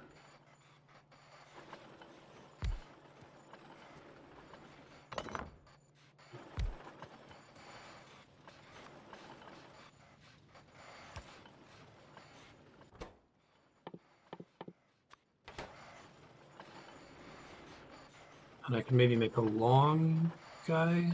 He won't reach the belt though if I put it that way. But he will if I move it here.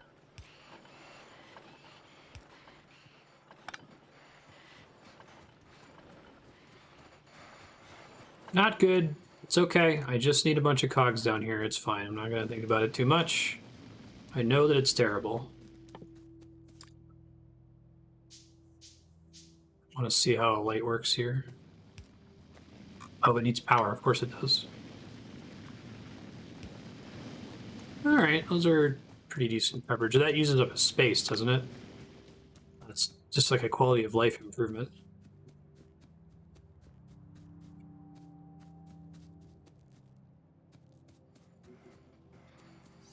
Oh, optimization paralysis is absolutely a thing in video games. I want this to be optimal. I cannot make it optimal, therefore I will do nothing instead of just doing something that works. Right, I've got plenty of these guys now. I need to start building factories to make green science. So we need lots of stuff here.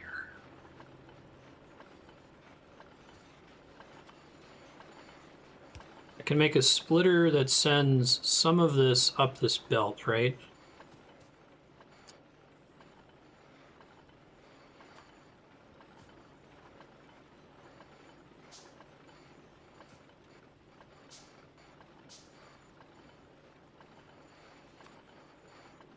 So if I do this, is it pretty much just going to divide it in half if I don't muck with the settings at all?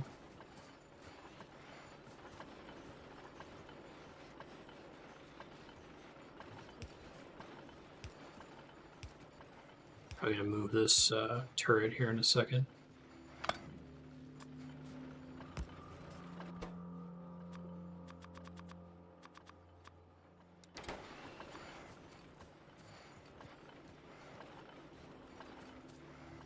So, put one like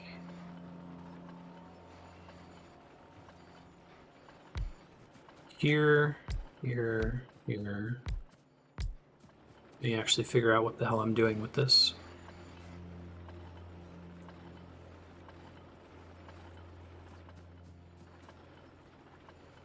Don't think I want to do it this way.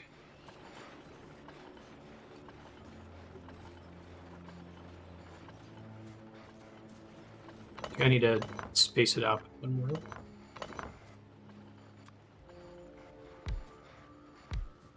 Not ideal. I'm just gonna try to deal with it. All right. First things first.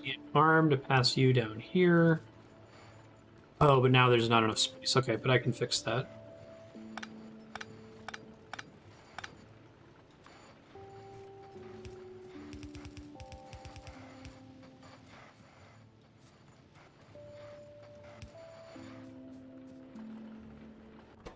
You need to be building. It was inserters require. No, I have to make circuits first. Fuck. Okay. Oh, it requires copper cables. That's even more complicated. Frap, but what makes copper cables? Right. Oh, but I need to have a space between them if I want to transfer them between machines. Shit. Hold on. Need to rethink this.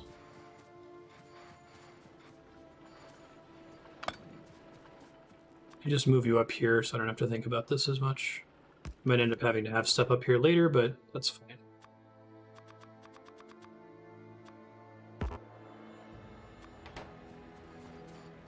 All right.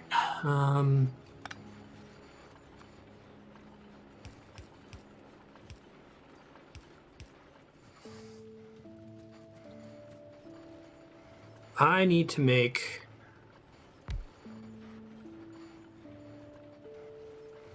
electronic circuits. So first I need to make per cable. So to make cable, I need to tell you to do this. And I have to make one of these guys. And I need one of these. I guess the more efficient way to use space here is instead of passing them directly between assemblers, you would make like a belt. And that way you could still have the assemblers be really close to each other, right? But I'm not going to stress out about that right now. I'm just going to try to do something. So this requires cable and iron plates. I didn't send any iron plates down here. I'm sending some down,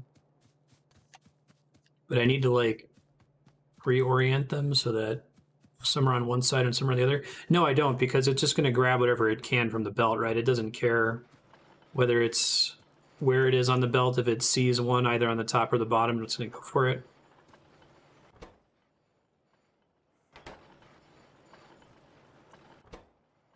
You're in electronic circuits. Let me vacuum some of this up.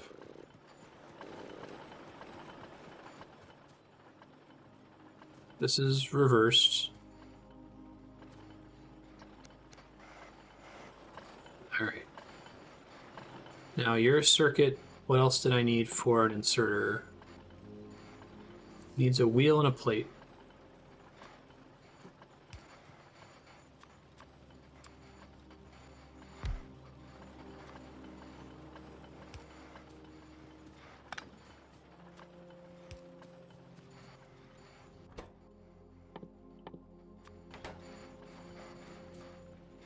Okay.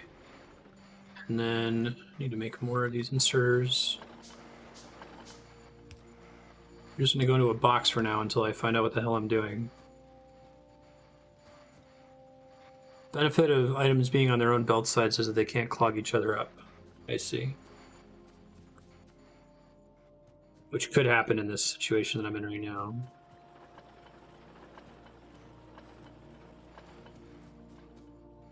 And is that exactly what my problem is right now, is that these are now clogged up by wheels? Okay. Let me try to divide that if I can.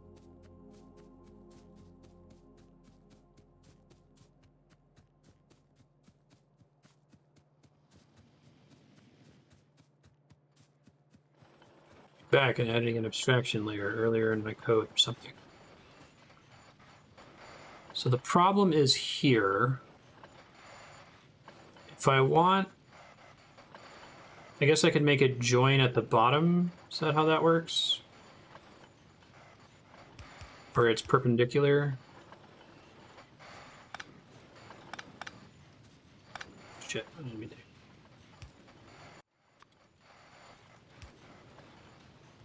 Oh, God. Fucking perfect.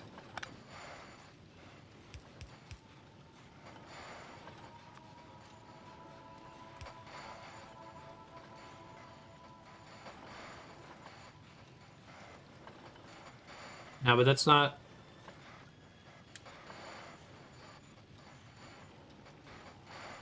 Still wanting to put the cogs on the left, though. So would I need it to, like, be a long arm or something to send it to the other side? It always wants to put it on the right side.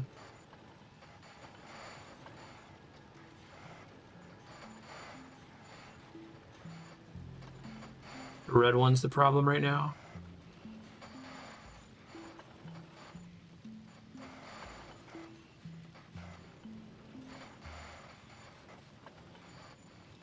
In order to feed the belt from the other side, I basically have to, like, tunnel underneath it and then loop it back around, right?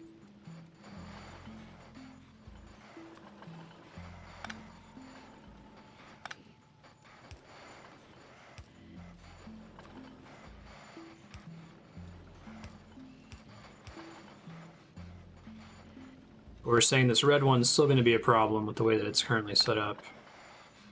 Right? So instead I should just move the whole belt slightly closer.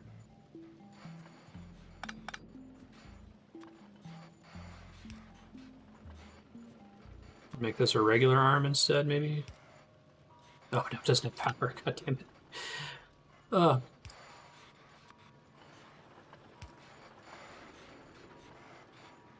Oh, weird. Why isn't it placing it?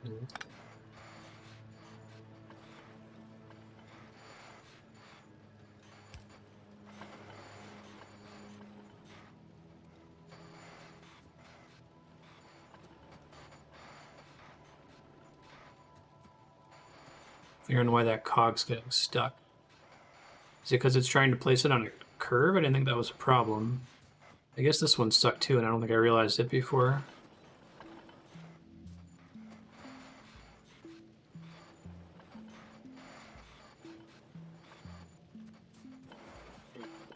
Clean up the mess back here really quick.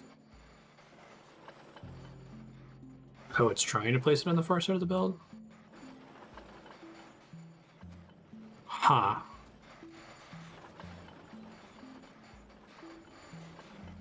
Okay. Is it... Why is this one putting it where I want it to go? Well, because it's on the other side of the belt in the first place. So I might have to do the same thing of, like... Alright, let me try something.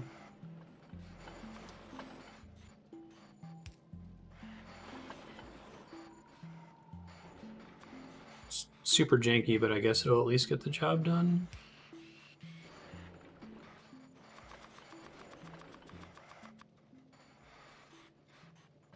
I see. Oh, right, so it has to go a little bit further over.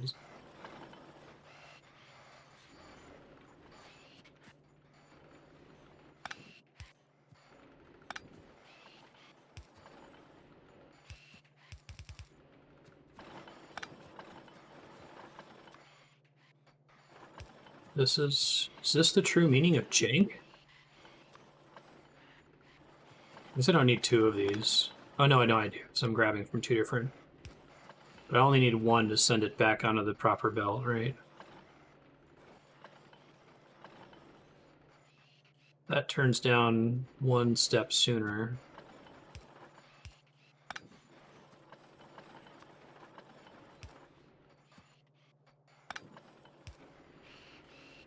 There we go. First try. Woof. Yeah, spaghetti code is a thing. Ding, ding, ding, ding, ding, ding, ding, ding, ding.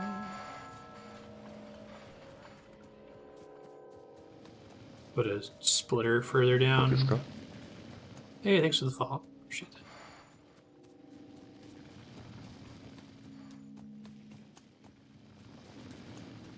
Super messy.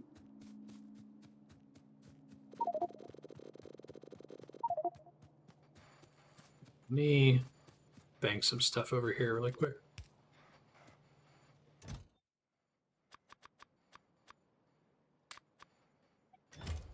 That's fine, I just need the space.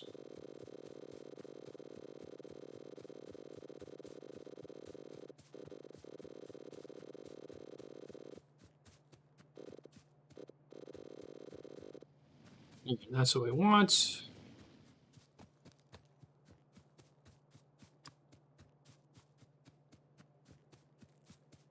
Make a machine that uses these here soon would be really great.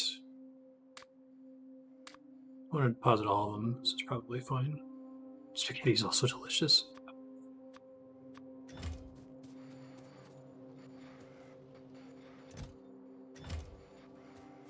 Clean this up so that machine can work.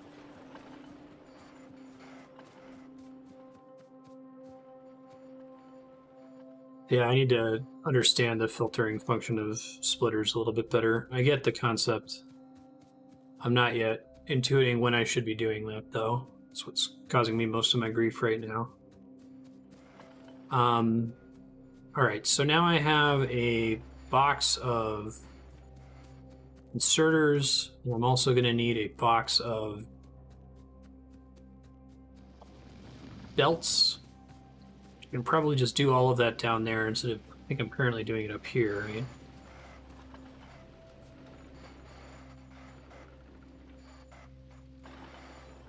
This thing is way slower than I thought it would be.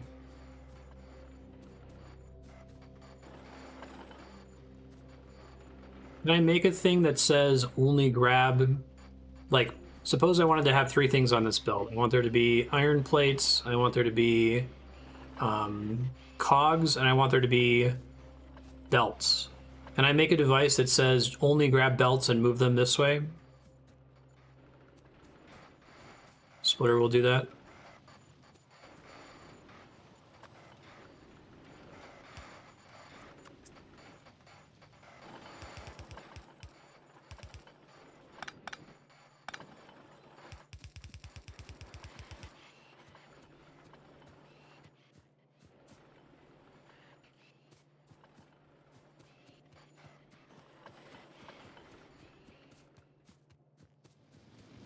Just need to do it before it gets so many machines.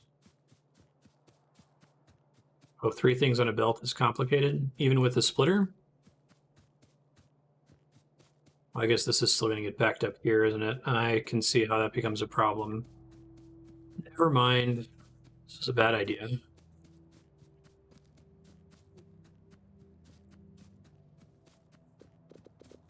Just run an extra belt.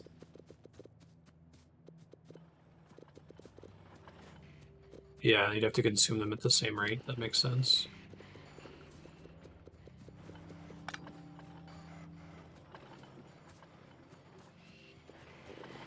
Just try to eat up all the ones I already put on the belt here to get rid of them.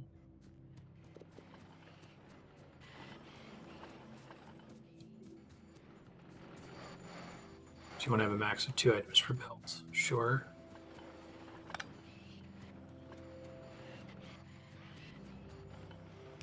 So does it make sense to run 2 parallel belts just to get all these materials in the same space? It feels like that's going to take a lot of time to accomplish.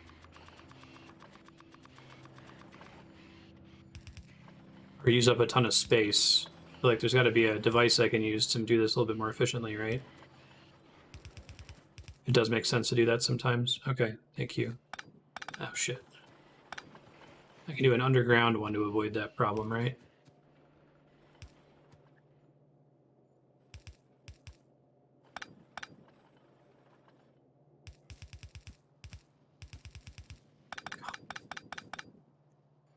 This is Shapes.io's fault. Got me accustomed to being the game just knowing what I want to do with belts. Not having to manually rotate.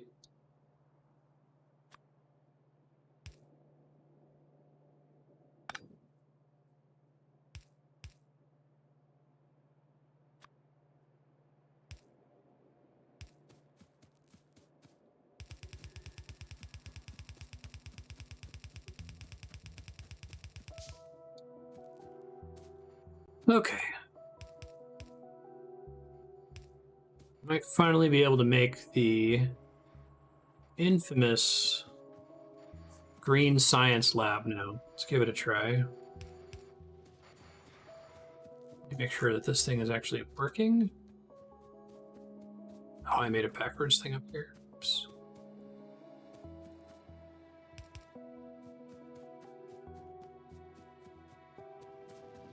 Definitely not today.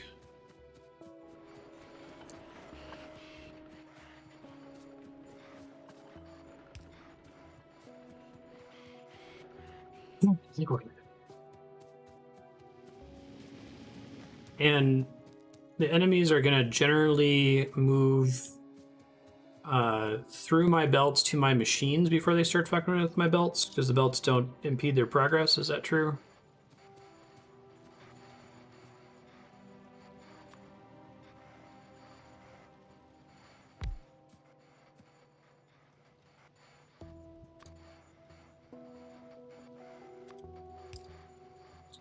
The messy wires just, they make me want to die inside. It hurts.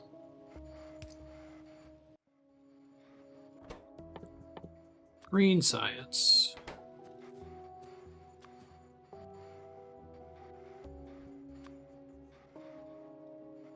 Oh shit. Guess I can move this back one.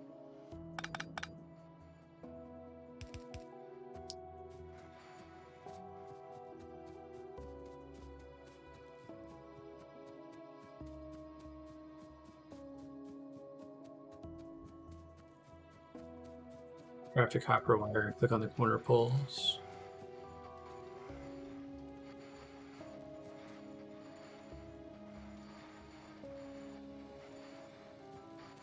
You just confirm that this isn't work the way I expect it to, and then I'll try to redirect it into a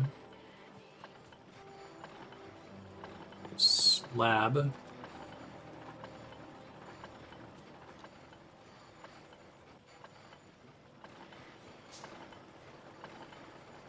It only took me hours. No big deal. Wow, yeah, time does fly when you play this game, huh? I was like, we got like 4 hours left in the stream, huh? False. Correct.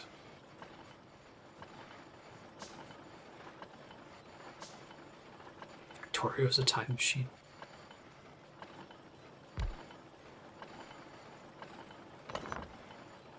Wish I could move that one down, but then I got this thing's in the way.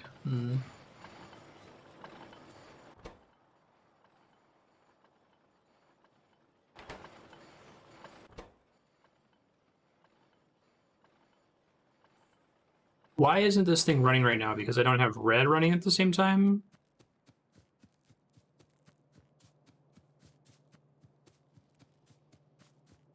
Oh, I think I misunderstood. I was under the impression that you just needed to have one facility that was making red and one that was making green. But you need to basically make red green? They have to mix. Oh, shit. Okay.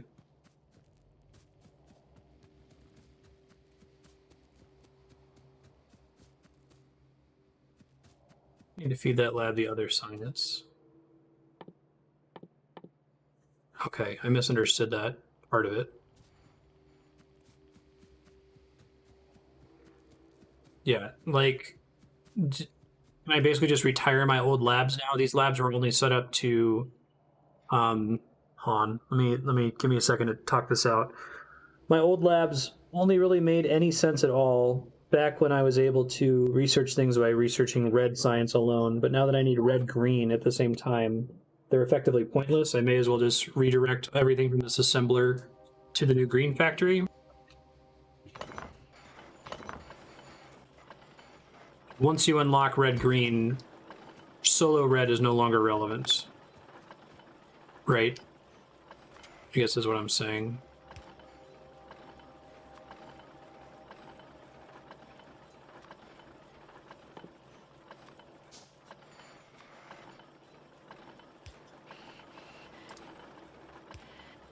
They're effectively obsolete. Okay. I didn't understand that before. Thank you. It's helpful.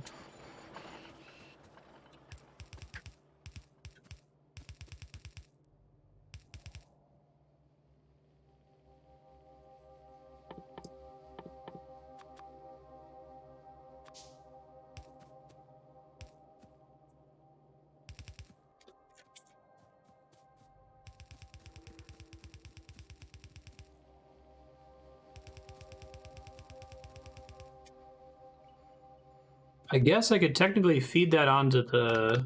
Just to save space, I could feed that onto the other side of the conveyor belt, though. Huh.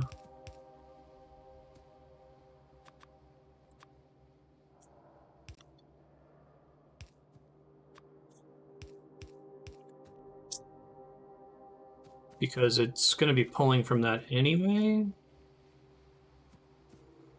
Well, no. It would have to... Okay. I'd have to change the way this whole thing flows for that to make any sense. I would want to pass this lab on its way there. Jesus Christ, Marty. Oh my god.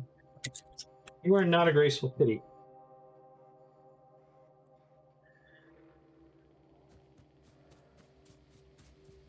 I mean, I guess I can just make another belt that just goes straight down here for now, but I feel like there's a way to use that second belt and just have it pass through there.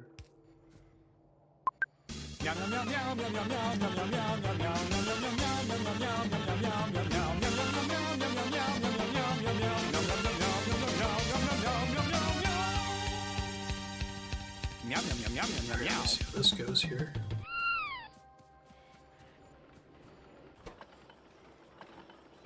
I can also manually load the 28 red science I had from earlier.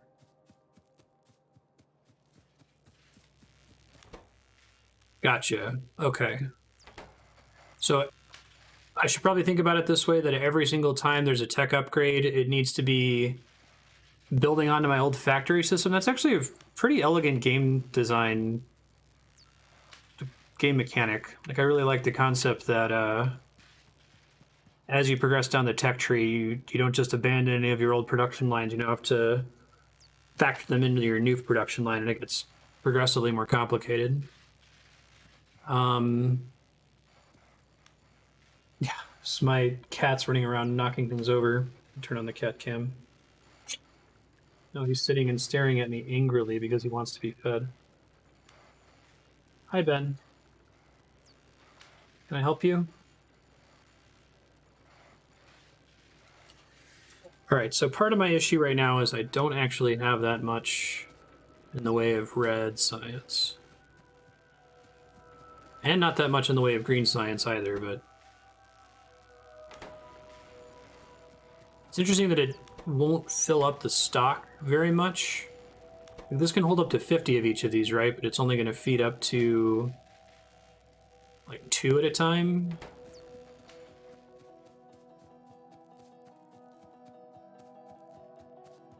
Should you generally expect to destroy your old labs whenever you have to start adding in a new color? That's something I should just plan on doing. Use dark science.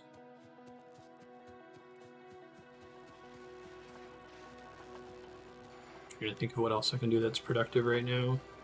Obviously, I want more labs making red-green. Previously, I had 2. Now I only have the 1, which is not ideal.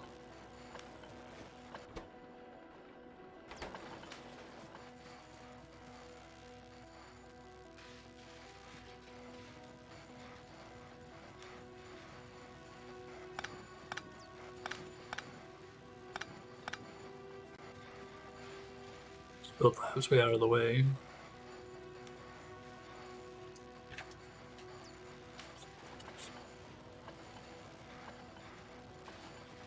So you have like a dedicated lab area, basically, and just make belts that feed into the lab area. Okay, I think I see what you're saying.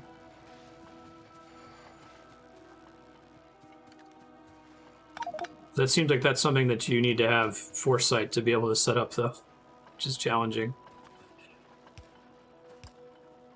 I definitely would have approached this map differently if I was starting from scratch here.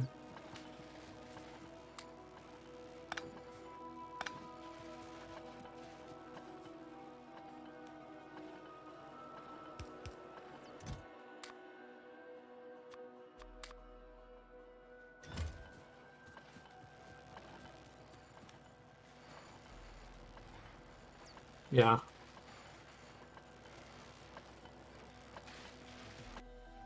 Sorry, I'm just paused here because I'm trying to think. Definitely have more red science than I'm able to use right now. Oh, when did this happen? Something got screwed up. Thought I had this belt pretty much taken care of, but then I ended up getting some cogs on the wrong side of it. Wonder where that error happened. Bug hunting. You're kind to say so. You put... Oh, an inserter between two labs will leach science packs? Really? So if I just build another one right here... and power it, obviously.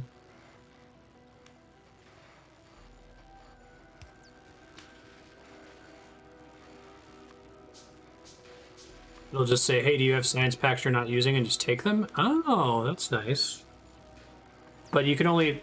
You have a max chain of 2 for that, though, I assume, right?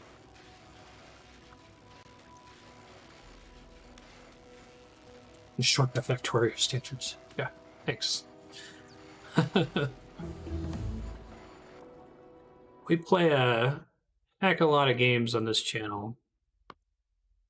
And I'm not particularly good at any of them, but I'm usually okay.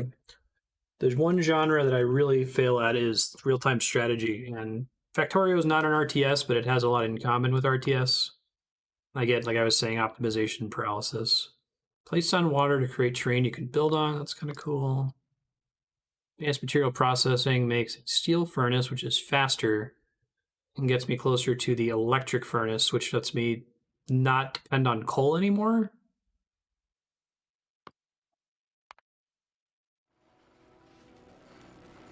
$600 is still enough this. Eventually the inserters will push the science all the way to the end of the chain until you start running dry.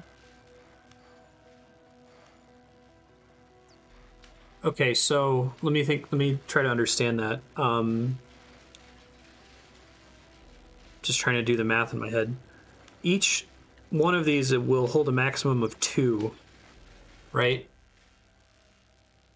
Well, it'll collect a maximum of 2 automatically via the inserter. This one has 6 red because I manually placed them in there earlier. So if this one has 2, it can only process 1.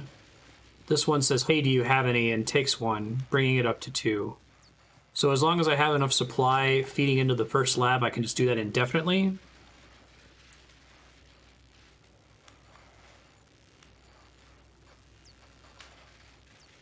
It's kind of cool. Okay.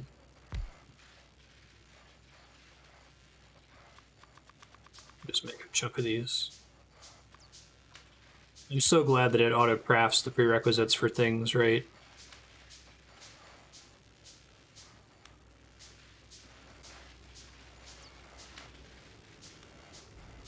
Yeah, right. Like, it's only worth continuing to do, provided that you see all of them active. So now I need to figure out where's my bottleneck.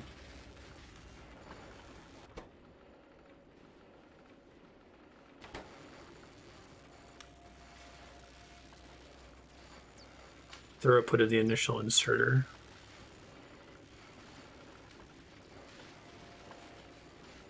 Assuming you have an infinite wave of science coming in. Yeah, here my problem is, my bottleneck is green science. I'm not making enough of it, right? Maybe if I was... So, can I do the same thing, do assemblers chain in the same way? Could I make another assembler down here and drag the excess supplies from here? It's basically, it's starting your for loop way earlier, right?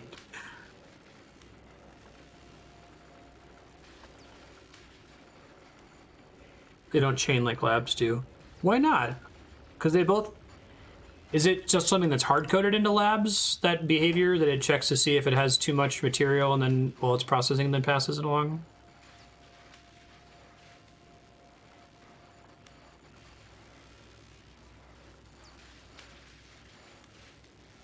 Assemblers don't chain because they have a product. Oh, okay. Ah. I get it. So, and labs don't have a product. They generate this green bar. So when the inserter tries to grab something, it doesn't have a product to grab that it pulls out. Like this one is only able to pull out the green science that's being generated. I think I get it. Okay.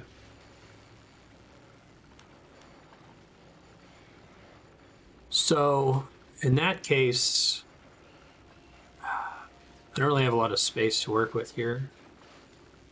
I guess it doesn't terribly matter.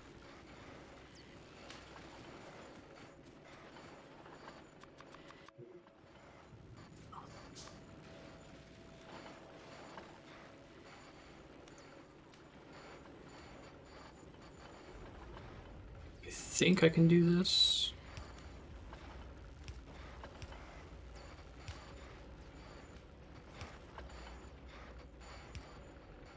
So ugly.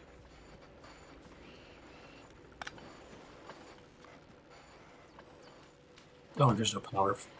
Oh, wait, no, it was in power. We're fine. We build this over here. I gotta attach it to my power, which is fine.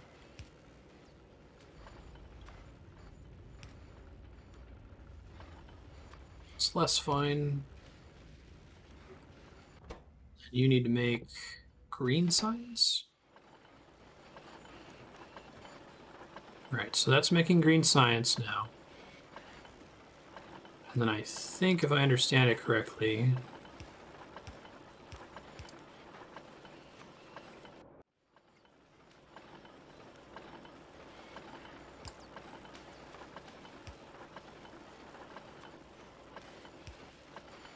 spaghetti code hype. Oh shit, nope, wrong way. Let's put that in the wrong direction.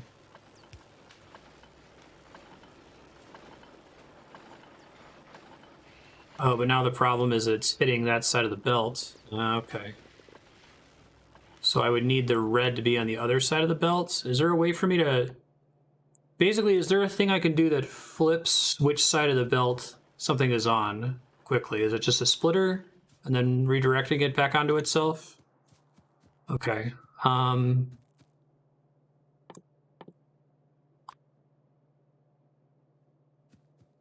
an underbelt. Oh, I think I see what you're saying. So, like, if instead it was... I did this.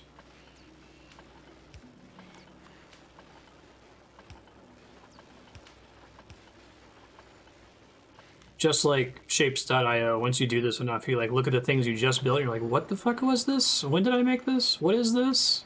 Like...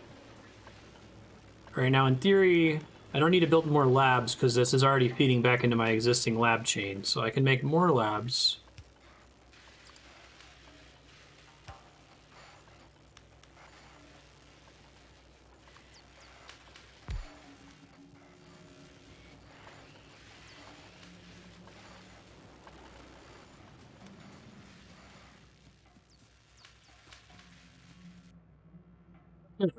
Radar is in the bills right now in terms of area. What are we doing? Pollution's not great. So I'm starting to work my way up towards this one, which is to piss them off.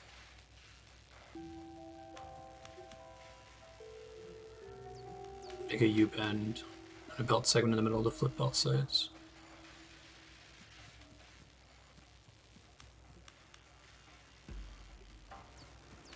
Green feet higher on the belt so it can stock more. Oh, I see what you're saying.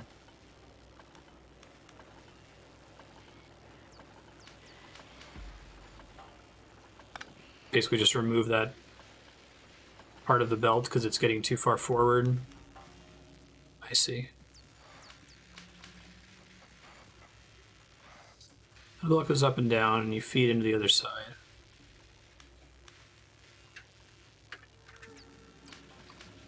Is this the most efficient structure to move something to the opposite side of the belt, or can I use less space for it?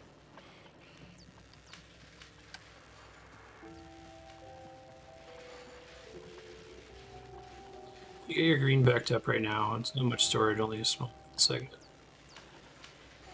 Oh, I see what you're saying. So right now I don't have enough resources for what you're describing to be a problem, but theoretically I could get into a situation where I wanted there to be a box here. I want to have something that picks it up from the belt, moves it to the box, and then this takes it out of the box and puts it on the belt. Is that best practice to have boxes? Okay. Can I put stuff from my inventory directly onto a belt? Because I picked these up by mistake earlier. I guess I can just feed it into this thing directly.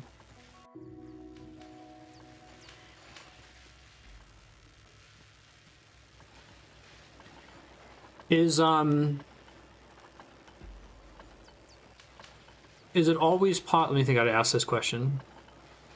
Is it always possible to replace the end of a belt with a box? Or is it completely degenerate? Or does it consume, I guess it consumes more power because now you have to have an extra arm that moves it from the end of the belt into the box, right? Oh, there's not agreement on what's best practice.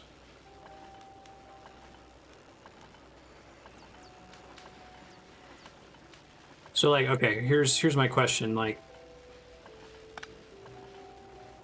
I want to make this into a box here. Which I apparently need to craft one real quick.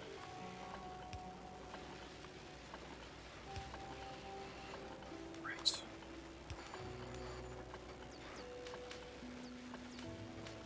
Is this effectively the same as having just a belt that terminates there? I guess the problem is now I consume slightly more power because I have this arm. But isn't it better that I'm never backing up now? I'm just accruing stock in case I need to move these around later.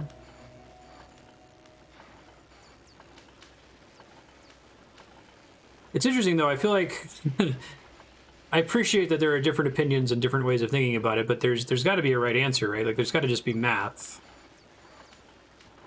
I guess the question, is it worth sacrificing a small amount of additional energy drain for potential storage? That is a value judgment and maybe not a yes or no answer.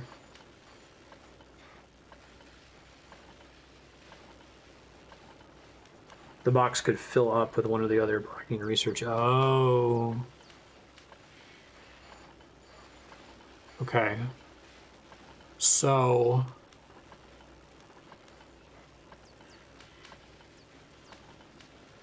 the equivalent situation, it's not degenerate at all. I got you. So the equivalent situation is the belt is backed up.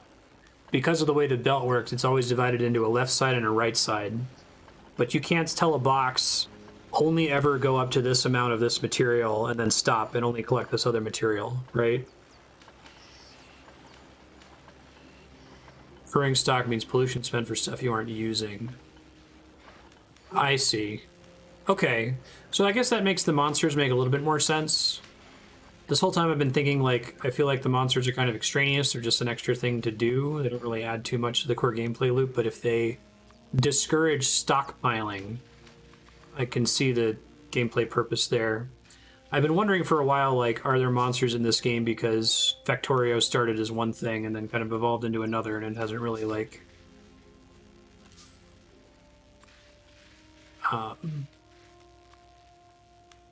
been iterated out yet. Oh, I want to move this over.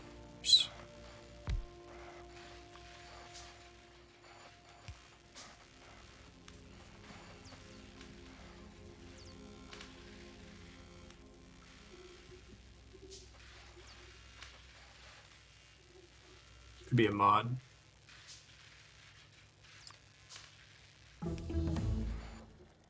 Let's keep going here. Gates, engine. First fuel and mechanical motion. Tool belt. Oh, yes, please. Holy shit, I didn't see that earlier. Oh my god.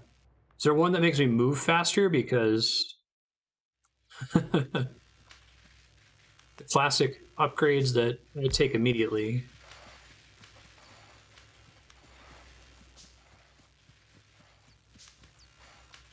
Devs at a blog on monsters. Interesting.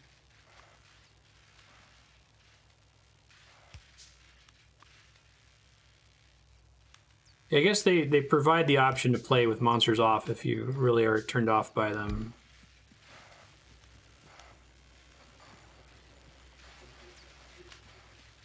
I guess maybe the thing that I don't like about monsters is the fact that they can destroy work. I'm trying to think if there's a way to make them a problem that you have to deal with that doesn't like set back progress. I think this is as deep of a chain as I can go. Yeah, this one's falling behind now. Monster kills used to be required to progress some specs. That's interesting.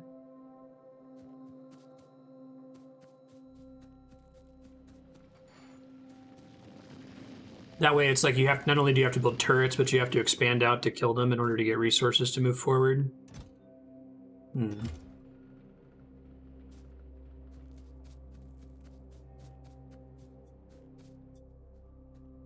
Research progress is permanent. They can only eat your buildings. Yeah.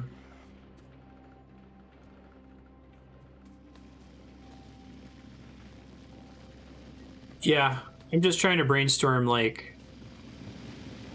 the thing that turns me off about them is I feel like this game is meant to be sort of chill, and that the way that you fail is by not playing as efficiently. So this is a very similar problem to vanilla Diablo 3, where they had these boss mechanics where if you took too long to kill a boss, it raged and got really, really hard, like it was World of Warcraft or something. And the argument was like, this is Diablo, the game's about efficiency. If you're taking too long to kill a boss, you've already been punished. It took you long to kill the boss, right? Punishing you again with setting you back in time or making you start over is kind of overkill and doesn't really achieve anything. So I wonder if the monsters could exist and put pressure on your base, like maybe they drain your power so long as until you deal with them.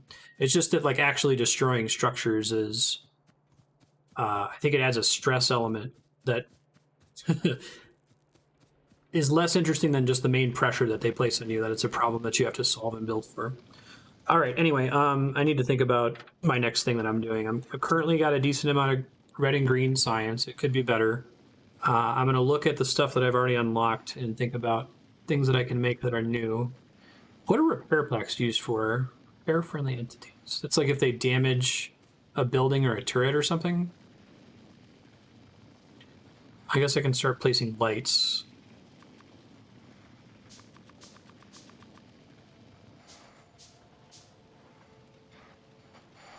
Or a gentle clock. Yeah, I think, Kiri, the thing that irks me about the concept is just that, like, they're not at all a problem unless if you're a person who has no idea what they're doing, right?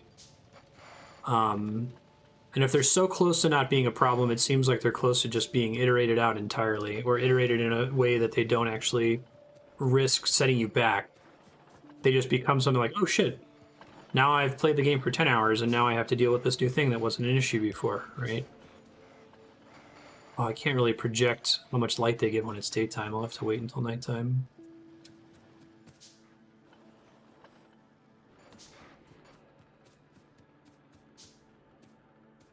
Yeah. Yeah, I mean, right. So what you're saying is, like, the better you are at the game, the less likely the game is to ruin your save file and make you flip the table and start over, right? Because you lost a bunch of progress and don't remember how to rebuild your factories.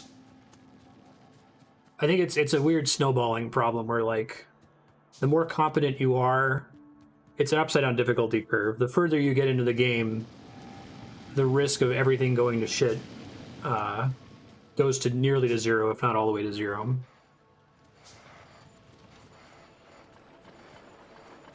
I'm not saying it's bad. I get what they're going for with it. I think it's a cool concept. I just wonder whether there's a way to still have monsters, but remove the risk to a blind newbie player that it creates, that they just, you know, lose progress and have to start their save over. That's something that I really liked about Shapes.io, that you could start playing the game. I know I'm not building anything right now, but I'm trying to look around and find something that's immediately productive. I wanted to do lights, but I can't really see their radius during the day. I guess I could start building radars at the edges of my base, because they give me map vision from really far away.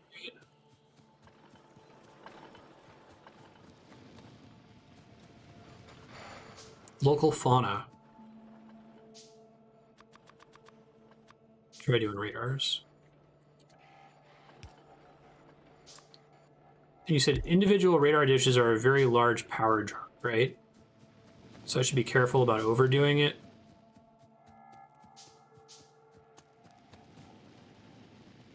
Starship Troopers. Pretty sure we're the evil alien invaders. And/or Ender's Game.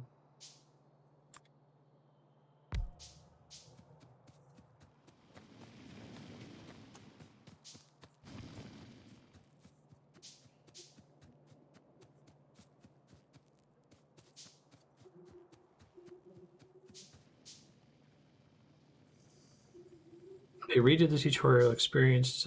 Experienced players like this so much the change got reverted.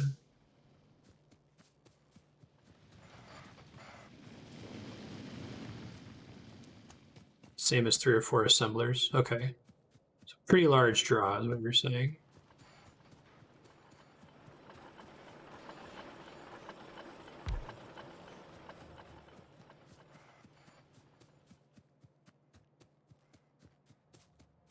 New players had less of a problem. Okay.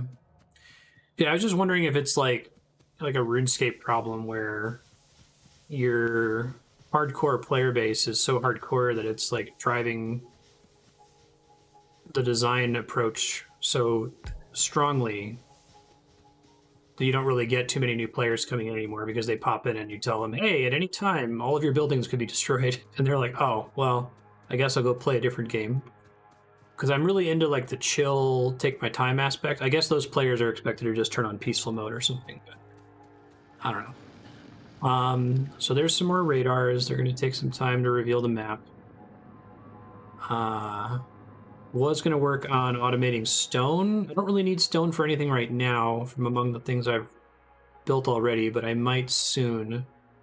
I'm nowhere near unlocking it, but what is required for blue science?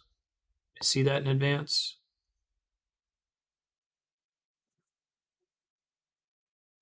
I need to have... Does this mean that I need to have built 75 of these in order to be able to start researching this, or that I need to have this banked in order to start research?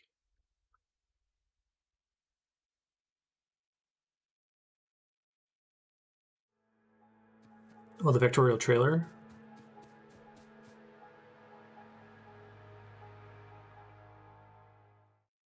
So it's to be able to start researching this, you need to have built the things that are listed. Oh, my bad. It's just a regular tech tree. Okay, so we need fluid handling, oil processing, sulfur processing.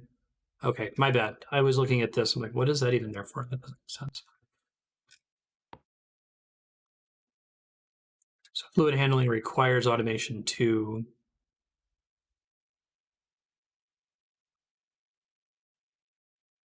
Oh, it's what you need to complete the research. Okay. Why can't I do fluid handling right now? It looks like I've got the prerequisites done, don't I? Oh, they need to be green. Never mind. Automation 2. Okay, I see now. And orange means that you can put this into the queue because it'll become available from the rest of your queue up to that point. We're at time here. I'm just trying to plan ahead a little bit.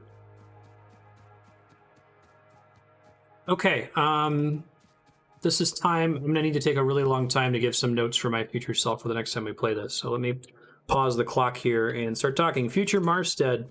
If you watch the beginning of this VOD, you probably don't have to watch too far into it to kind of get the basic idea of what you're doing, but you're making these loops of materials, sending things over to assemblers.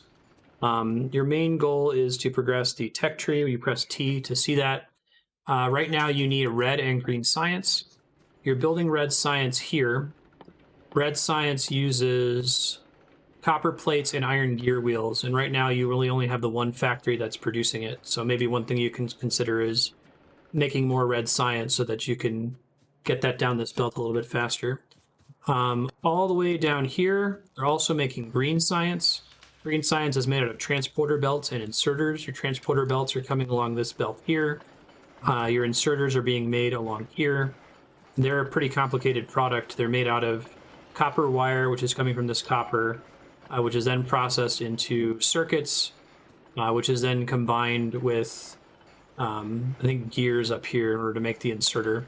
The inserters are getting thrown in a box, and then they're getting passed over here, and then you've got a chain of labs. Right now, because only the final two labs at the end are making something, that means that you are not doing as well as you could be.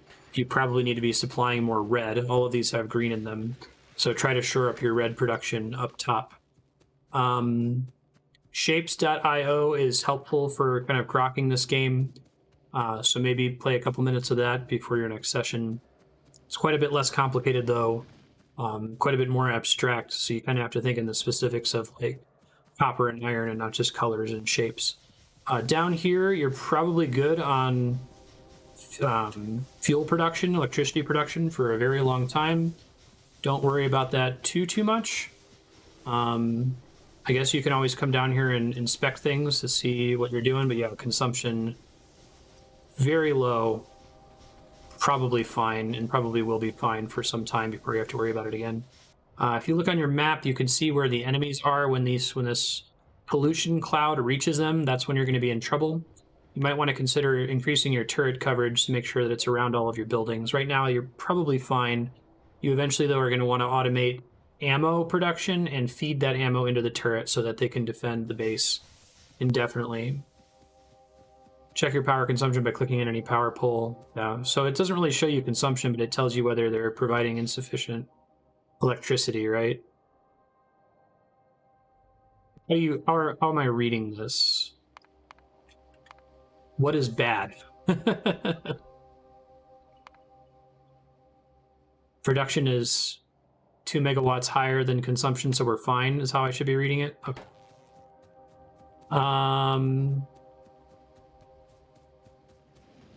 think that's everything for now. Just try to make your individual production lines for science more efficient. I think that should be your main priority.